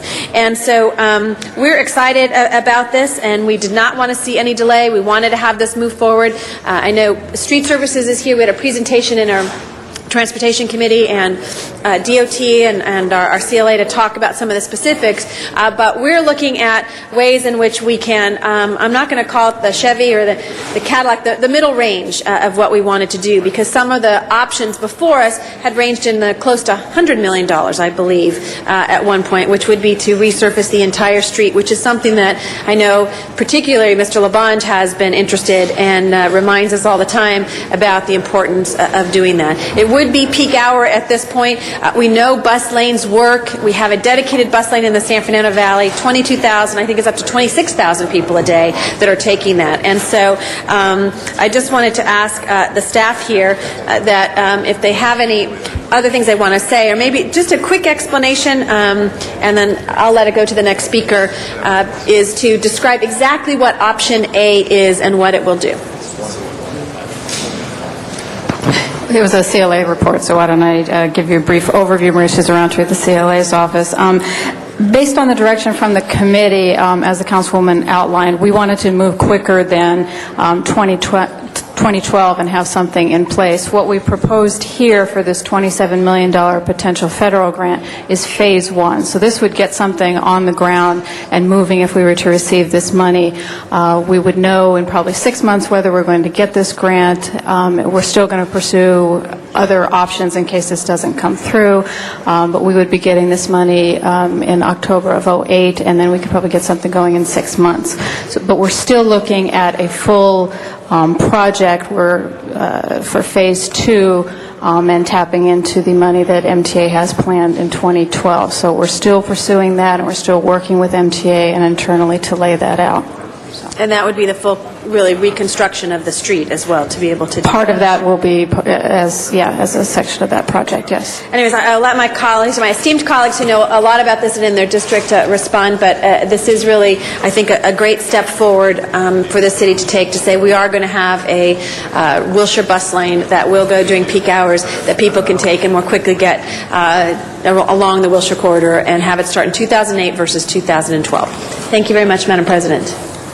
Thank you very much, Ms. Gruhl. Mr. Weiss is our next speaker. Thank you, Madam President. And I'm looking up at Mr. Labange, my neighbor on Wilshire Boulevard. This is going to affect 4, 5, CD10. I'm not your neighbor on Wilshire? And 1, Mr. Reyes. Okay. And my neighbor, Mr. Wesson. And but I'm really pleased this day is here, because my staff and I have worked on this for several years, and I have always been a supporter of having a bus-only lane. It is not popular. It is not popular. And people need to understand that as we grapple with the traffic problems in LA and the possible solutions to these problems, the solutions will not be popular. And frankly, I wish we had done this a long time ago. I know we already made the decision to carve out to un-bus lane only part of Wilshire. I wish we hadn't done that. I wish we had stuck to our guns. Because whenever this city does something in half starts or fits and starts on transportation, it sends funders the wrong message. It sends funders the message that LA isn't serious about making the sacrifices it needs to make a difference in its transportation problem. So that's why, even though there are folks who live in my district who will not want to see those cutouts go away, Mr. Labange, along Wilshire Boulevard, along the Wilshire corridor, I've always supported this. It's the right thing to do for the whole city, in fact, for the whole region. And I'm pleased the day has finally come. Thank you very much, Mr. Weiss. Our next speaker is Mr. Garcetti. Thank you, and I'll be very brief. And thank you, Mr. Weiss, because you said basically everything that I wanted to. I want to thank the Bus Riders Union, first of all. I want to thank you for the work that you've done recently with a fare hike that none of us wanted to see, that shouldn't have gone forward. We should be going the other way with fares in this city. People have looked at, studying a half-cent sales tax that would make bus and rail rides free in the city. And you see some of the cities that have done that, even in their urban core, like in Denver and other places. It's the right direction to be moving.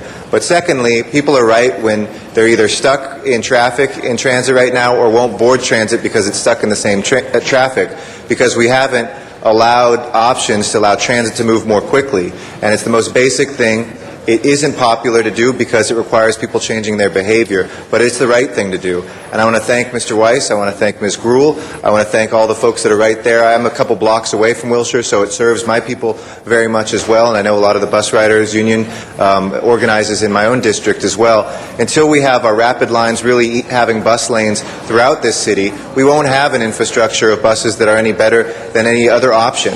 So those who will ride the buses because they have no other option, and will all be stuck in the same traffic.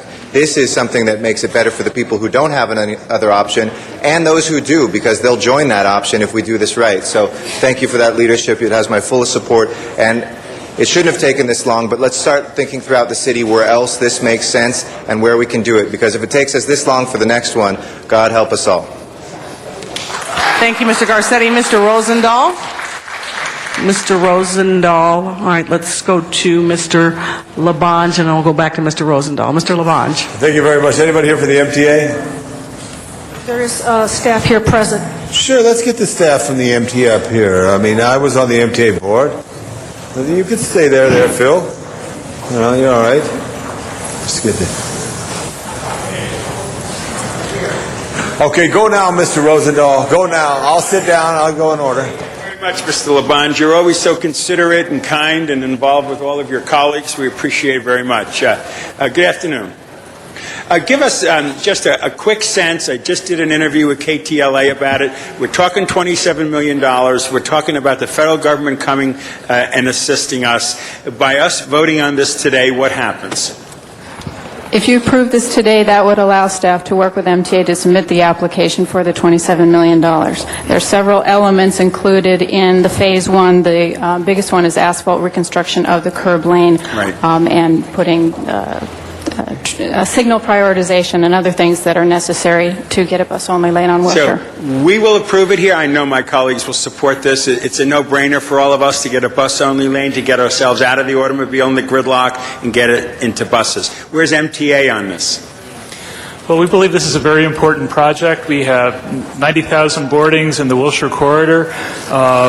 We are very pleased with the recommendation before Council today, and we're ready to move forward. I must say this is just fantastic for MTA and DOT to be on the same wavelength, to be looking at the same roadway and cooperating together. You know, all of us should be bus riders. And we on the west side will definitely take those buses if we know we can get downtown quicker than the gridlock automobile. Is there a sense that this will be of traffic relief and will work? Somebody in planning, explain that. Yes, the studies show that with an end-to-end bus lane, we should achieve the type of travel time savings that will attract discretionary riders out of their cars and into the buses. Now, let's assume we get that $27 million, which federal government, you better give us that $27 million. How long will it take for us to complete this?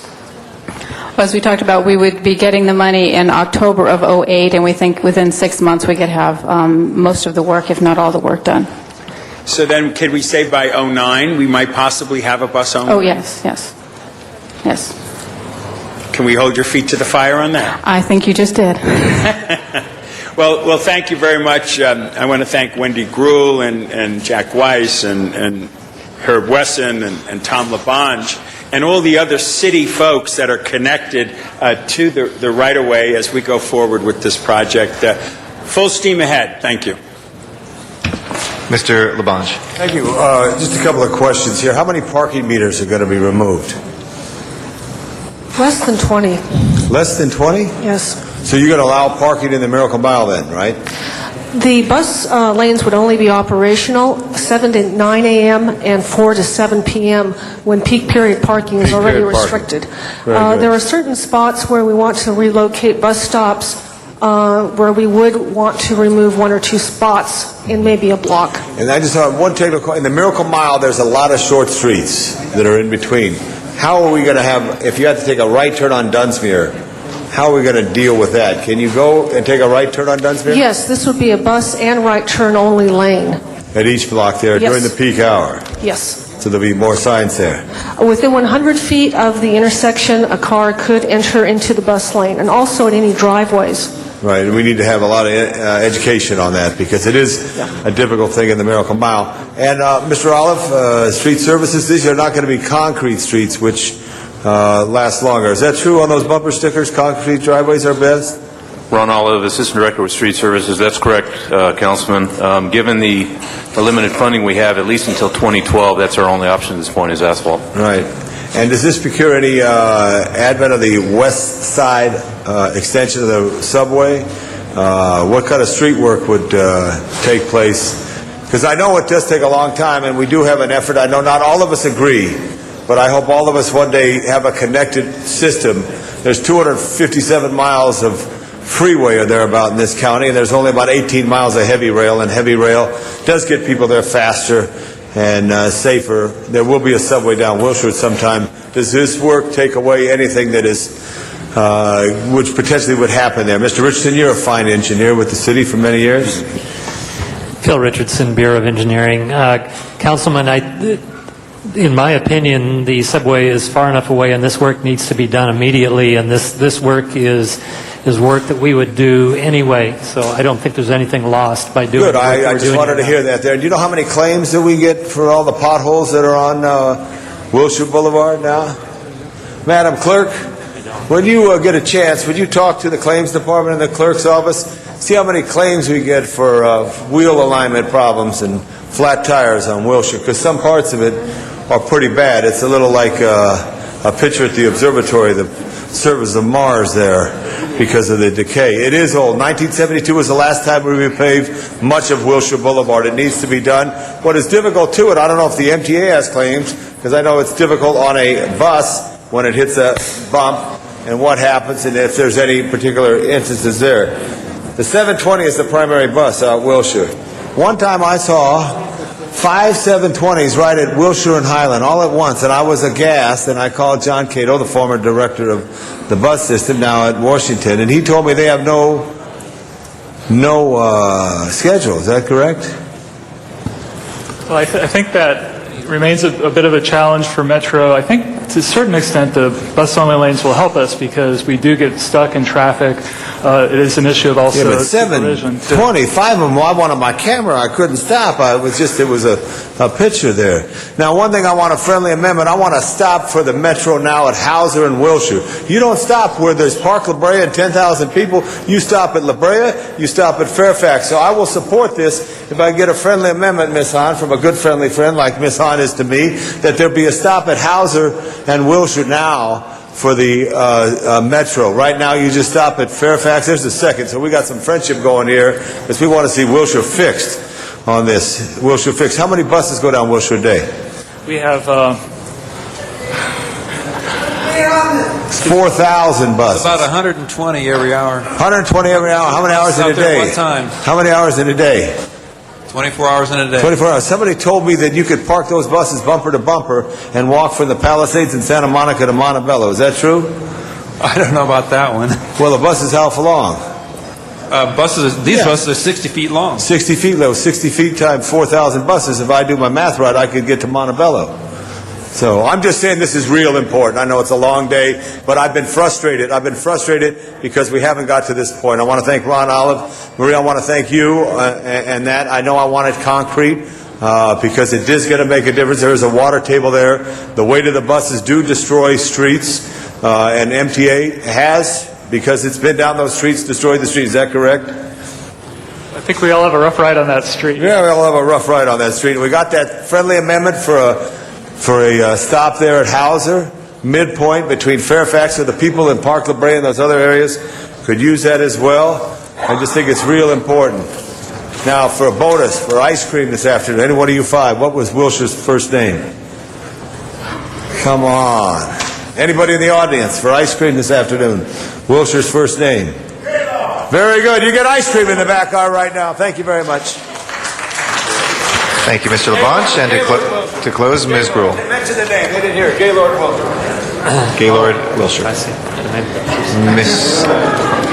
Gruhl. Thank you. Just in closing, again, this has been a good team effort, and I did not mean to neglect Mr. Weiss, who, when we were talking about this before, really had said, how can I get it started right away, and even for the parts in his district. And he's right. Some of these decisions aren't necessarily popular, and you take some tough positions, which you have done on trying to address issues of traffic. And Mr. LaBonge is right about the fact that we have not invested the dollars, and the buses are too heavy, and you see some of them, if you drive down Wilshire Boulevard, and you see the buses going along, and all of a sudden, they decide they're no longer going to go in that lane adjacent to the curb because of a pothole or something that has happened that many times may have been caused by that bus. And so they swerve into that next lane. And that kind of traffic causes the other drivers, who hopefully may be carpooling, to have to also be able to go in and out. And so I think this is a great solution. It's a way in which our city is working together with the MTA to resolve this. But just know that MTA is not off the hook for the money they've allocated for the 2012. That this is really, as I think Maria mentioned, phase one of a project in which we're going to do all of the necessary repairs and support for a Wilshire bus lane. So I think in Los Angeles we're understanding it's not just about rail, it's not just about bus lanes, it's not just about subways. We need all of these things to address the issue of traffic in Los Angeles. So thank you all for your hard work, and ask for an aye vote. Thank you very much, Ms. Brule. With that, that is the last speaker in the queue. So, Madam Clerk, if you can prepare the roll on this item and tabulate the vote. 13 ayes. Okay, that is approved. Thank you all very much.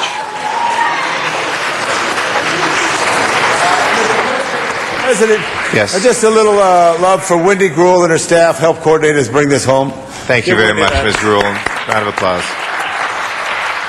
It's been a banner Gruhl day today. With that, let's take the next item, please. Next is item number 23 and 72, and those are two reports on one file.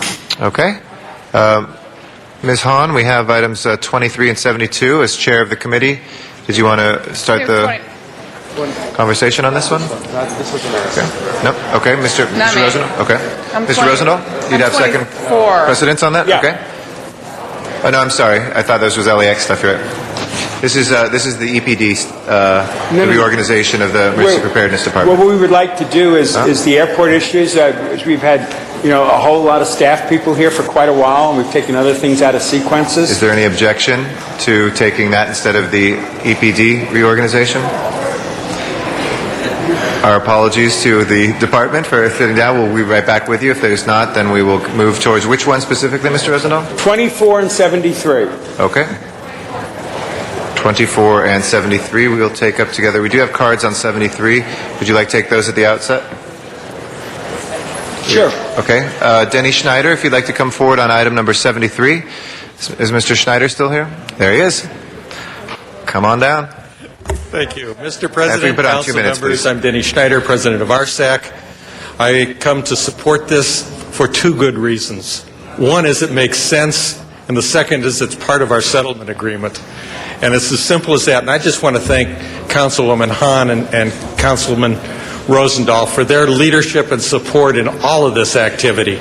And I just look forward to the time when I can come back on other programs just like this one, where I could just simply say thank you.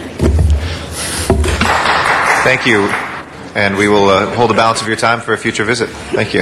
Mr. Rosendahl. I defer Ms. Hahn. to Ms. Hahn. Colleagues, what we have today before us really is, this is a historic day. What we have before us today are two items. One, item 73, is really just approving a Planning Commission report which amends the LAX specific plan to greenlight this project. And this project, which is item 24, is a committee report from Trade, Commerce, and Tourism that recommends that we encourage LAWA, direct LAWA, to move forward with the construction of midfield concourse at the west side of Tom Bradley International Terminal. And I will tell you, the long-anticipated modernization of LAX is now, unfortunately, on its third mayor, its 12th year. But, since I've become chair of Trade, Commerce, and Tourism, our focus on this committee was to seek creative ways to jumpstart parts of the LAX specific plan that was part of the settlement agreement. And I will tell you, colleagues, it really it hit home for me this February when we were breaking ground on the $800 million renovation of Tom Bradley International Terminal, and it did not include one new contact gate for the airport.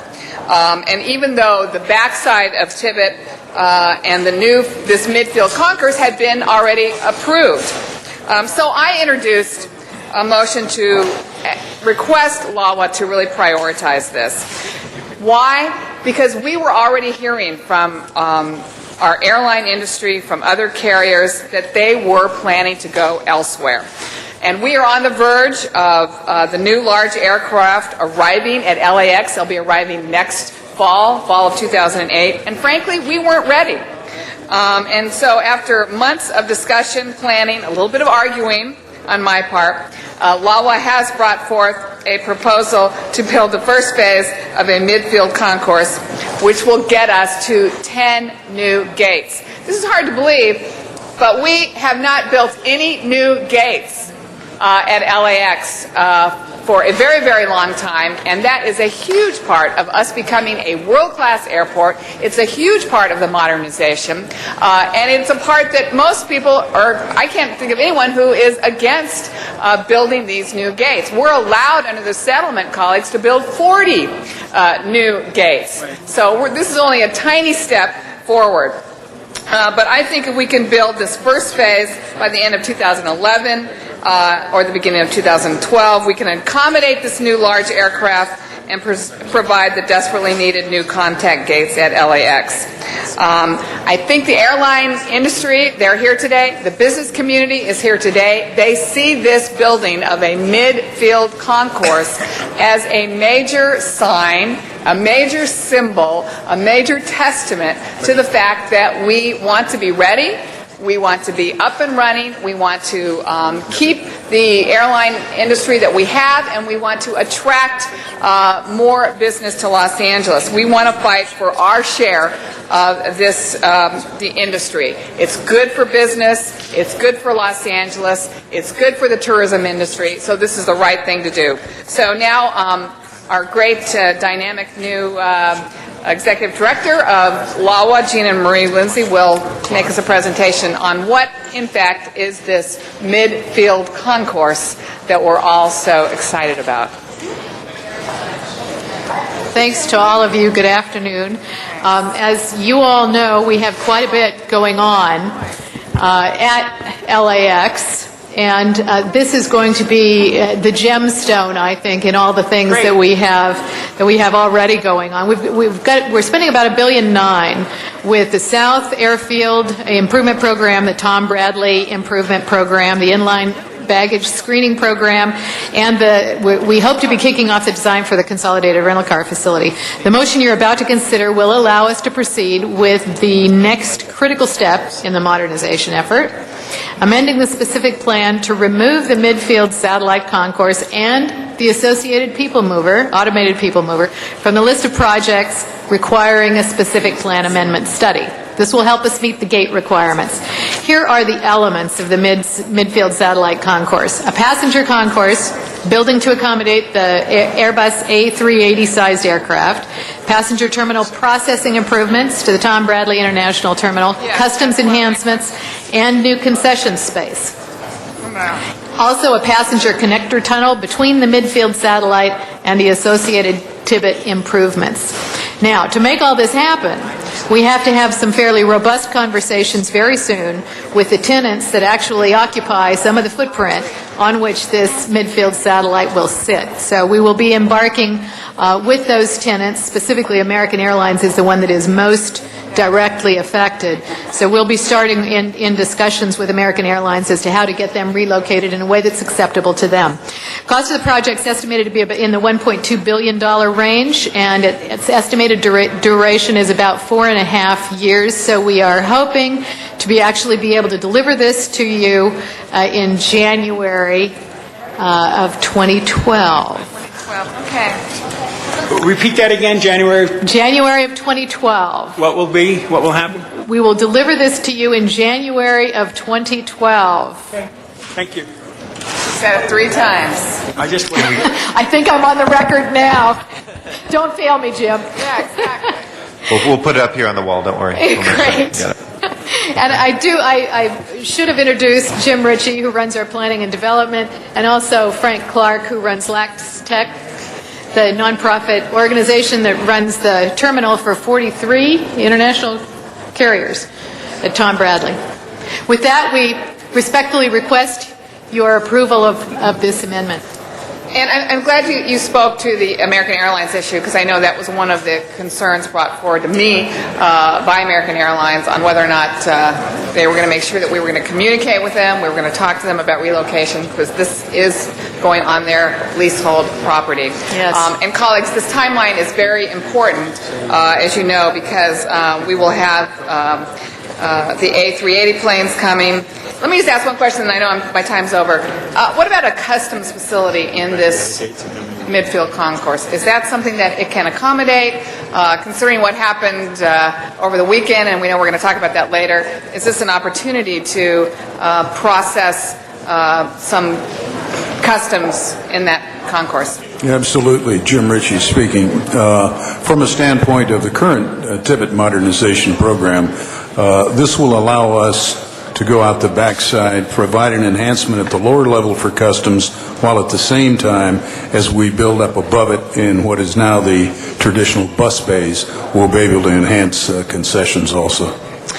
Now, I know the renovation is a big deal for everybody, but I've always heard from airport staff that what we really want to do is build from the ground up a state-of-the-art concourse. That's what we're dying to get our teeth into. This is the opportunity. Is this going to be world-class? Is it going to have concessions? Is it going to have everything we've always envisioned in terms of airports that we've seen around the world internationally? Is this the opportunity for us to shine with our architects, our designers, our builders, to make this really the state-of-the-art concourse with all the lights and bells and whistles thereto afforded? Yes, ma'am. Good to hear. All right, well, I did say in my comments it'd either be the end of 2011 or the beginning of 2012. Sounds like they've said January 2012. This is a huge step forward. We've had a lot of exciting issues today on the City Council, and I don't want this to get lost. We're building, the first time in 25 years, new gates at the airport. This is the step I think we've all been waiting for to modernize LAX. Thank you for my colleague Bill Rosendahl support on this. We've had a good time in our committee really moving the airport forward to this point. Take it away, Bill. And with that, Bill Rosendahl. Oh, boy. Well, it's a dynamic duo. I mean, I don't know if I'm dynamic, but I can tell you that Ms. Hahn is, and being a member of the committee together, we can't talk about these issues. It's a Brown Act violation, but we've been on the same wavelength since day one, which is we want to modernize LAX now. No more conversations about it now. There's enough green lights in the play to create jobs for the AFL-CIO. They'll find good work. The Chamber of Commerce will find great relief of jobs. So, Jeannie Marie, one more time, tell us what the green lights are. I know it's the Green Line. I know it's the People Mover, the Consolidated Rental, Tom Bradley Terminal, and the Midfield Terminal. What did I leave out? I don't think you left anything out. Did you leave anything out? The Intermodal Transportation Center, and I don't recall if you mentioned that. That's the People Mover. Exactly. So our goal is to cut the ribbon for the Tom Bradley Terminal, get out of it and get into the Green Line and get out of there. We want to get on the People Mover to do it. We want that consolidated rental in place. Now, January of the year 2012, we will have 12 gates, do you think? We don't know for sure. I would be less than forthcoming if I didn't tell you it was going to probably be more in the 8 to 10 range than the 12 range. These guys are the experts. We will be launching the preliminary engineering as soon as we get the approval, and we'll know a lot more after that's down the road. And in that context, we want it to be flexible enough that we can go from the 8 to 10, eventually to the 15 to the 20, and eventually to the 40, which we think would be the maximum. Is that right? I think that is right, that 40 would be the maximum. Our intent would be to really concentrate on getting this phase one, the north end of it, going, but then actually structure this so that we kind of steadily move south to complete the rest of it as we are able to find the opportunity to get operational support space to support those additional gates. And that will mean a lot of jobs, won't it? Yes. And when we tie that into the People Mover, the Consolidated Rental, the Tom Bradley Terminal, and the Green Line, we are truly taking the airport, LAX, into the 21st century? I think you all can expect to see a buzz of activity at LAX for the next several years, unabated. When we went for the groundbreaking of the Tom Bradley terminal, we talked about the greening of that building. In fact, Jim Rich, you remember I held it up from council action until we had a green element in it, where we had an architect hired that understands the greening. We want to be as LEED close as we can conceivably be. Tell us about what we're doing from the greening perspective on the Midfield terminal. Well, as you set that standard on the Tibbet modernization, we will carry that forward in the whole midfield plan from the standpoint of the concourse development, the satellite development, the people mover, and the backsiding of the Bradley Tibbet covering the bus base. So we will apply that, much as we're applying it to the design of the consolidated rent-a-car. We'll stay in route step with that also. Good. Now stay with the consolidated rental facility a little longer.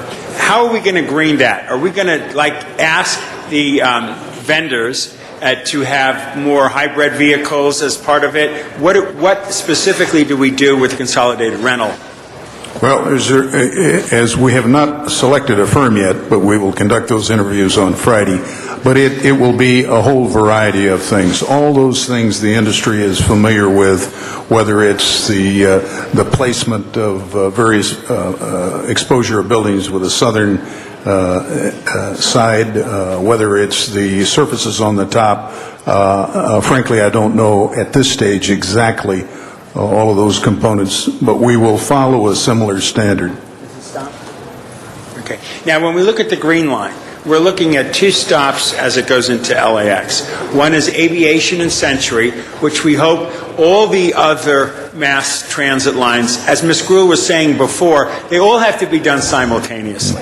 We want to see the day when the Crenshaw line can go into that stop. We want to see the day where the Subway to the Sea can have a spur that goes into that stop. We want to see the Expo line have a spur that gets in it. We envision that corner to be a high up piece of land that can also generate revenues for other reasons with that kind of an aspect.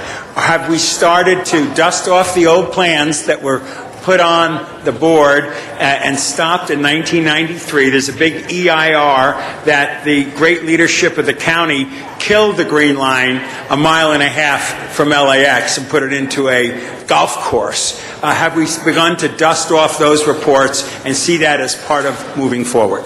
Well, certainly we did a lot of advanced planning on that route, and that connection coming from the vicinity of the 98th and Aviation down the backside of the hotels through the consolidated rent-a-car into the central terminal area, we know an awful lot about. We, like you, are attracted to that location with the BNSF rail line, the Green Line, linkage from that older report. So yes, that excites us. Well, I'm just excited about everything here, so we look for your unanimous support, colleagues, to move forward with the modernization of LAX. Thank you.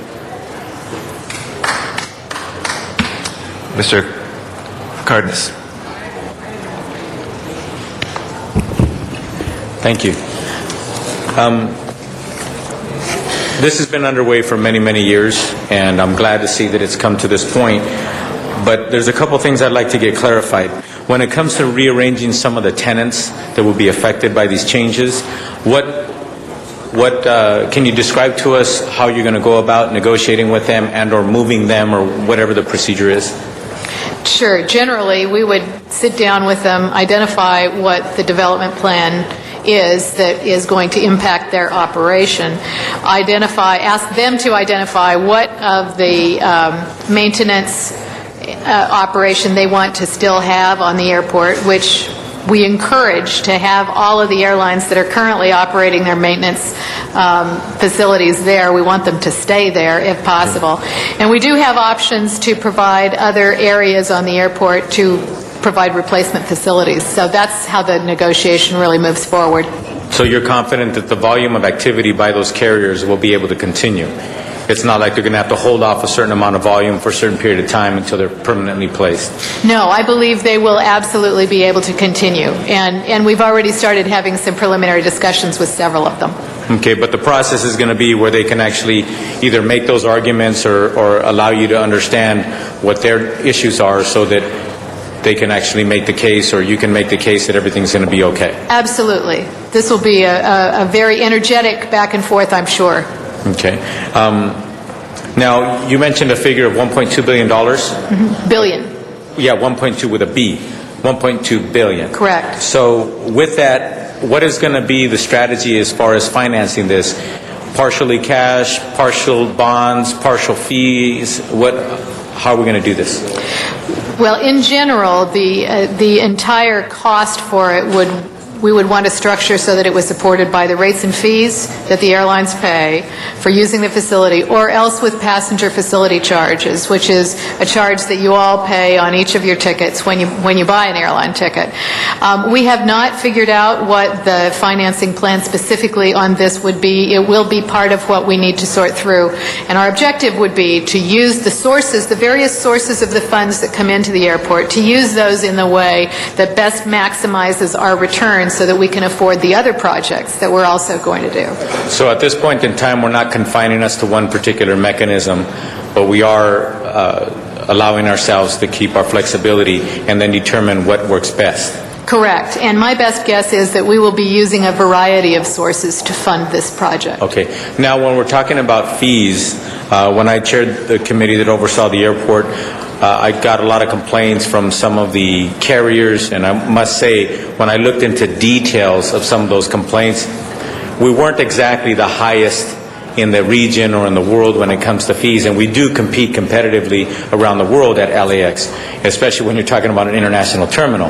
So my point is, how are we when it comes to fees and competitiveness at the fees at LAX that we may contemplate having to utilize? Well, if you look across the board, I think we're probably in the lower echelon of fees for major gateway airports. That is a happy circumstance because as we move forward in this modernization program and we spend billions of dollars to not only create new facilities like the one we're talking about today, but also to rehabilitate the facilities and to replace the utilities and the infrastructure in the old part of the central terminal, we're going to be spending a lot of money, and that will inevitably send our rates and fees up. Councilman, if I might supplement those comments and also echo our executive director's comments. My constituents, again, are the 43 international carriers, those that will be paying for this investment, and that, quite frankly, is why I'm here. Certainly to represent their interests, and I think to reinforce Councilwoman Hahn's comments earlier about the importance of this project. All of our constituents clearly recognize the absolute importance of modernizing this airport as competition amongst airports within the United States as international gateways increases. The City of Los Angeles, as we all know, has lagged in that modernization. We're a decade behind other airports. This is a very important signal. My constituents absolutely have been involved in this process. We think that this project in particular is an important element of modernizing the airport, accommodating the next generation of aircraft that have both an economic as well as an environmental positive impact. And we're willing to pay for those improvements, as we are today, the $723 million improvement of the Tom Bradley Terminal. My constituents recognize that was the down payment, if you would, a significant down payment for the ultimate continued improvement. That is not an open checkbook. It's not a complete open door endorsement. We look forward to working with Ms. Lindsay and her staff in the development of a full business plan, and we're confident we'll be able to do that to come up with a rates and charges policy that's commensurate with the benefit that we get from that in terms of terminal development, landside terminal gates, and improved facilities. So we share your concerns. We thank you for your past attention and priority to those concerns. We're highly confident that we'll be able to work with airport staff in getting to that conclusion, and yet it is a very sensitive item that as we do so, we need to have an airport that is cost competitive with the other airports in the region and in the area with which we compete. Well, I appreciate your comments because I think it's important for people to understand that we're not operating here in a vacuum. It's not that the city and or the airport by itself says that we need to do this without dialoguing and understanding that this is something that should take place and something that is important and something that is required for us to move in to where we need to be, which is a modern airport, which is much more efficient, and as we've discussed in the past, safety is an issue as well. So we're going to be moving with designs that are probably safer than ever before in the airline industry. So I look forward to this responsible move. I look forward to this modest investment of $1.2 billion. And I call it modest because we do have other investments around the airport that we need to make. I just want to warn the people of Los Angeles, don't worry, your property taxes are not going to go up on this. This is all going to be paid for by the travelers of LAX. It's not the lady on a single income, Social Security income, holding onto her home in the San Fernando Valley or whatever.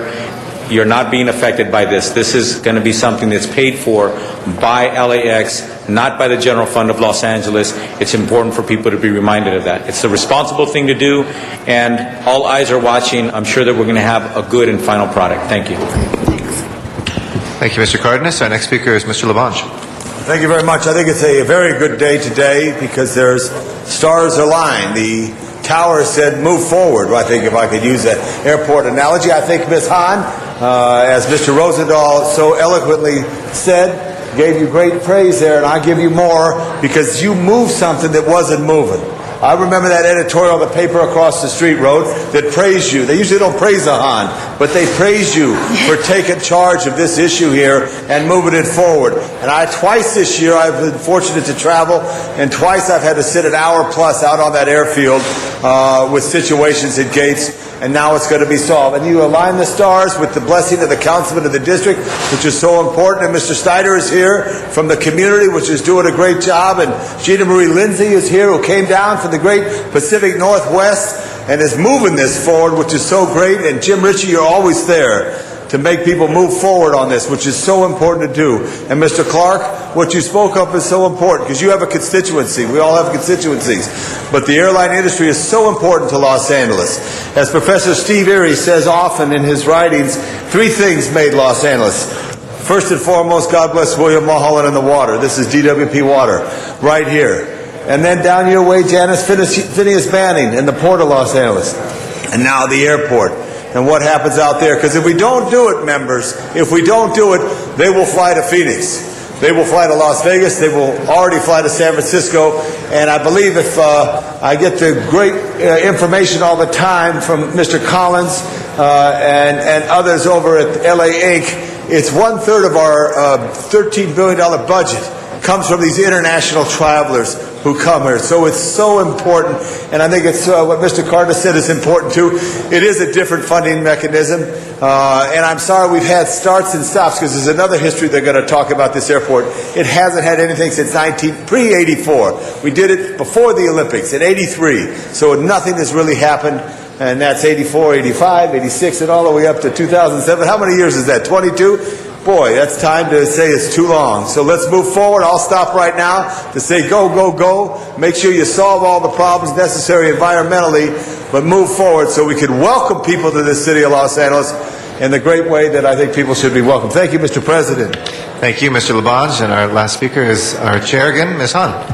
Thank you. And again, the next item, I think we're going to talk about how we did or didn't welcome them over the weekend, but that's another item. But colleagues, today I want us to unanimously support both of these things that we're doing today. One is turning this into a green light project, and then more importantly, it's directing LAWA to move forward to do this as quickly as possible. We're going to hold you to that. January 2012 that you said 3 times. We don't want delays. We don't want coming back here telling us why it's not happening. This is important. I think it's a new day for us to have a community activist along with the airline industry and the city council and the executive staff of LAWA all on the same page saying move forward with this. This is what we should take advantage of. Let's face it, the modernization has been controversial. My council member Bill Rosendahl walks a very thin line in his job, like I do at the Port of Los Angeles. While these are two economic engines, we have communities that, frankly, we have to protect, and we have to make sure that the impacts of these economic engines don't drown out a quality of life that we've been elected to help protect. But this is an example of everyone being on the same page. It's something the community has agreed to. We've agreed to it. And again, I think we send a great signal that it is a new day, that we are business friendly as the City of Los Angeles. We do want the airline industry's business. We want to be the kind of world-class airport that they will come to, they will land, and we want to be the welcoming mat, really, we want the airport to be the welcoming mat for all of Los Angeles. So this is a good thing today, and we're going to be your partners in this. We're going to be watching you all the time, but we really want to support you in doing this and finally completing this very important phase of modernizing LAX. Thank you. Mr. Rosendahl? Yeah, we just want to take that energy and have updates periodically. That gives us a sense the progress is being made, and if you come across any kinds of obstacles along the way, as Ms. Hahn is saying, the vision that we have and the commitment that we have, will we be getting them in a timely manner, so we're always aware. I think it's part of our motion that they make quarterly reports. Quarterly back to our reports. committee. Great. There we go. Thank you. Okay, with that, let's go ahead and open the roll, close the roll, and tabulate the vote. 13 ayes. That is approved. Congratulations. Thank you. Next, we'll take up 75 while we have this august trio before us, or at least some of them. And with that, recognize again Ms. Hahn for item number 75. And, okay, stay right there. Well, Councilmember Rosendahl and I introduced this motion together after I'm sure with everyone else, when we began hearing the reports and reading the reports, that 73 international flights were being delayed, 17,000 people were not being able to be processed through customs over the weekend. There was a problem on Saturday, then there was another problem on Sunday, and then still a problem on Monday. And so certainly we wanted to get to the bottom of this. We wanted to find out what happened, what went wrong. We heard reports that, people were left on the planes, and some of them didn't have food or water. Some of them had medical conditions. We also heard from people who were on the terminal side waiting for their family members who complained of, not being told what was happening. There was really no good communication, just kept being told over and over again for 9 hours that there was a computer problem. We even heard of people, again, in the terminal who found our concessions in Tom Bradley International Terminal closing. Even the restaurants were closing. They were having a hard time finding things to eat or drink. So we know that this was a customs issue. Sounds like it was a customs problem with their computer system. And I will tell you, post 9/11, for all of us, security is a #1 issue, and I think as America, we've decided to say, actually, that security is more important than people's convenience or people's comfort. We've kind of all, as America, agreed to that.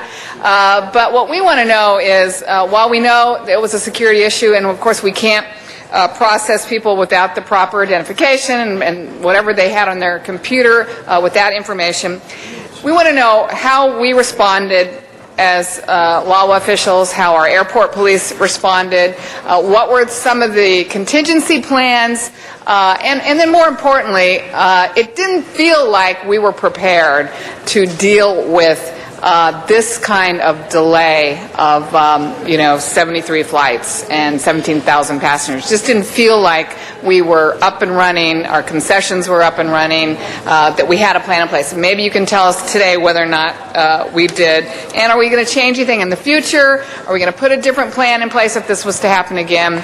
And in our remodeling of Tom Bradley International Terminal, we had any thought of this kind of problem happening again, where we could hold people, did we really do the best we could do? So we're just here to ask a lot of questions. We want to get to the bottom of this and find out what happened, what you did, how you responded, and then if we've got a contingency plan in the future.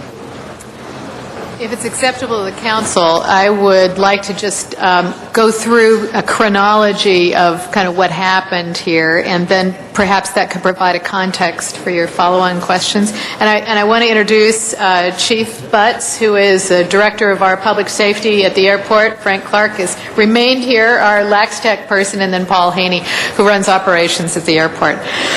In response to your emergency motion, we absolutely are here to address and acknowledge that not only regrettable, but flat-out egregious delays, inconvenience, and discomfort that were endured by passengers, visitors, and employees at LAX as a result of this U.S. Customs and Border Protection computer outage, and I'll refer to them, I think, from here on as CBP.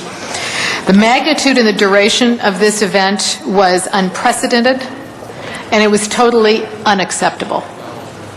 This is not the way we wish to welcome our international travelers to our airport or our city, or even to welcome home the Angelinos that have been out traveling internationally. Under the best of circumstances, LAX is a facility that is extremely challenged. We lack the sufficient numbers and types of aircraft parking gates. We lack the terminal facilities, and our concessions are undersized by about 50%. There is simply no margin for irregular operations of the nature and the duration that we experienced on Saturday night. A total of 17,386 passengers on 95 international arriving aircraft were affected by the outage that began at 1:30 p.m. Saturday and extended until 4:30 a.m. Sunday. To put that in perspective, that's roughly the capacity of the Forum, which I understand was once the home of the LA Lakers. Yes. Big place. Lots of people. This was a perfect storm. August is our peak month for passenger traffic at LAX. Saturday is the peak day for international arrivals, and the peak hour is, this is really special, the peak hour is between 2 and 3 p.m., exactly when the computers went down. Nearly 4,000 travelers are scheduled to arrive on international flights at LAX during that time period. Throughout the event, our top priority was the safety and security and welfare of everybody involved, passengers, visitors, and employees. We activated an incident command staffed by senior members of LAWA and other agencies such as the Los Angeles Fire Department, the Transportation Security Administration, and, of course, U.S. CBP. Airport operations staff notified airlines, ground service companies, and the airline caterers to prepare for indeterminable delays. Options explored included using schools to temporarily house incoming passengers, offloading passengers into hangars, diverting international flights to other airports, and busing passengers with their luggage to the port of Los Angeles for processing into the United States. We decided to keep the passengers on the planes where they have ground power, lavatory servicing, and catering accessibility. In hindsight, this was the right decision. Of all the options, none of which were optimum, this was the right decision. Now, as you know, a plan was implemented to bus the passengers to the Tom Bradley International Terminal for federal processing as the capacity of the FIS station permitted, and in coordination with delivery of their luggage. By the end of the ordeal, LAX bus operations had handled 186 bus trips and transported 12,570 passengers from those remote gates.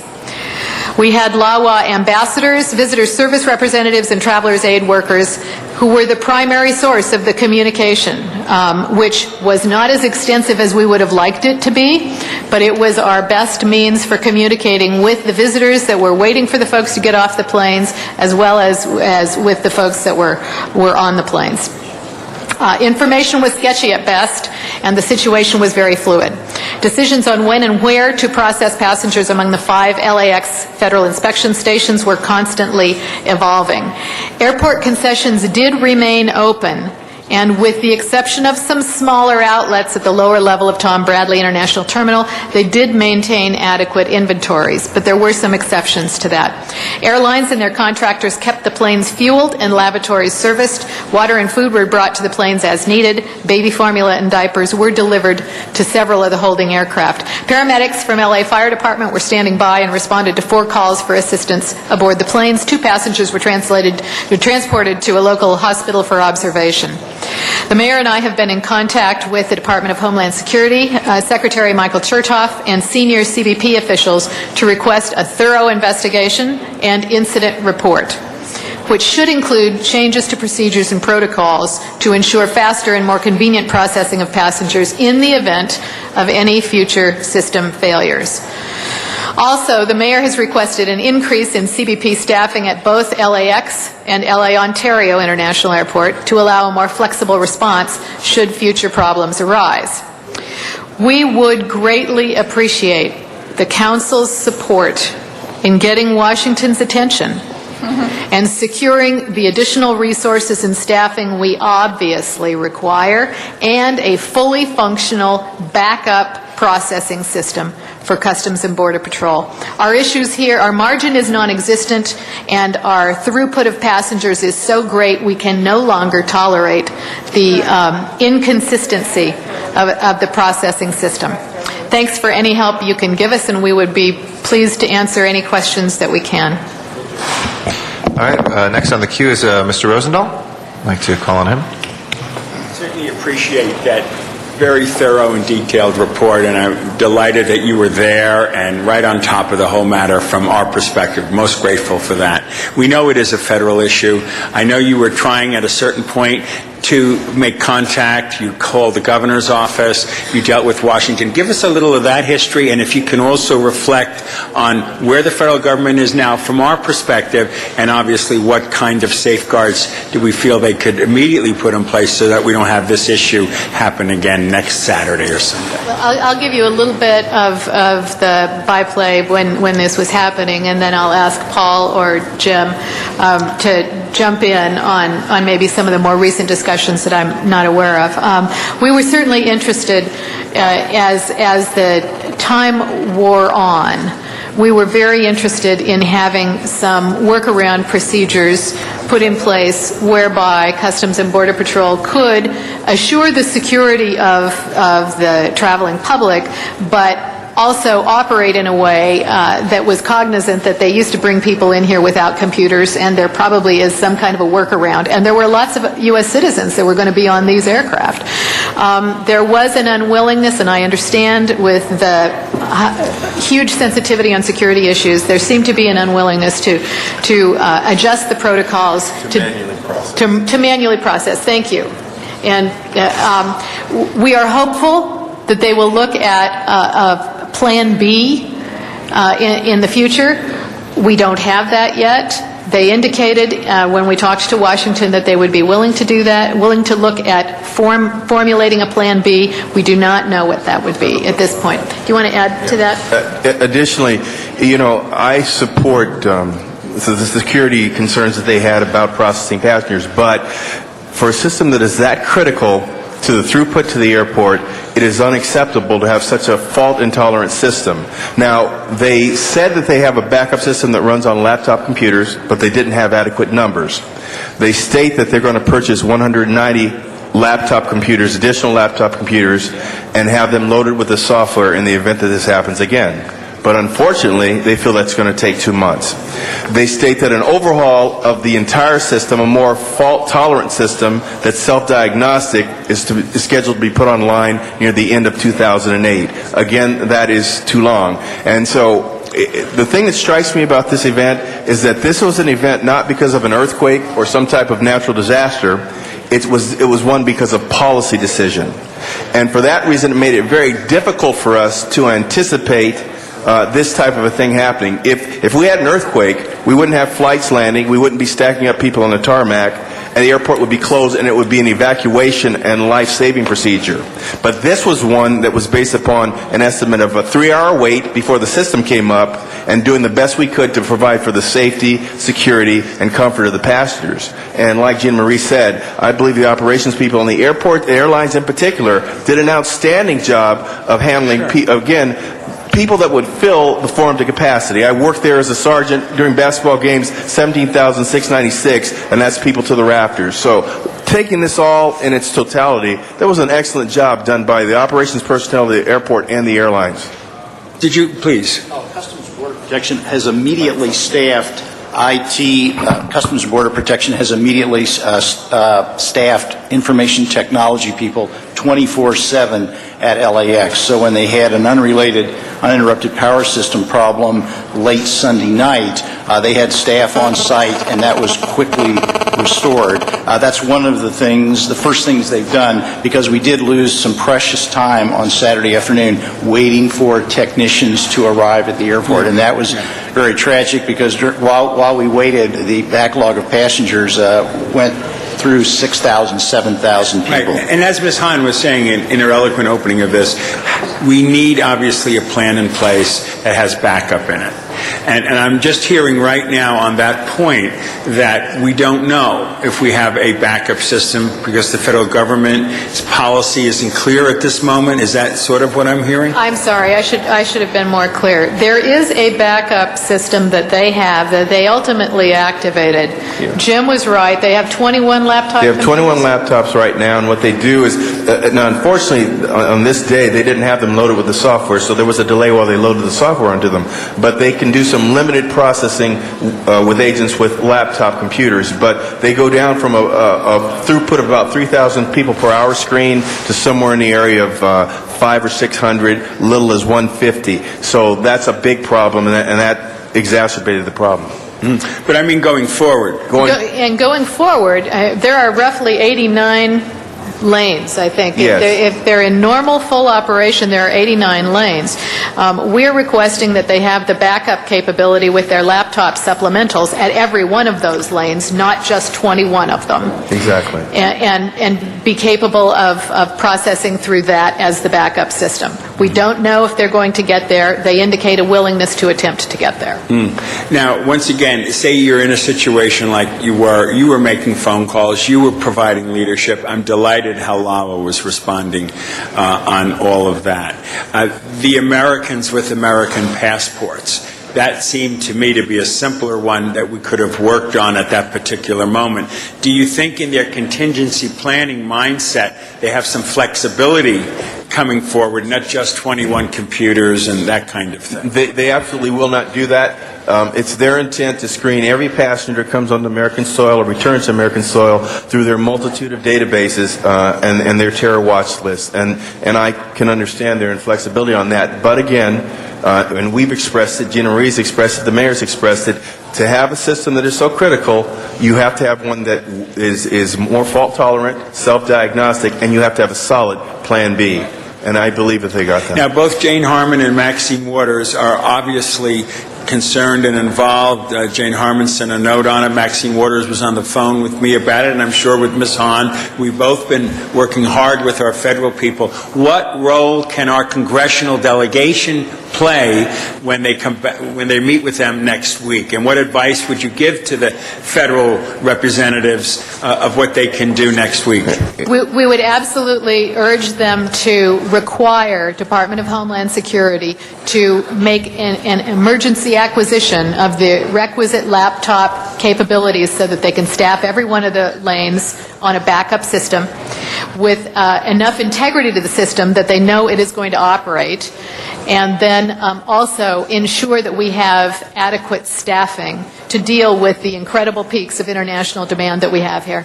This is perfect, really, where we're at. Now, we're going to be going on recess after Friday. Can we get a report back, obviously, to Ms. Hahn's committee of the success or not success from the federal government as quickly as possible.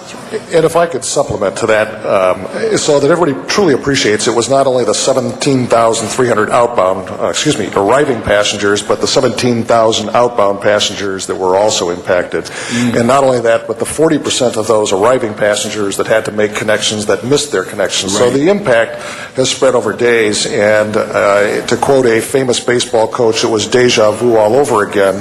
If you recall, just a year ago, we were in a situation with the FAA where we were having outages of their systems that impacted the whole southwestern United States. And the aviation community, with the support of City Council and so forth, was able, through our congressional delegation, to get support in Washington that provided some permanent fixes. And we don't have those problems because they invested in a robust system, they developed a backup system, and they had the resources to bring their systems back up. What we need is the same type of commitment, solution, and investment, and that's where Council can help us work with our California delegation to get that support from another federal agency. It's perfect. Do you have any sense of what dollar figure might be involved in something like this? I don't. It doesn't seem like a lot when you're looking at 21 computers and backup personnel. Well, thanks again, Ms. Hahn, for your leadership on this. Thank you. Our next speaker is Mr. Labange. Members and Ms. Hahn, thank you, Mr. Rosendahl as well. I had a conversation with the fire department during this incident because I was talking about them, and they were working right hand in hand with you.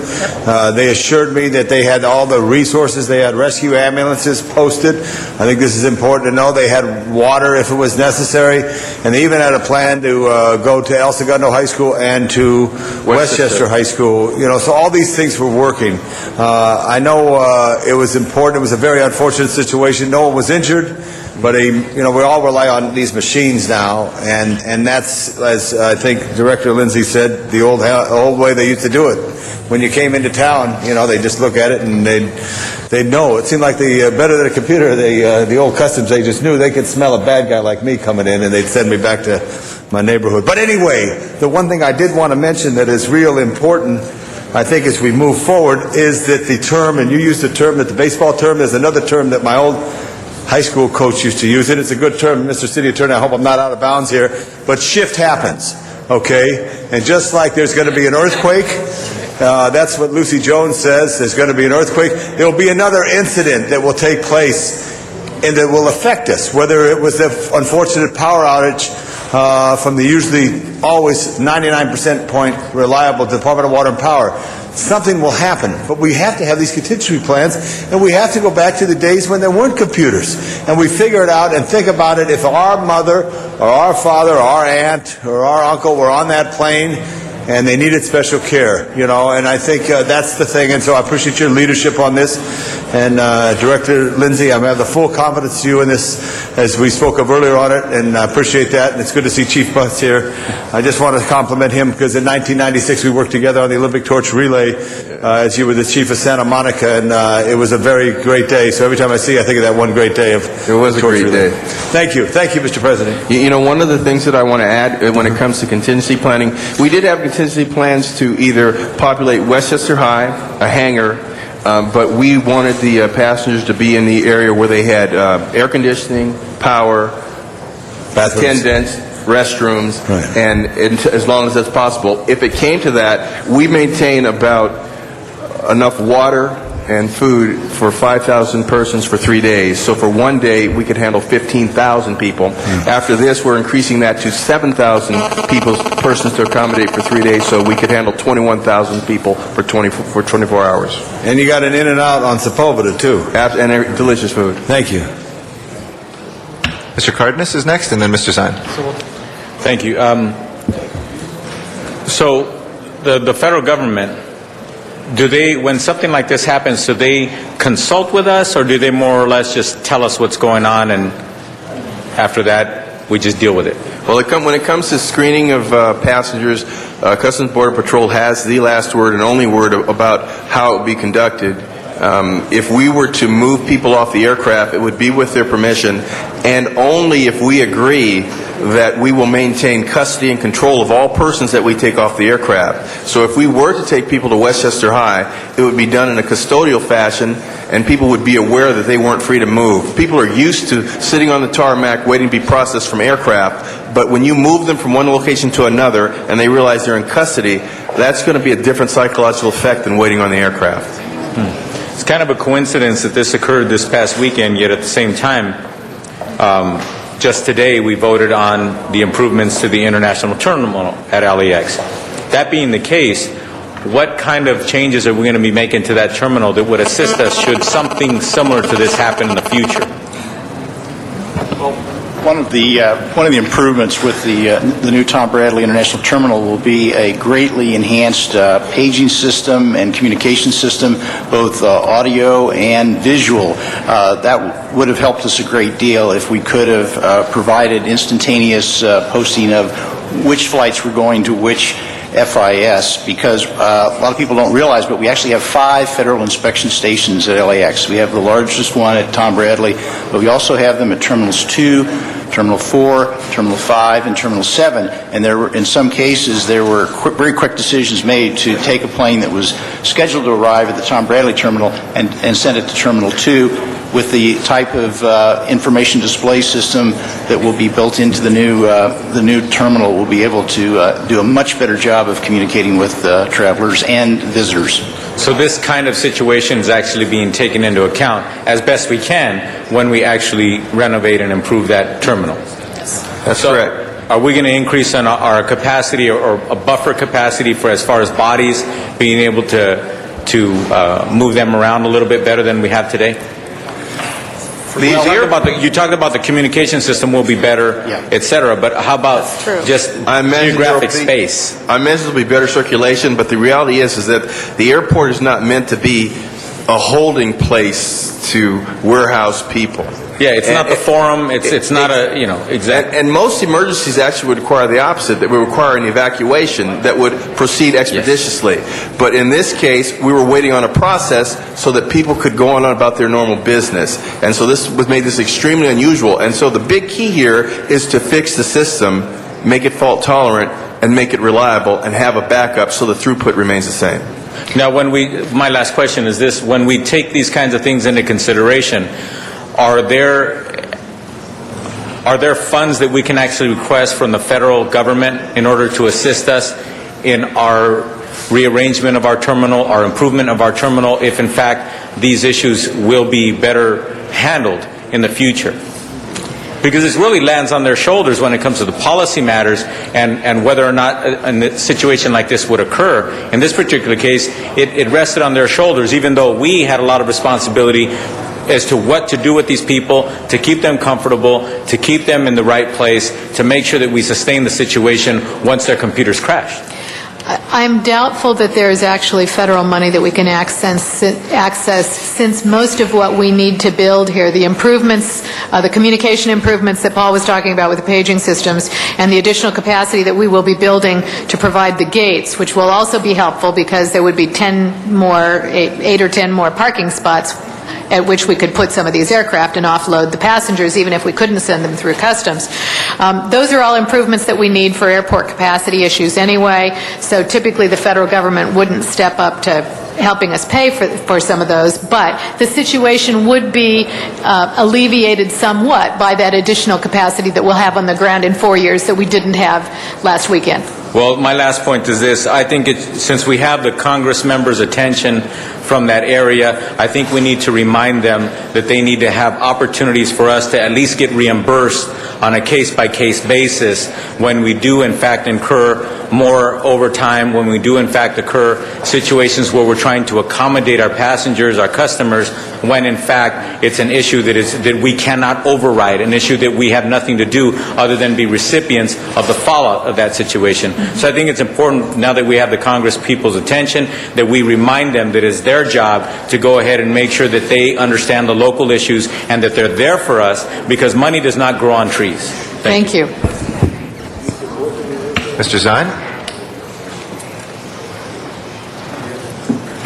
Thank you, Mr. President. The questions I have regarding language services, individuals coming into LAX from other parts of the world, what did we do, or what do we do to assist them when a situation like this occurs?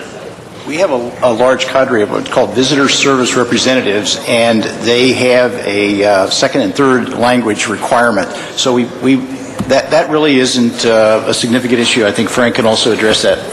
Yes, also, Councilman, we had airline staff stayed throughout this event communicating with people who were both arriving passengers. Of course, flight crew members were still on the airplane with arriving passengers. And then also airline staff were also communicating with the people who were waiting for arriving visitors down coming out of the FIS facilities. So airline staff was available throughout this period. So there was no problem with individuals didn't speak English? No, I think the biggest issue that we had in terms of feedback was just no information, because we weren't getting good information as to when the fix was going to take place, and that was the great frustration. Was everybody understands the issue with computer glitches, as was identified before. It's after 2 or 3 hours or 5 hours, the lack of a definitive timetable was the great frustration. Well, I was at a breakfast this morning, and an individual at an adjoining table was mentioning he and his wife were caught in this situation. They came back from Costa Rica, and how when they finally disembarked and trying to find their luggage, and you think of all the luggage that was piling up because they unloaded it, that was another disaster that people were trying to connect with it. Other question I have is individuals that were flying out. This was both in and out, right? Individuals were flying out, for example, to go on a cruise, Europe, and they had a connecting flight, and the ship left, and now they're stranded in Rome. What do we do for those individuals? Is there any kind of assistance, compensation? Now they're stuck, the ship's gone, now they're going to have to fly back here. What about those folks that had those international flights that are residents of Los Angeles that got caught up in this? What do we do, if anything, to assist them? That's a very difficult but very appropriate question. And at this point, that's left to every individual airline. And again, the airlines were also suffering the same economic impact that Councilman Cardenas talked about, because this event went on for days in terms of aircraft being out of sequence, flight crews being out of sequence, and so forth. And so the impact to the airlines as they evaluate their customers is obviously this was not something that was causal to them. And yet I can assure you, to suggest that people write to the Department of Homeland Security and get reimbursement for their missed cruise is probably not going to result in a reimbursement. So it is one that is, again, left to each individual airline, and is one that they have in relationships with their individual passengers. It wasn't really the airline. It was the government that didn't process. So my concern is if an individual, they're going on a honeymoon, they're going to celebrate an anniversary, and they spent $10,000 on a cruise, and they had to be at a certain destination, and everything was timed perfectly, and because of this follow-up, they weren't able to do that, and they get to their location, and the ship's out of port, or everything's crashed, and they're residents of the city of Los Angeles, and then they come and say, well, you know what? Anybody can compensate me? What do we do? Do we say, tough luck, sorry? Chief, what do we do? Well, you know, you're a cop, you know how to handle things. Some things are just out of everybody's control, and there's just bad things happen. And honestly, the government was in control of this situation. It wouldn't be fair to penalize the airline carriers and make them make good, because remember, they have their own losses. Every flight that's delayed, every crew that has to stay over for 5 hours because they were detained past their rest periods, the airlines all eat that. So the airlines lose a lot of money to start with, and I don't think it'd be fair to hold them accountable for circumstances beyond their control. Well, I'm just trying to find out for the traveler, the LA City resident, that I'm sure there had to be some with the thousands of people that were impacted by this. I'd have them contact their congressman. That would be my only comment. Contact the congressman, because someone's going to say, what about this trip that we spent all this money on? Right. We weren't able to take it because of this follow-up. They're obviously going to blame LAX, because LAX is the focal point, even though it wasn't LAX's intentional problem. The disaster that took place, because for some people that would be considered a disaster. So the contact would be your federal official, your congressman, exactly. Jane Harman, Brad Sherman, whoever would be the appropriate person. And one more question: how often does this happen across the country with any of our airports? Do we have any statistics on how often this type of mishap takes place, where you can't get them out, you can't get them in?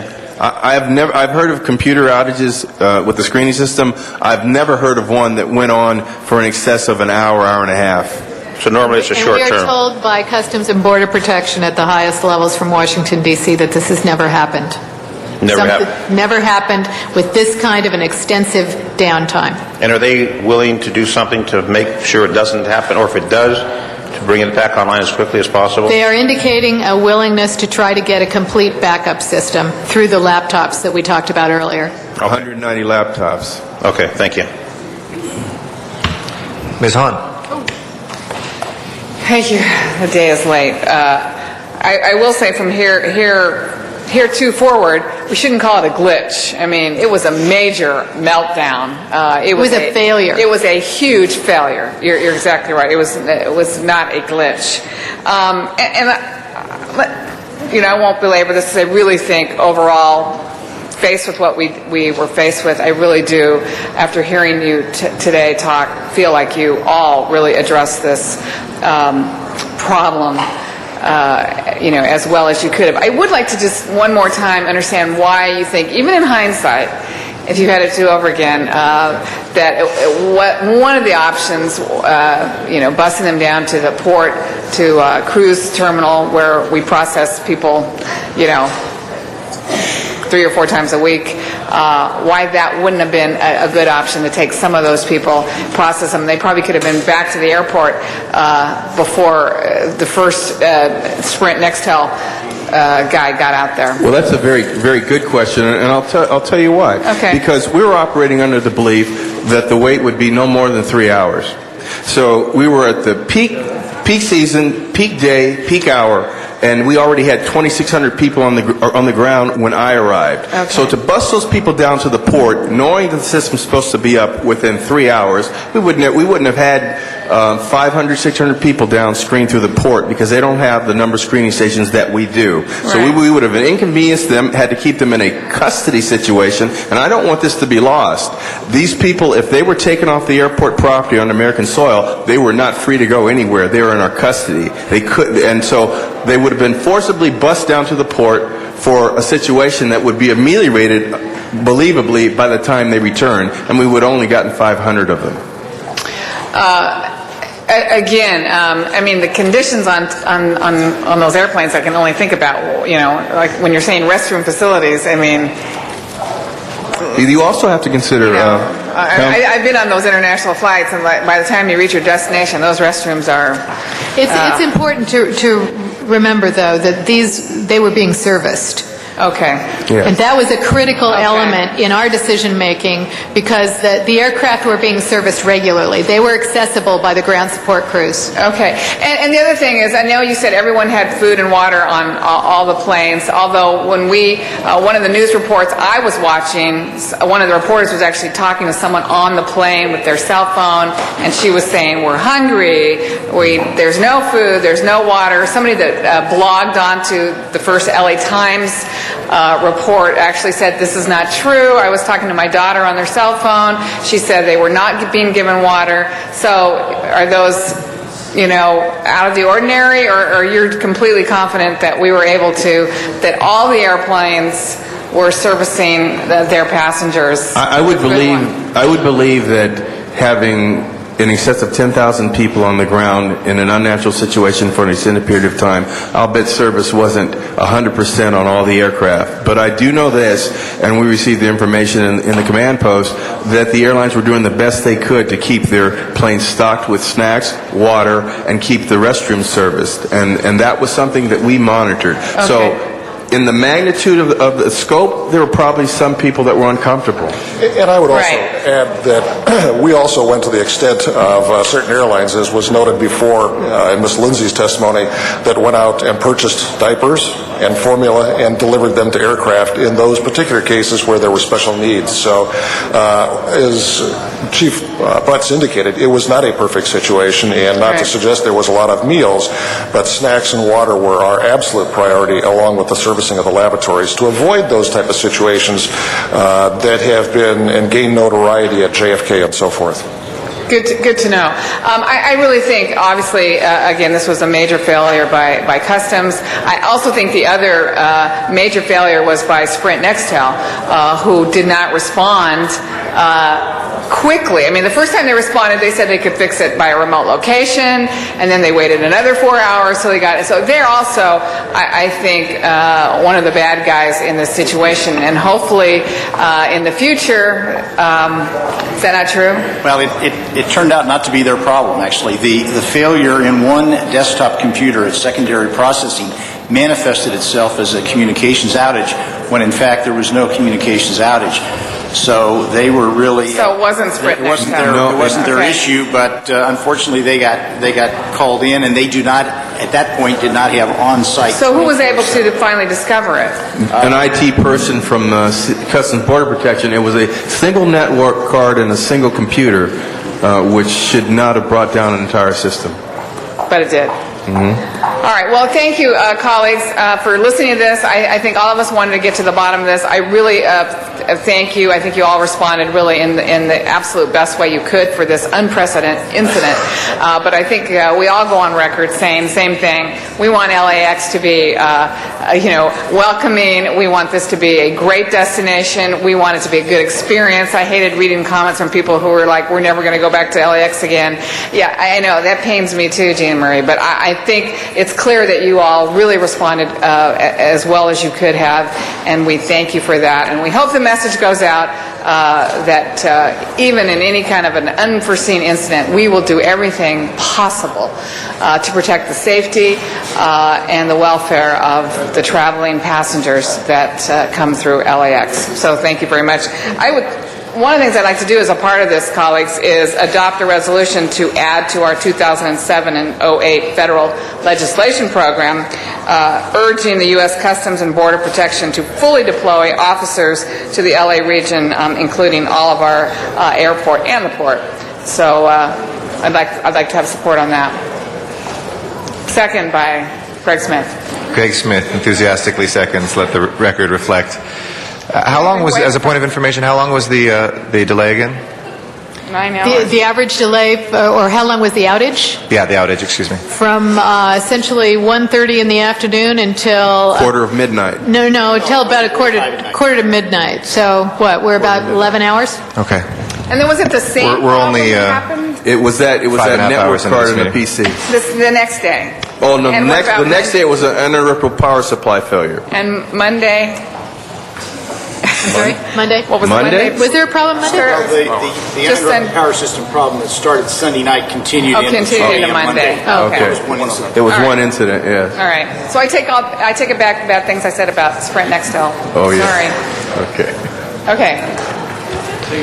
Mr. Zine for a fourth time. Oh, come on. No, I just wanted to announce that the Personnel Committee has been canceled, being rescheduled, since it's already 3:35. It was supposed to be at 2 o'clock. We'll be here till midnight, so we're canceling personnel today. Thank you. We are reenacting the computer outage. Thank you. Okay, before you go, we do have some public speaker cards. Miriam Fogler out in Van Nuys is our first speaker. Ms. Fogler, are you in Van Nuys? Yes, I am. Okay, go ahead. You know, and this is very hard on me. So I left my bag with a few little snacks I have and a lot of my water. Can you hear me? Hello? Yes, we can hear you very well. Okay. I'm very, very worried about this thing because, we're talking about monsters that want to hurt us or kill us. And you see this kind of thing going on. We need to make our infrastructure impenetrable, folks. I'm talking about the millions of dollars that we need to put into that instead of your lavish projects that's going on here in the city. Our infrastructure demands it, and that includes our airport, and this is ridiculous. This is happening. I just called my brother. He was leaving for Europe, so he said he didn't get caught in it, but this is really this has got to stop. And I need access to my parents. They live in Nevada. They live over in Bullard City, Arizona there.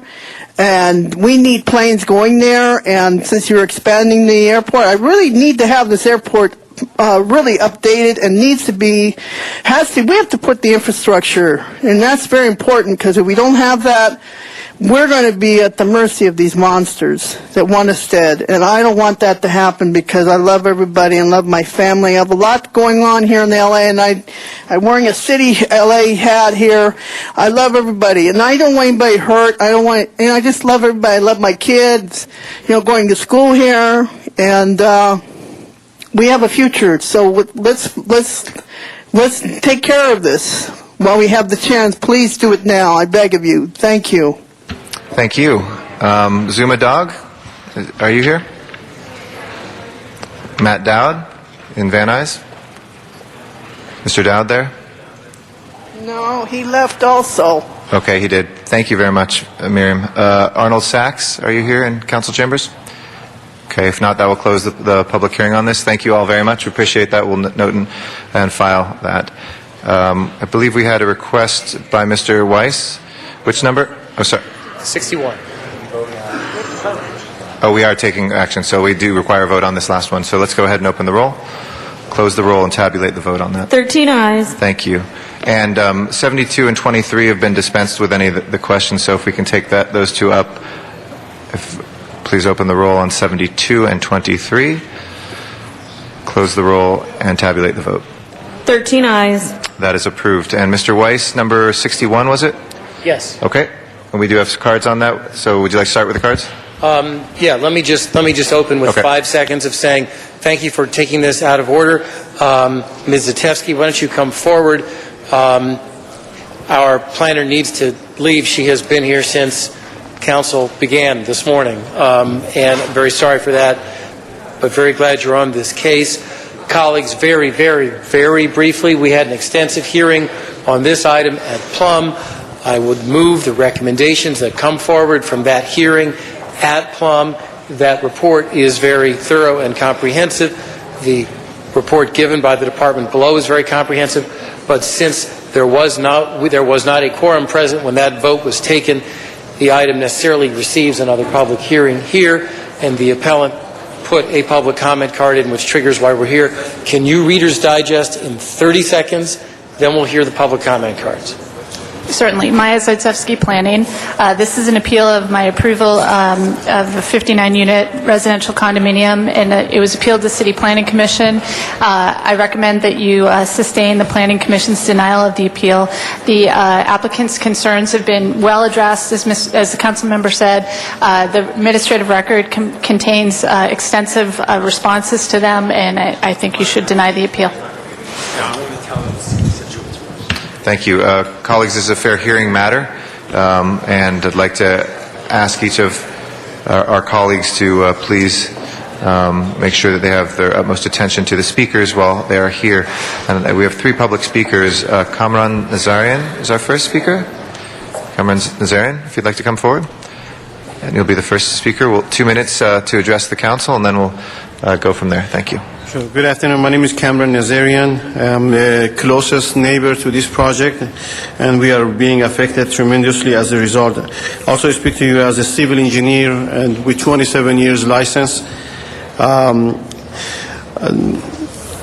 We have reviewed the report and find the report to be totally flawed. It lacks the cumulative negative impact on from a combination with other projects in the vicinity.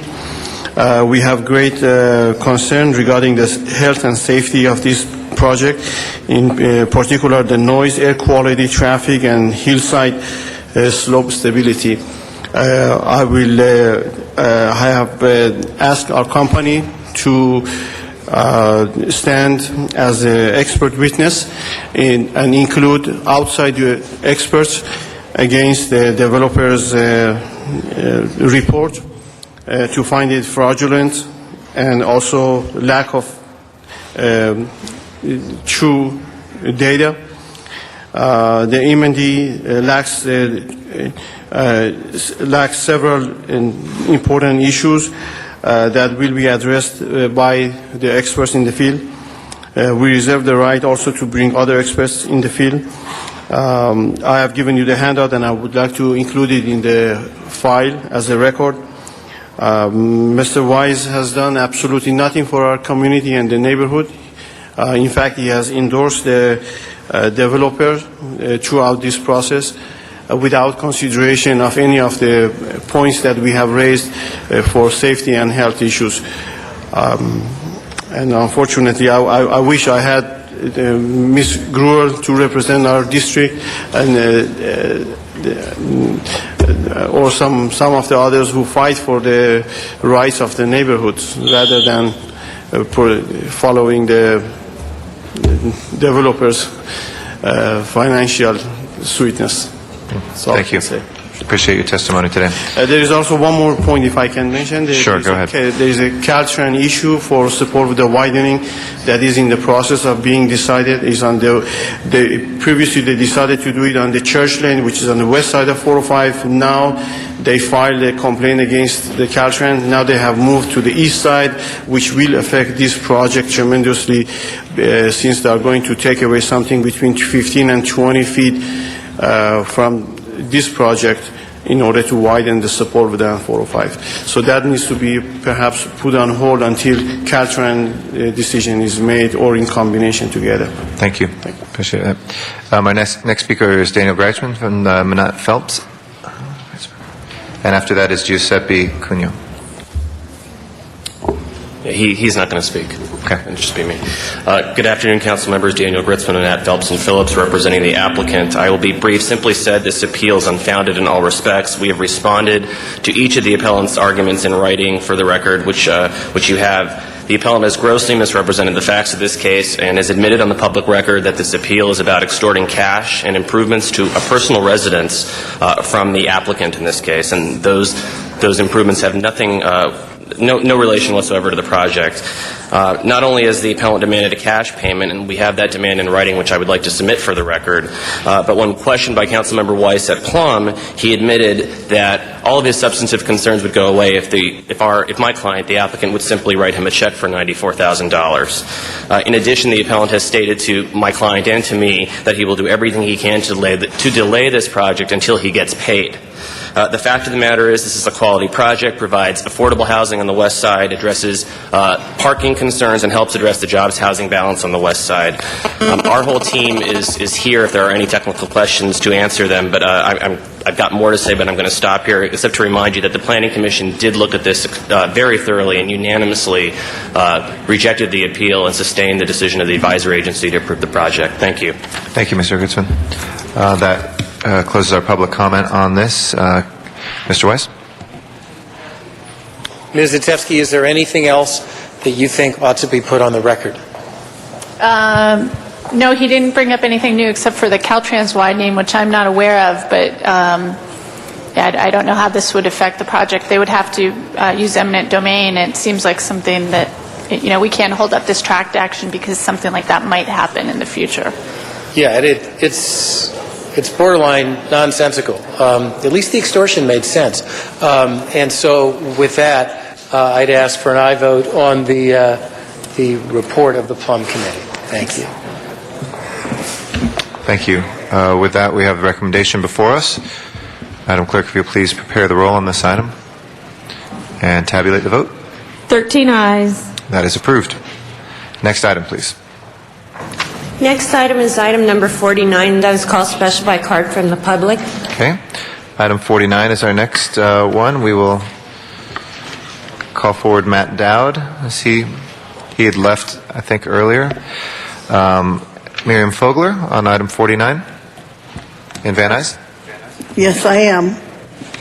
And, it's very hard to stay here when you can't have, the luncheons and all that, like you can go in the back. Anyway, this thing you did over there in San Pedro, we should have had this on the TV, the meeting. You should have had minutes. Everything should have been provided. And when I went there twice, I didn't see it. Maybe now, I don't know if it is. I'm going to check it again and see if it's there. But a lot of the things you talked about were good.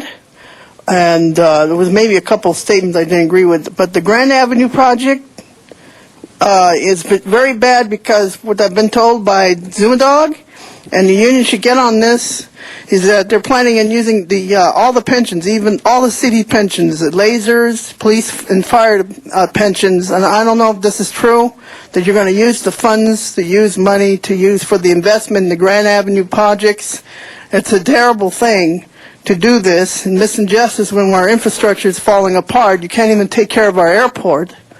I think this is an absolute, I hope the federal government puts a moratorium on your spending, which Ernie Bernardi did with the $2.4 billion cap downtown redevelopment years ago, when we had that in there to stop this building, and you don't even take care of your infrastructure here. And, I'm disabled, and there's a lot of people who are disabled, can't even get on buses. And why? You think we're going to get out of cars who are disabled? How am I going to get around without a car? Come on, people, have some reason. Think about this. So you're talking about all this stuff, all this discussion like gossip over there and all this stuff, and you won't even bring it to the public, open to the public. I mean, this is a terrible thing you did. And you won't even pay the money that's supposed to pay the city back. That costed $13,000. Why can't you people pay the city back? You make plenty of money. Thank you. Was the other individual Zuma Dog, Mr. Garcetti? Is that who? Is this item 49 before us? Yeah, yes. the other I don't think he's here. Okay. Mr. Garcetti. Thank you very much, Madam President. And colleagues, I know it's been a very long day. I'll be brief. This is the council file from the retreat. It is something that is the public record of what happened on our day-and-a-half retreat that I want to thank you all for helping be a part of. It was a very successful time and essentially gives a public document that lays out the priorities of this council as a collective, as well as the individual priorities of each council member. And I know that Ms. Gruhl, for family reasons, couldn't be with us, which we deeply understand. Council members Cardenas and Parks, who were gone that last day where we said those three things that were our individual priorities, those will be attached to this council file. So we'll have all 15 people's kind of top 3 to 5 priorities for the coming year, as well as the top 5 priorities we decided on collectively. And one last thing, what came out of this, which I want to announce to all of you today, is the individual days that we will have a council meeting specifically on one topic. We have 5 of them that came out of this. The environment that Mr. Smith had been working on before, the infrastructure day that Mr. Labange had asked for before, and then the top 3, the public safety / gang violence, the housing / homelessness, and the traffic / transportation ones. The first one that we're looking at doing, we're going to do one a month, September, October, November, December, and January, getting ahead of the budget process so that we can begin to have an idea what our priorities are, send it back to committee for greater refinement, and then back in time to be able to influence the budget. The first one will be September 18th, and we're going to be working with our Assistant President Pro Tem and Chair of Energy and Environment Committee, the Environment, and Mr. Smith as well. The Environment Day will be our first one, so we're looking forward to that, and we'll plan that all together in the coming weeks as well. So really want to thank everybody. This document will be the benchmark against which we judge our success a year from now as a council, and also the template for our future retreats, and I really was glad to see it be such a successful time and a productive time as well. So thank you very much. Thank you very much, Mr. Garcetti. I think everyone did get a lot out of that, and look forward to all the meetings we're going to have in the future on specific issues. So the item is now before us. Yes. Oh, Mr. Parks.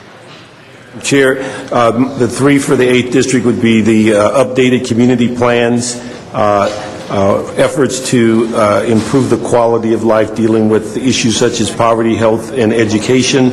And the 3rd would be smart development and transit development. Those are our 3. And I'd like to add one, if we could have on our single-purpose discussions.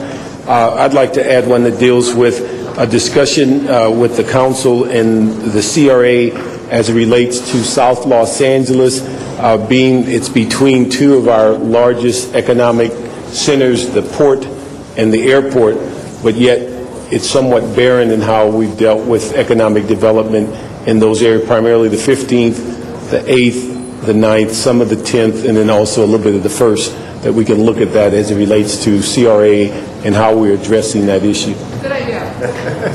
Thank you. Mr. Cardenas, did you want to also read yours? Is that? I do have mine as well. And someone indicated, Mr. Cardenas, you wanted to read yours. But my priority as chair of the Transportation Committee is to reduce traffic congestion by implementing common sense solutions and fighting for our fair share of state and federal dollars to build public transportation.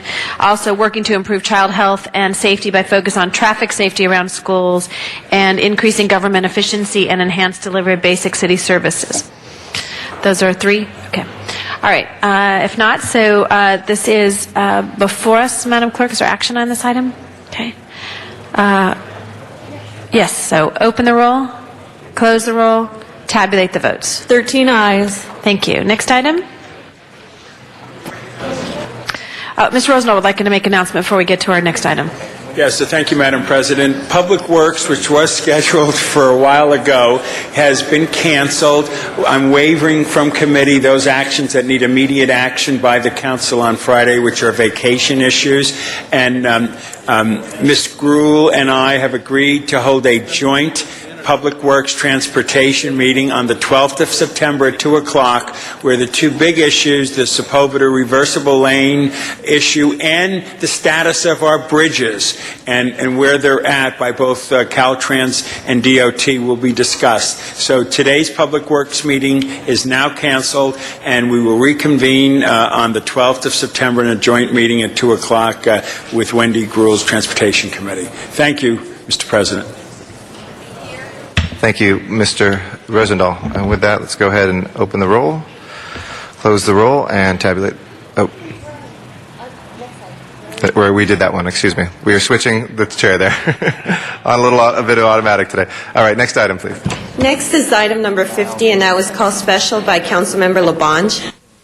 Okay, Mr. Labange? Thank you. There's a request here for an aye vote to designate this very special property a historic monument. Do you want the cards? Sure, you have to have a public hearing. So, if Guy Weddington McCreary, who's been very patient, and thank you. It's been one of our longest days, so you definitely get an award for staying this long. Well, thank you. Thank you, members of the council. It's good to be here. I'm 120 years old, and after today, I'm 125 years old. But basically here, what we're talking about is committee I chair for saving the Lancashire Train Depot, the Plaza Park, and the Weddington House. The groups that support this objective, and I'm glad I didn't really push them to be here today. They'd be killing me if they sat here all day. The Los Angeles Conservancy, the United Chambers of Commerce of the San Fernando Valley, Universal City North Hollywood Chamber of Commerce, Toluca Lake Chamber of Commerce, Campo de Cuanga Historical Memorial Association, Museum of the San Fernando Valley, Universal City North Hollywood JC's Valley Vote, John Ash Group, Architects and Concept Exhibitors, Valley Village Neighborhood Council, and the San Fernando Valley Historical Society. The Cultural Heritage Commission voted unanimously to make this a historical cultural monument, and we have strong support. I'm proud of our Councilman Tom Labange. I have handed out this history here, which you all have had to your districts, which talks about the history of the house, built in 1904, built where the Albertel Theater stands in North Hollywood, moved to the Security Bank next door, and then finally at its present location on Weddington Street. It was going to be demolished, and we are saving it, and we plan to move it by the depot, where everybody can enjoy it with the pictures of the time, the turn of the century, etc., of the valley. And the other part of this is the Weddington family profile and history of 120 years of involvement in the community. Thank you. Thank you. Yes. Absolutely. Thank you very much. We appreciate the recommendation. Anybody else wishing to be heard? If not, let's go ahead and prepare the roll and tabulate the vote. 12 ayes. That is approved, and like all items that will go forthwith today. Thank you very much again for your patience and for being part of LA history. Next item, please. Yes. I'd like to continue, Mr. President. Okay. Until Friday or beyond Until the break? Friday. Okay. If there's no objection, colleagues. Oh, I'm sorry. Mr. Smith called the 58 special. 57 and 58 you have no problem with, Mr. Smith? Okay. Oh, okay, gotcha.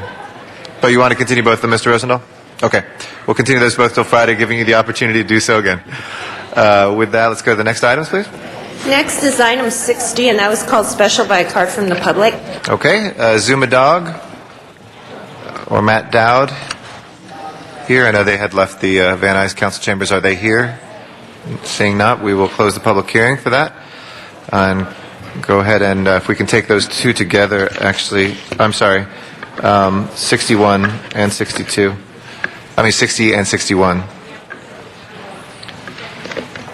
Please open the roll, close the roll, and tabulate the vote. 12 ayes. That is approved. And number 64 was also cards from those two individuals, so they are no longer here. We'll close the public hearing on 64. We can open the roll, close the roll, and tabulate the vote. 12 ayes. That is approved as well. We can go past the closed session items to... Mr. President, there's an amending motion for 22 that was previously approved, so that needs to be reconsidered. Okay, let's go ahead and reconsider number 22. Please open the roll on reconsideration. Close the roll and tabulate the vote. 12 ayes. Receiving the minimum votes for reconsideration. That is back before us. And as amended, does anybody wish to be heard? If not, let's go ahead and vote then on number 22 as amended. I will move that. Ms. Gruhl seconds. Go ahead, open the roll, close the roll, and tabulate the vote. 12 ayes. Okay, that is approved as well. And does that just leave the closed session items? Yes, it does. Okay. In accordance with California state law, we will now go into closed session to discuss matters before the City Council of a legal matter, and we will come back into open session to announce any votes that require an open vote or announcement as well. If the Sergeants at Arms can help us clear the chambers, and if folks who are here for any other items besides closed session items, we're going to have to ask you to leave right now, but we'll open the doors in a little bit. Thank you.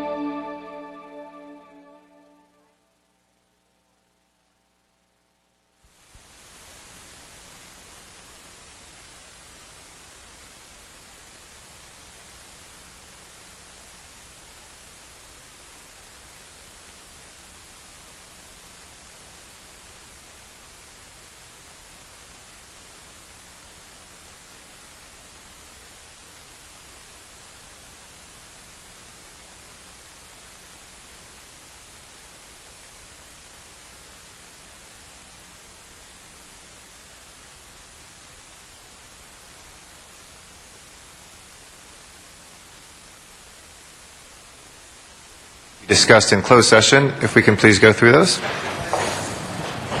Item number 65 is a case of Roseanne Perino versus City of Los Angeles. The city attorney to speak on this. And the recommended settlement amount is $114,655 plus a life pension payable at $69.58 per week.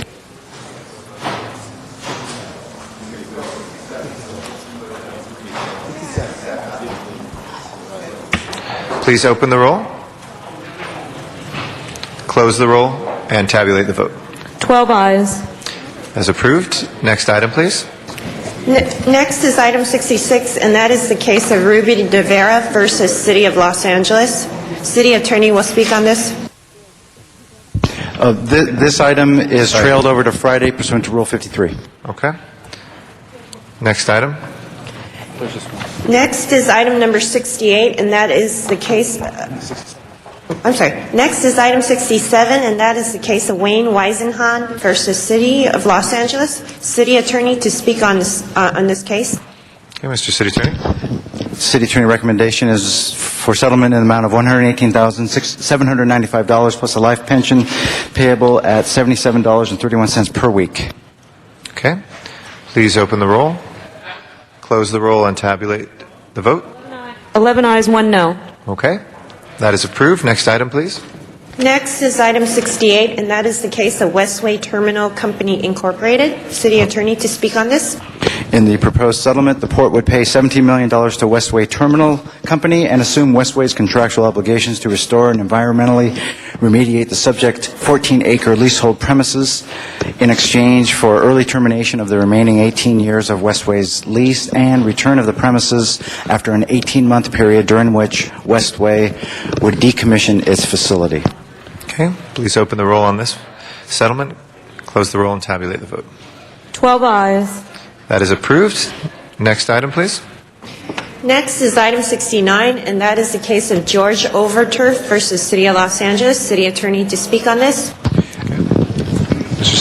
Thank you. City attorney recommendation would be settlement amount of $143,635 for permanent disability plus a life pension of $45,023.16 payable at a rate of $123.69 per week. Okay. Please open the roll on this settlement, close the roll, and tabulate the vote. 12 ayes. That is approved. Next item. Next item is item 70, and that's the case of City of Los Angeles versus Devonshire Limited. City attorney to speak on this. Mr. City Attorney. Thank you, Mr. President. And this is a total settlement amount of $222,500 broken down as follows: $35,000 to North Hills Management Company, $35,000 to Mick Mill Realty and Judith Goodell, $25,000 to the owner Howard Lemberger, and $127,500 plus interest to Ralph's Grocery Store, and there will be also the creation of a driveway easement. Okay. Please open the roll on item 70, close the roll, and tabulate the vote. 12 ayes. That is approved. Next order of business, please. Council has motions for posting and referral, Those are posted and referred. and that clears the desk. Okay. Any business announcements? Any committee meetings people are going to be holding? Anything? Not? Okay, I think we're almost at 5 o'clock, so I know we had a number of committee meetings that were canceled. We want to get to 5 o'clock. We actually... adjourning, okay. No other announcements? And after the break, folks, we will have the camera capacity to do our community announcements once a week behind chambers, and then we'll make sure that these are the business announcements here. So with that, can I ask everybody to please rise for our adjourning motions today?